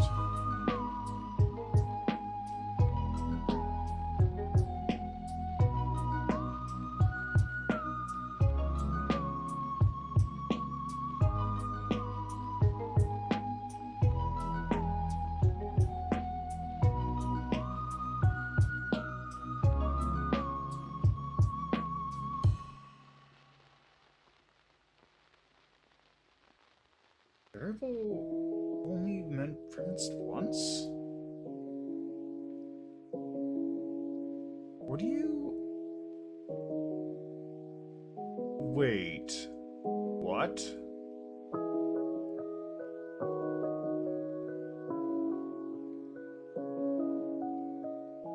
What variable's only selected once?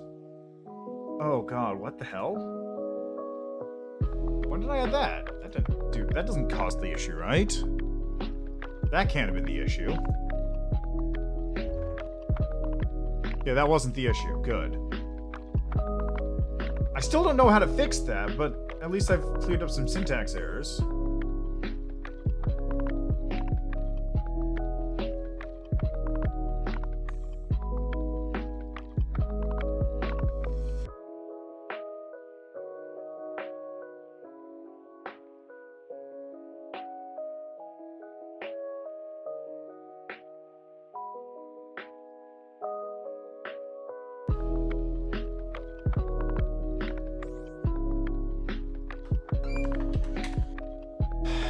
GS menu.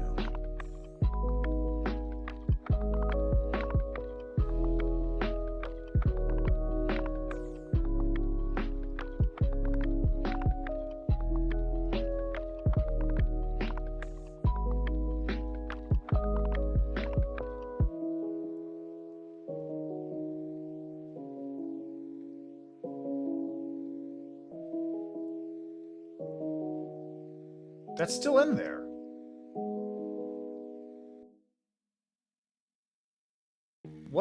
What variable is getting referenced only once?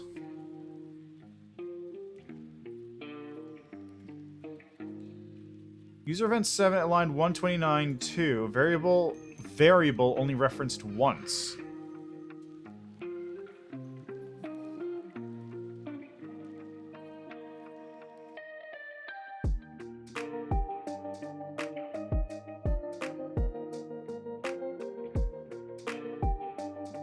Where? User event 17 at line 129.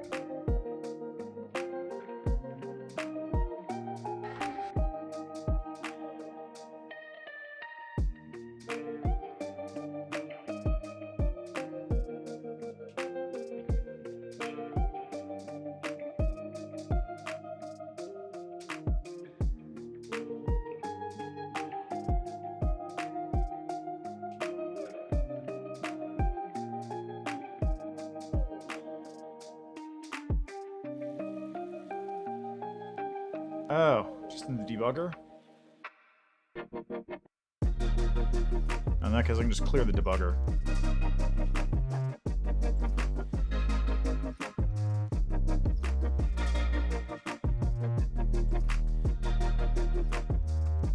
Okay, it's still telling me variable is only referenced once.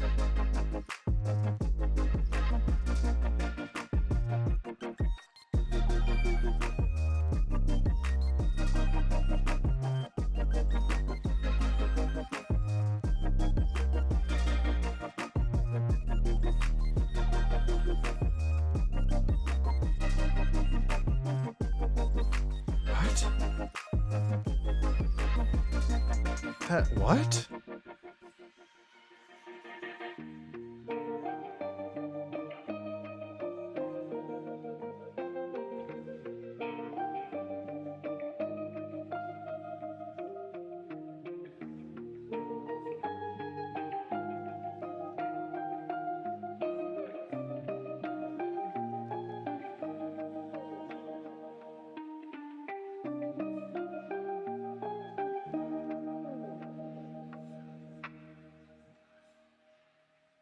That's bizarre.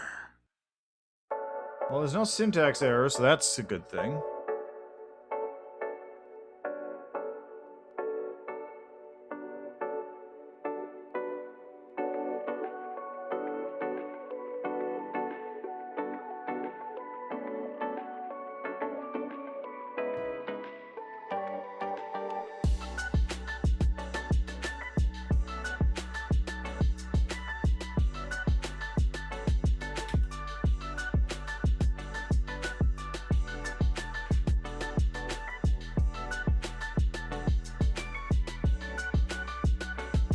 Object file errors. There are no file errors.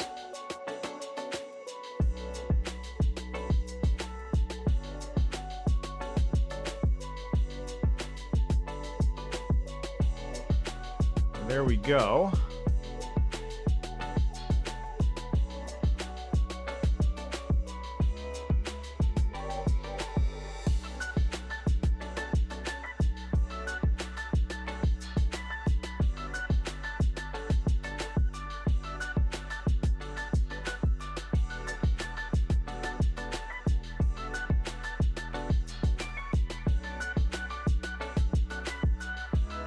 So I is 1 in this instance.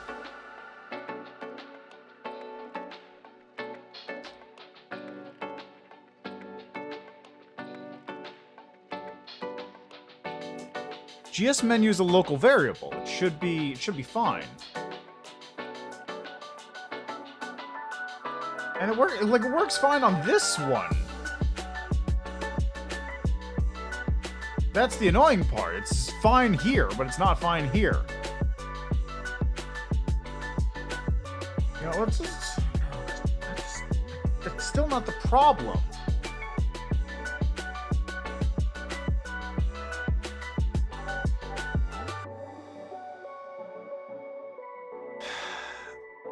GS menu is equal to...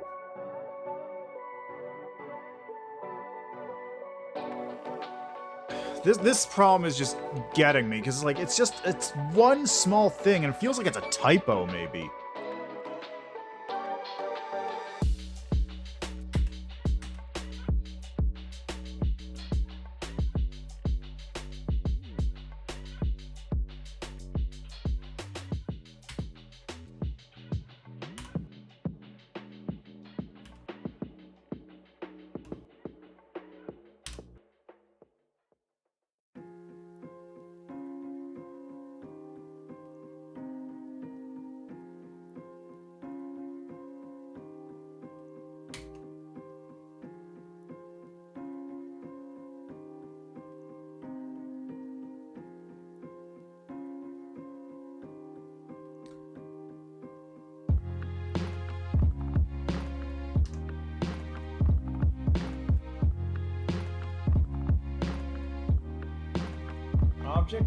Object selector, GS menu not set. Why isn't it set?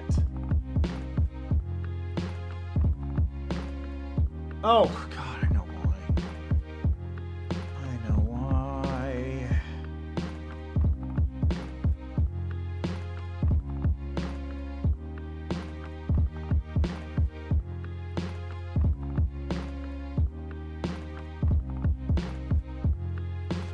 It's because of this, isn't it?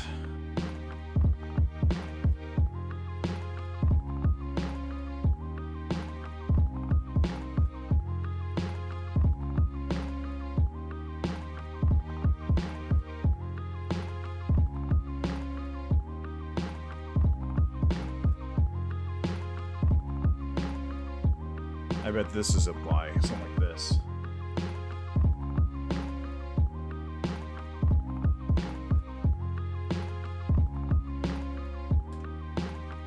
No, okay, it wasn't that.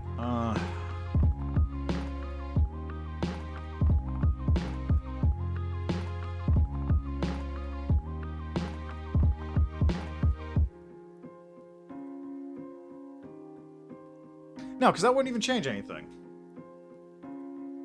It literally wouldn't change anything.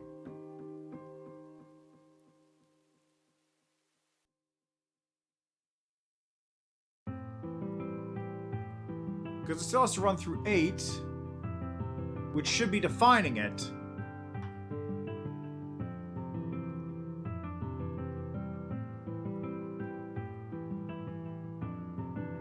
So why isn't this defining it properly?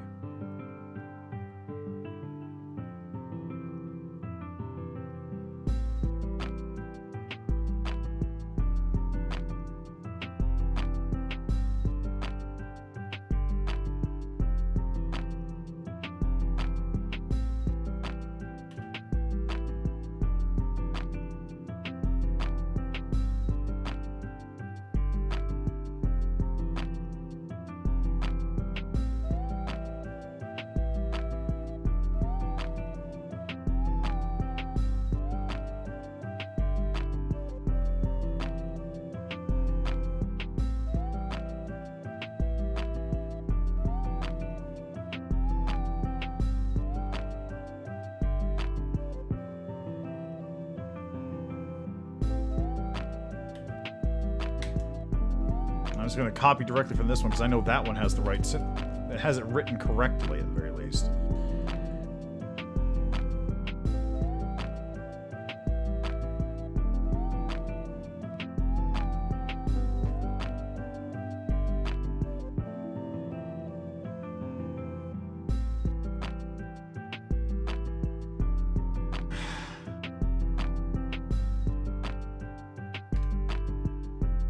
this one thing. There's just one small thing that's not registering right.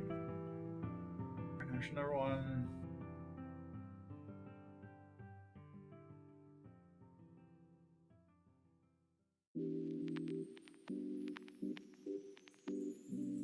There we go.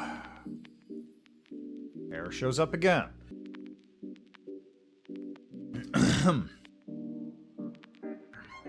Set for reading it at object selector line 17. Line 17. Line 15 while menu not while not GSMenu equals selected. Oh, well, not.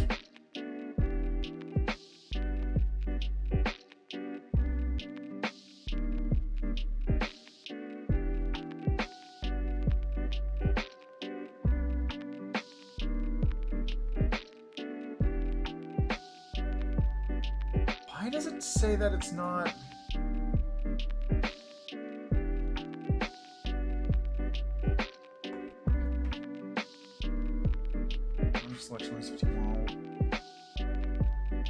Why does it say it's not set? What is it? Why is it saying that? Why is the variable not set?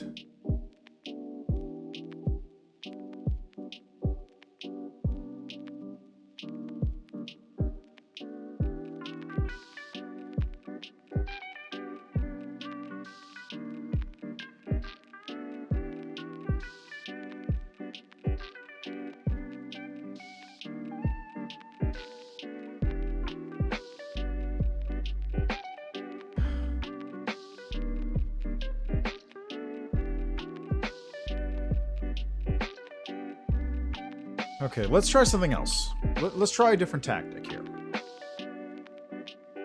So what I've been working on primarily has just been like following the same syntax I had before. What about if I just change it ever so slightly? Just, I don't know, what would be a good one? I'll think about it for a second. I'm gonna go get some snacks. Some chips. Delicious potato.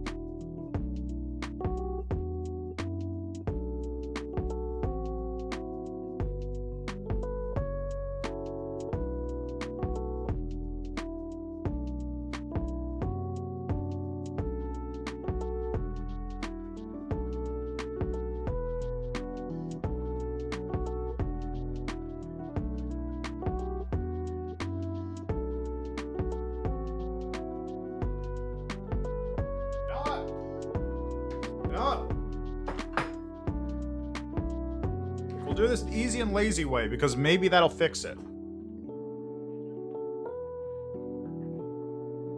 Game saying men.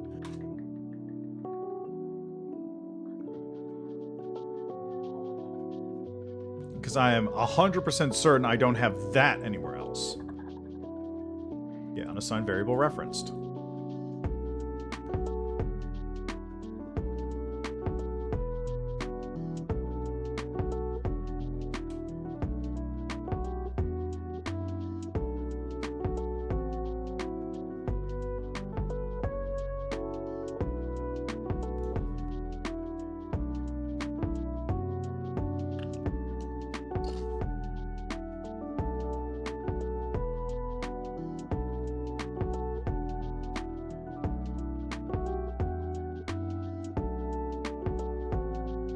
Why do you still say it's unassigned and referenced?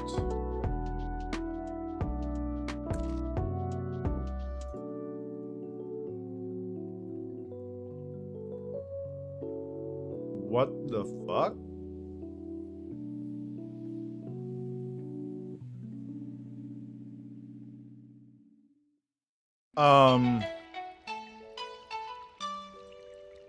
That's not right. So I'll be right back in a second. That's not right.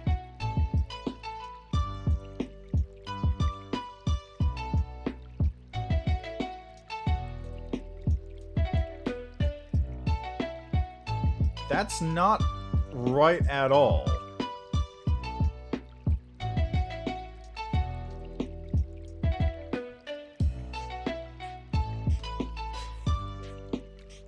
Apparently I have to actually sync this. There's no sync. There's no cloud sync. Why is that even... Yeah, whatever.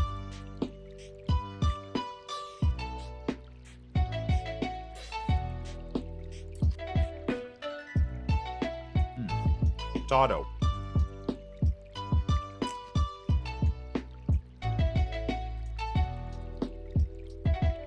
There we go. We're back. Now cycle to syntax. No syntax errors detected. Good. Now if we run this, still wrong.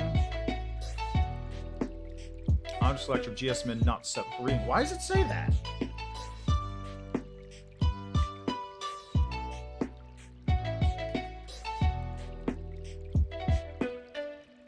It's literally set.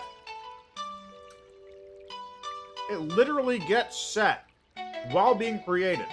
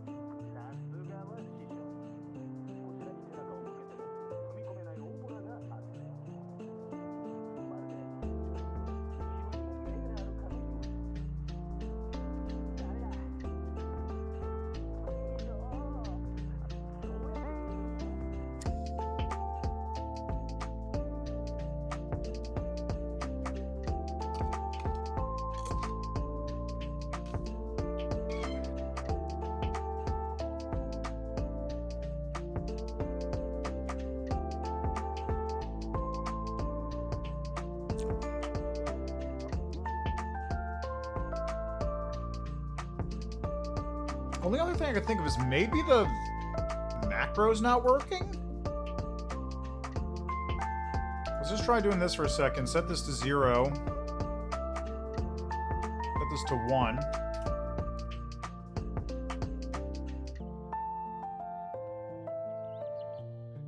Let's see if that does it.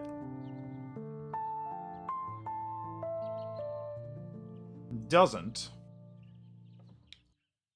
Same error.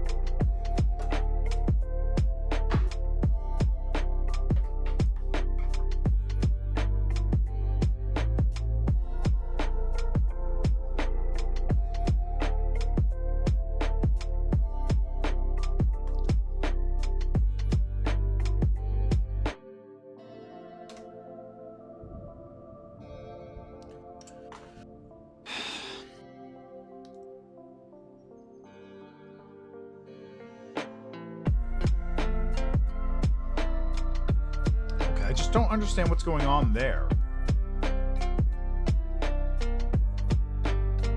Like, this is literally defining it as part of the setting.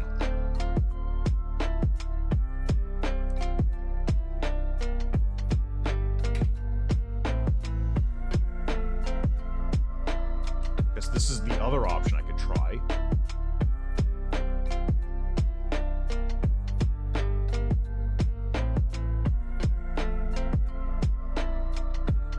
Wait, why are there two?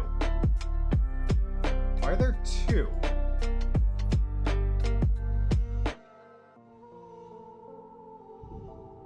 Okay, it's broken.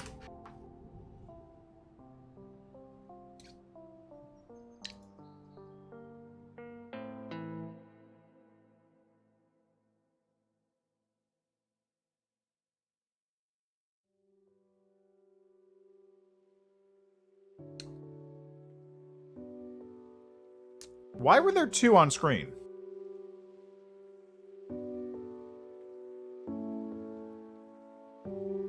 Also, I have a hunch. Let me try something here. Let's try naming this M.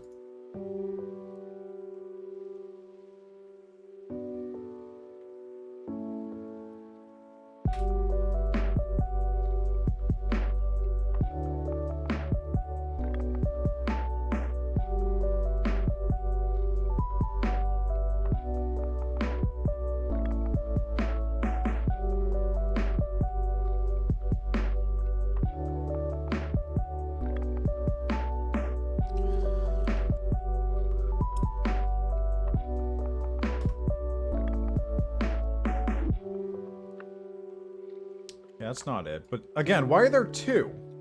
There's two on screen. One of them's... Okay, hold on. Let me just move this out of the way real quick. Because I didn't notice this either. There's a second one up in the corner. What's that about?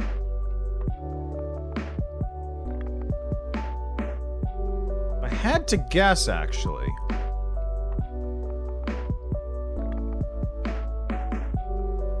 That's the actual one that's spawning, and the one that's down there for some reason isn't disabling. Oh. Oh god, that's why it's failing. Oh Jesus, it's not failing because... Oh god. Oh god, it's not failing because I missed something here. It's failing because it's not disappearing fast enough.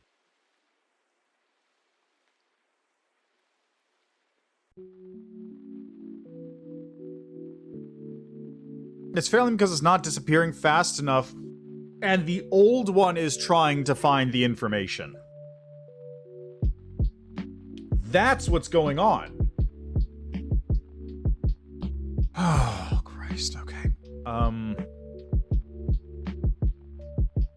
Right. So, user event 4.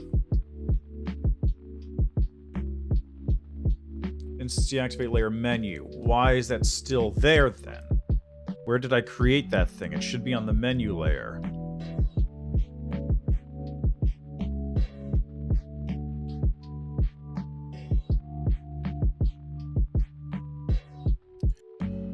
Okay, which one of these creates the menu? Create game objects? No.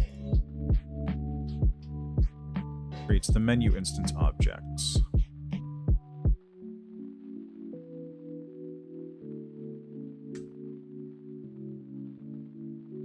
There it is. GM select. Inst gmenu selector. So I'm going to take this right now. Deactivate instance layer, and also, just for good measure,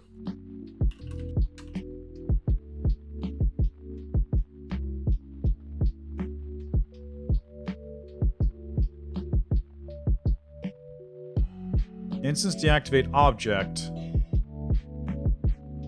Is there like a specific targeted instance I could do?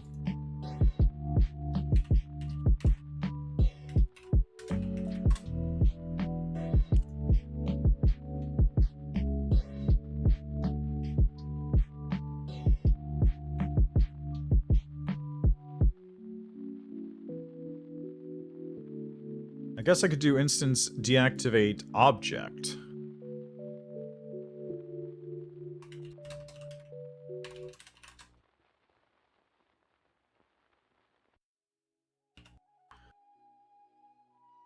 For the object type,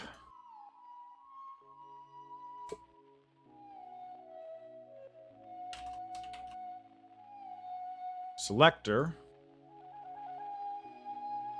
because for some reason it's not disabling?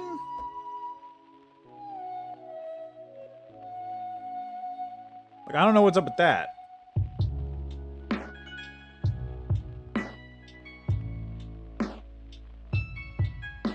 There it is! That fixed it!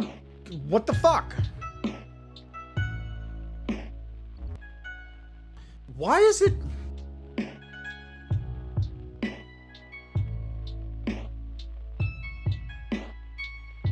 Why is it...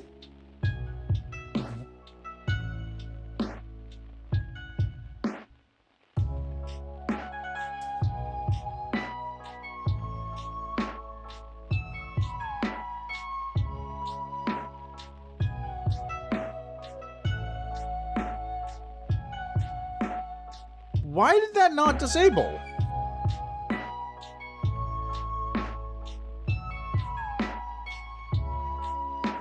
Okay, hold on. I gotta fix this now. So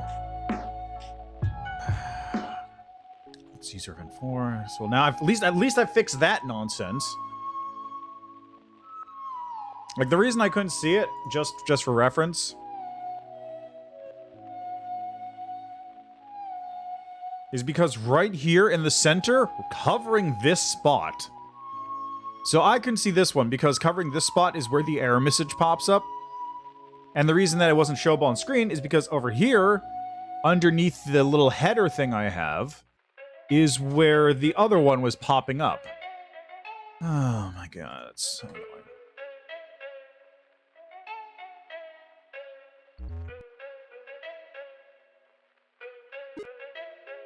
Good. Works perfectly. Okay, why the fuck did that do that, though? Seriously, that's really weird. Why did it do that? Okay, I need to...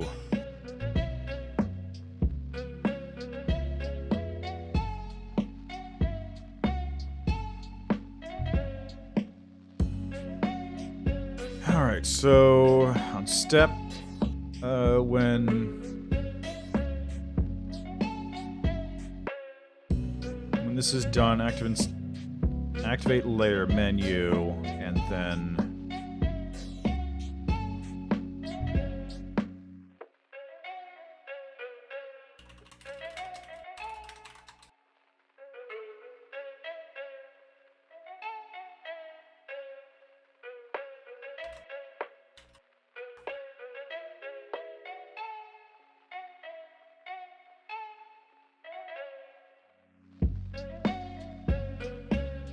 go. So the reason this one I don't have to worry about is because this one actually deletes itself. This selector here gets deleted. But then it's not showing up here.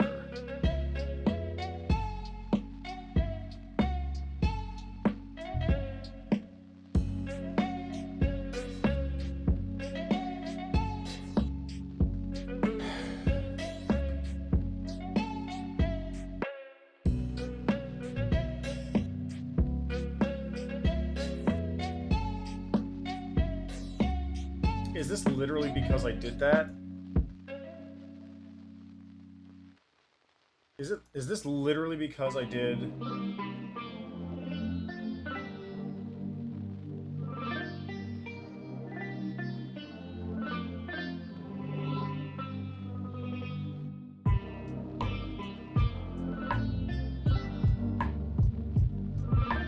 No, which one was it?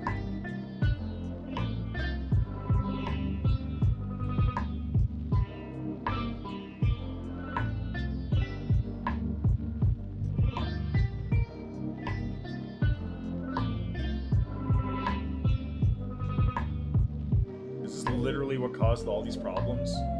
Just adding that one little bit of code?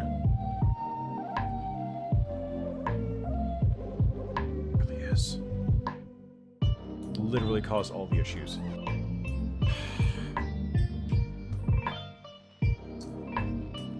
Oh.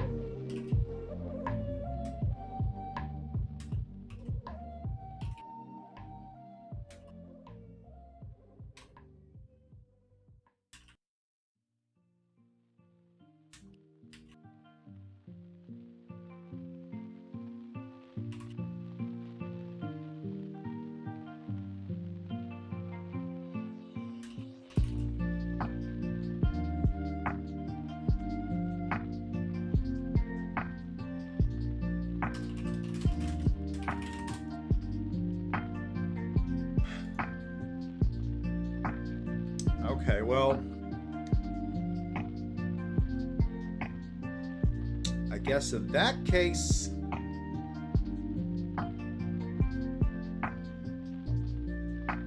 I'm just gonna have to deal with it being underneath the thing for a little bit. At least until I figure out a good way to actually, like, force it.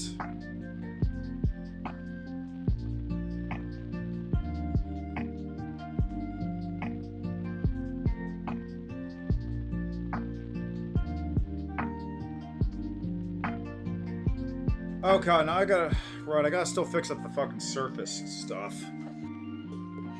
Okay, so let's go deal with that now.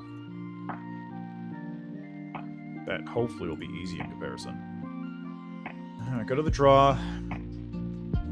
Alright, so first, game pause, true, surface exists, pause surface, check. Pause surface is variable created right here, gpause, pause surface, -1, yep, okay. Pause surface, check is false, which it will be when I do this. Pause surface is -1, which it will be on start. Instance, deactivate layer game. And call user event 1. And that creates the menu. And if it's not false,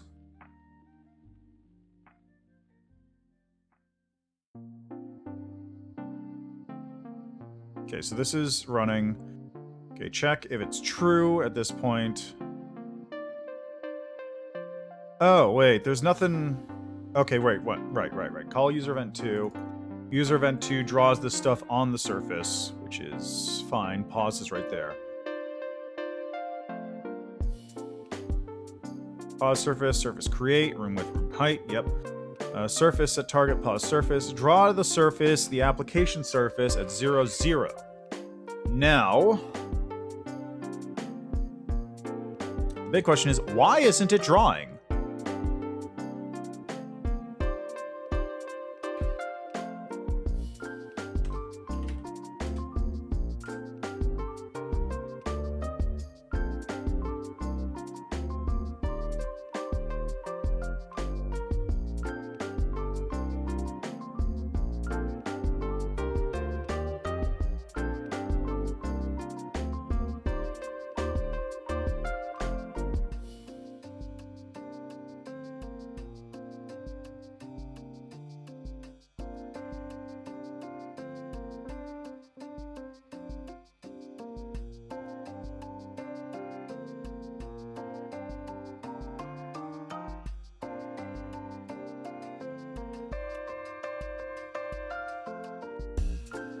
Let's go, all.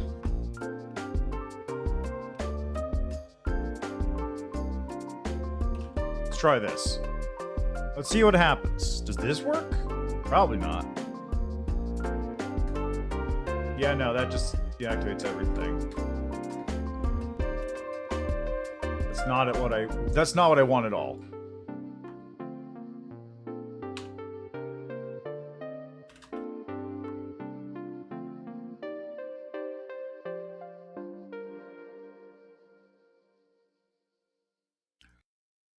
Why isn't the pause working? It disables the instances there, but it should still be drawing them, right?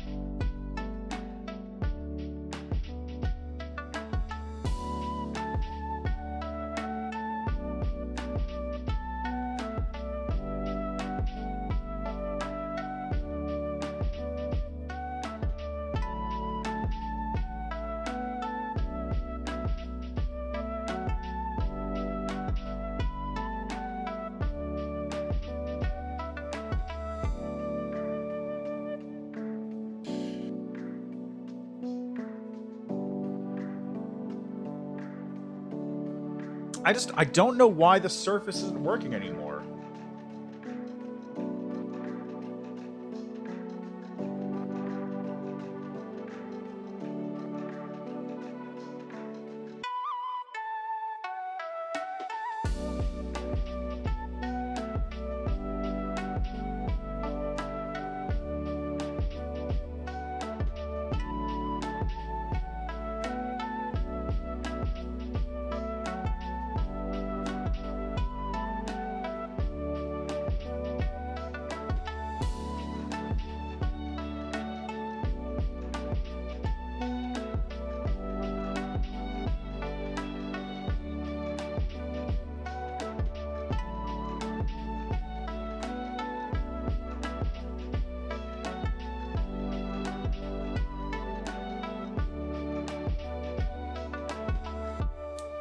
Like, it's drawing the surface, but it's not drawing the application surface for some reason.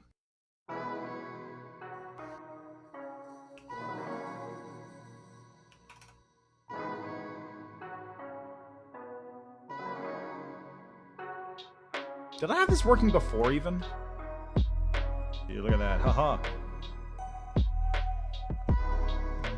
Why is it drawing multiples of it?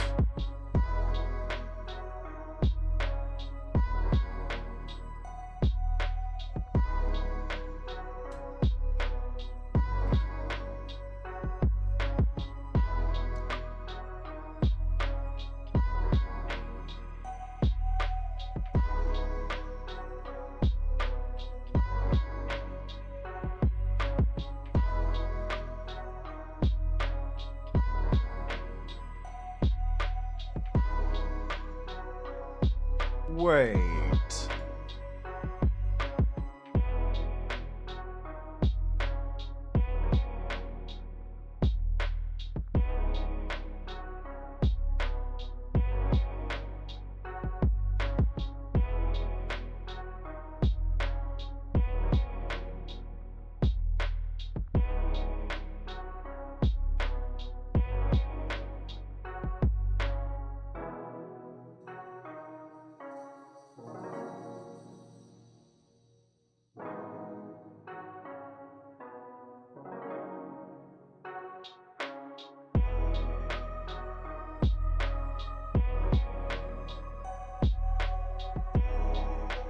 Why would it be?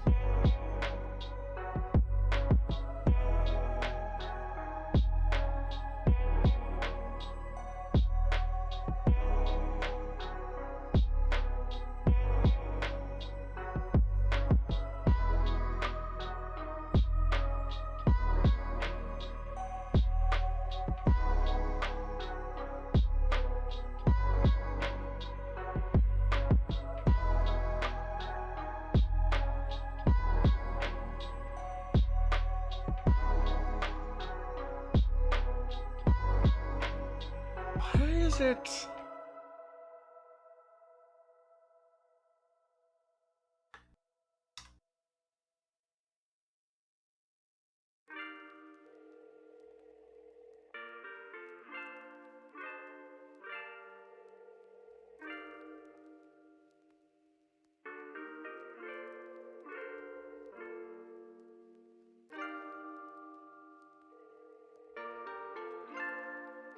Let me see something here.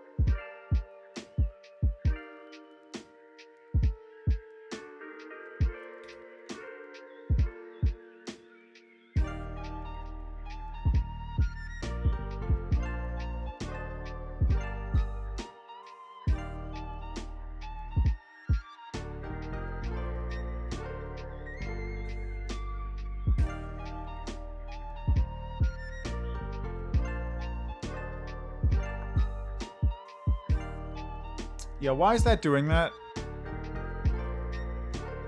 That's concerning.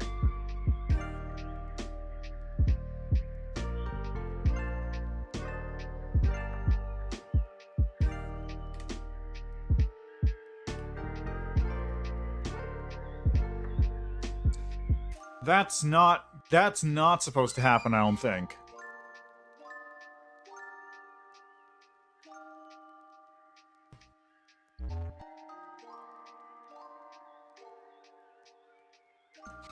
Oh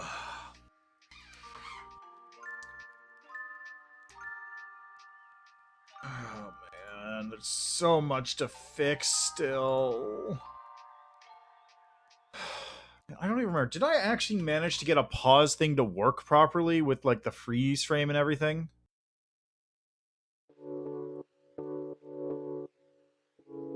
Like, did I ever get that to work?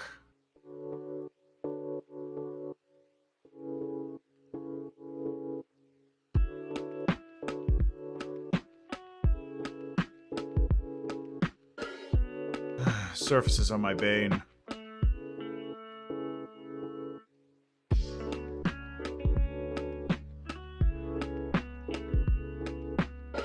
Let me see here. So I'm looking at an old stream from about 2 weeks ago.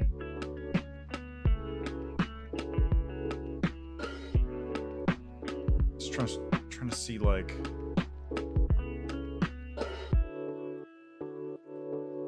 Okay. Yeah, no, even on the pause menu... Oh, wait, I think that was the pause menu after doing the settings, and that's... 328. Okay, so let's see. This should only take a couple seconds.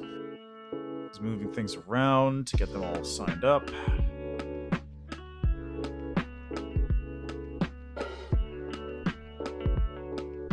Yeah, run it.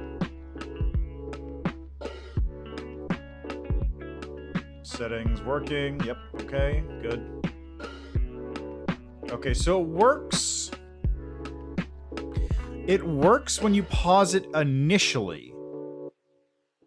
But it doesn't work after exiting the second menu. But that was because of weird things I had to do. It should work now, but for some reason I can't get the surface to draw properly anymore. It just straight up won't do it. And I haven't changed anything there. Like, the walls are still there because I just haven't done anything with those, so I'm not sure what's going on.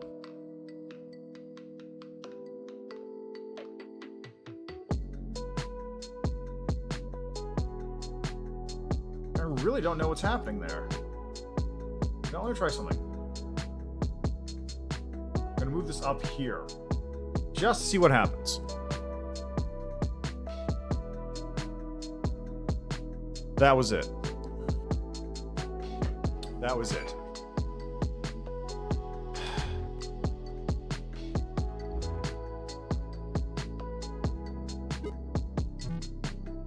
That's all I had to do.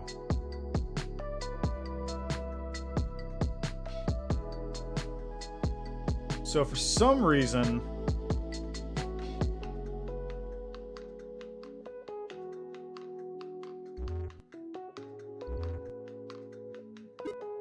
Yeah, for some reason, I don't know why, but for some reason, this is being blocked by the walls?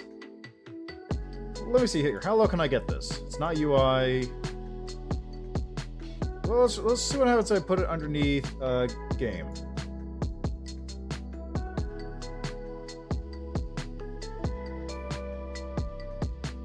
Okay, underneath game breaks it. So it has to be on top of game.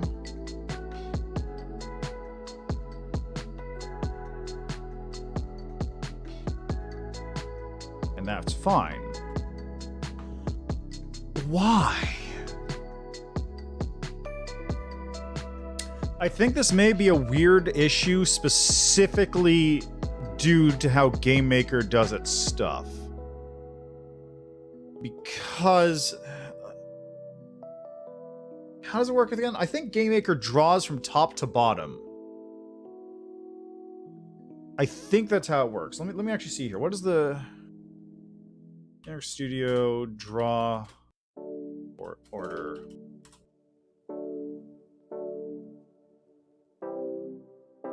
I remember seeing a graphic about this.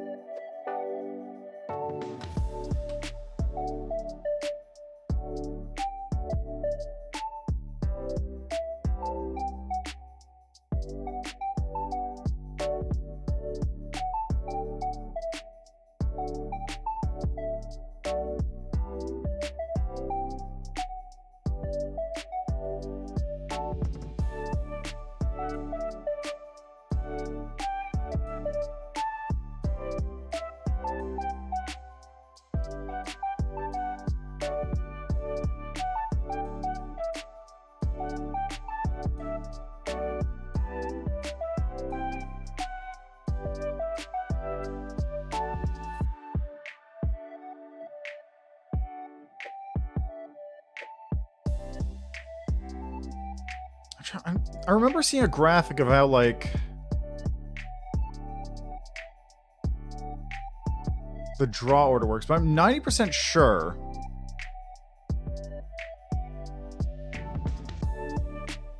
I'm 90% sure that the way it does this stuff with anything, like the way it works, is that it draws from top to bottom.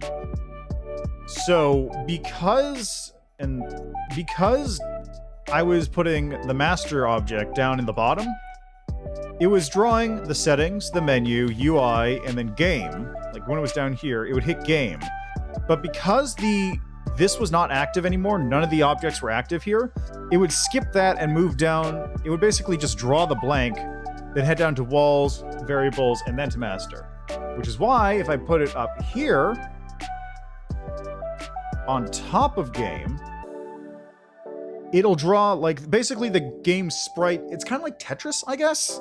The game sprite is like falling down until it hits the game level. But because the master is sort of intercepting it to draw to the surface, it's landing there instead. Whereas if it hit game, it would have Tetrised out or would have done a line complete and just erased it. I think that's how this is working. So if I draw a surface, the surface has to be on top of anything I'd be projecting onto the surface, because it has to catch the images before they fall into the appropriate layer. God, this is dumb. So I just unintentionally sort of managed to get it working by putting UI above everything else, which I just didn't know. It's not Like, putting UI there actually kind of solved the problem just completely unintentionally. Now, the only problem, of course, here is I don't know how to deal with this. Yeah, why is that locked?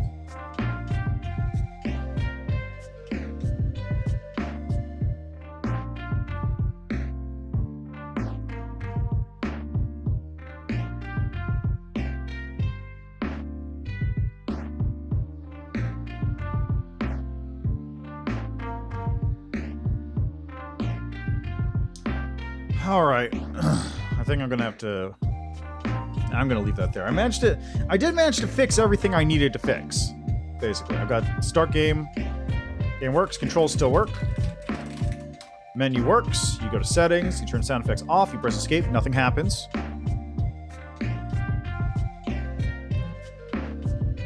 Sound effects on.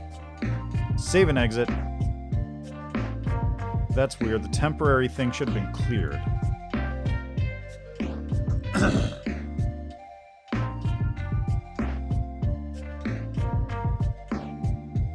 Temporary variable should have been cleared there.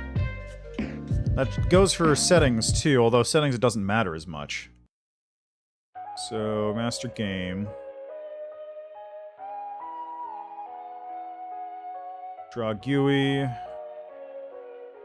Let's see, sound effects, save and exit. If sound effects temp is equal to false, turn on. Sound effects else it turns off.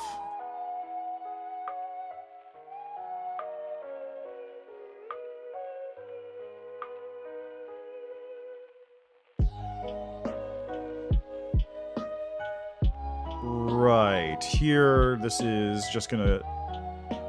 Here this will just synchronize to it for the first time it gets created.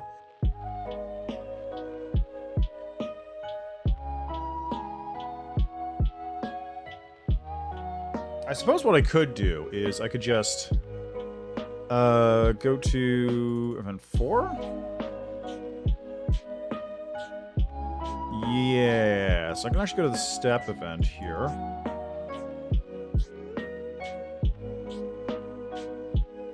And just when the submenu is active, just right here, put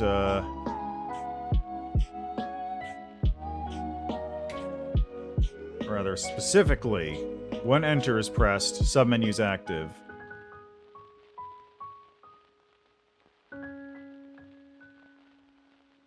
Slap that right in here. Infix temp is equal to...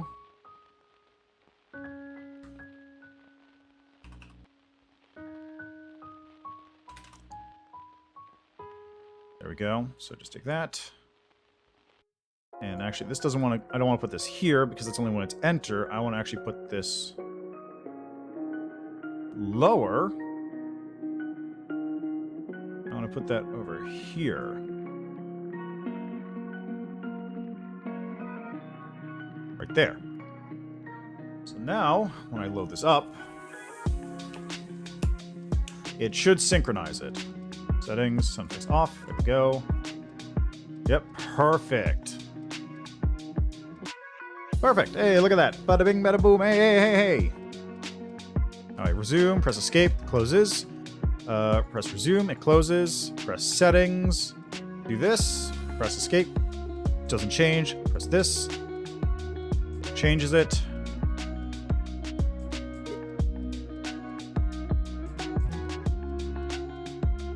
Main menu, goes back to the main menu.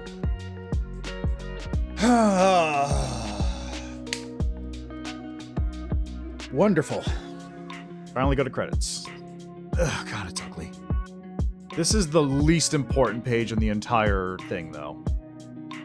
Like, by a country mile. So, in fact, what I can just do is I can go back here, just go to credits real quick. Change this background to something that isn't so ugly.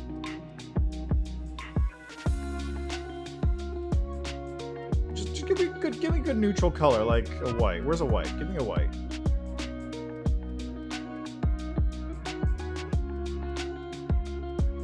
There. Problem solved.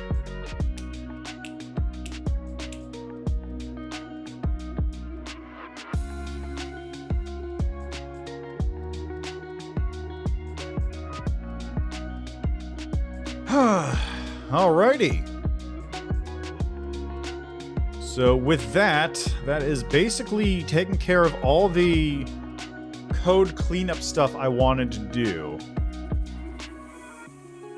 Oh, no, it hasn't, actually, because I still have to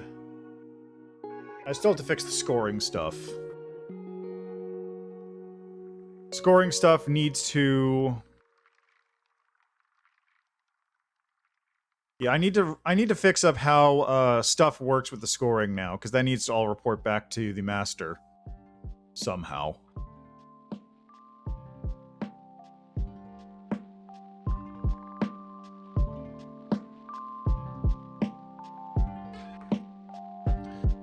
Yeah, scoring needs to report back to the master, and then I need to get the UI stuff fixed up there with the scores and all that jazz. It's not too bad, but that is going to be just more busy work to do. So that'll be next time, and then after that, basically after that point, I'll have gotten everything back up to parity, but with a little bit less spaghetti. Or rather, just as much spaghetti, but now instead of being spaghetti, it's kind of like macaroni elbows, so it's chunkier and easier to parse a little bit. I don't know. The big deal is that I don't have all of these objects cluttering things up. But yeah, next time I gotta fix up the scoring.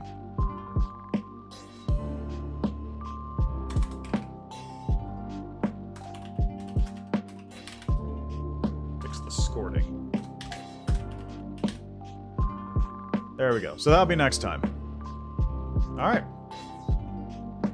So, as always, thanks for stopping by. Thanks for joining me on this little adventure into programming and game dev and games creation. This is why you hire people to do your work for you. Because when you do it yourself, you go, oh god, what did I do? What happened? Why is it broken? And then you find out eventually how to fix it. Also, having played Pong for the first time in a while, now I know how the bounce works, and I think I can do better. I can do better than Pong. The classic game from the 1960s, which is barely a video game. I think I can do better than that.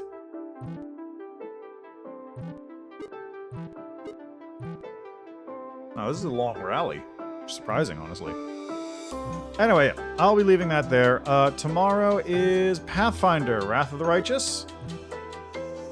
I believe that's primarily going to be cleanup too, because I got a lot of character side quests and such to deal with before heading off into the end. And also, I kind of need to set up my ascension into godhood.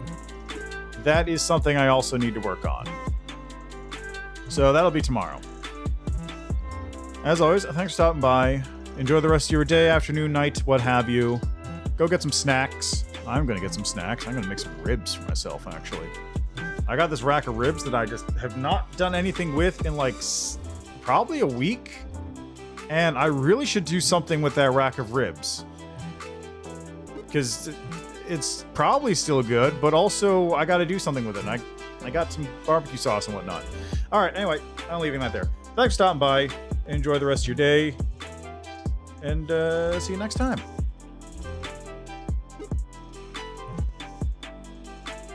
Oh, and before I forget, music once again from StreamBeats.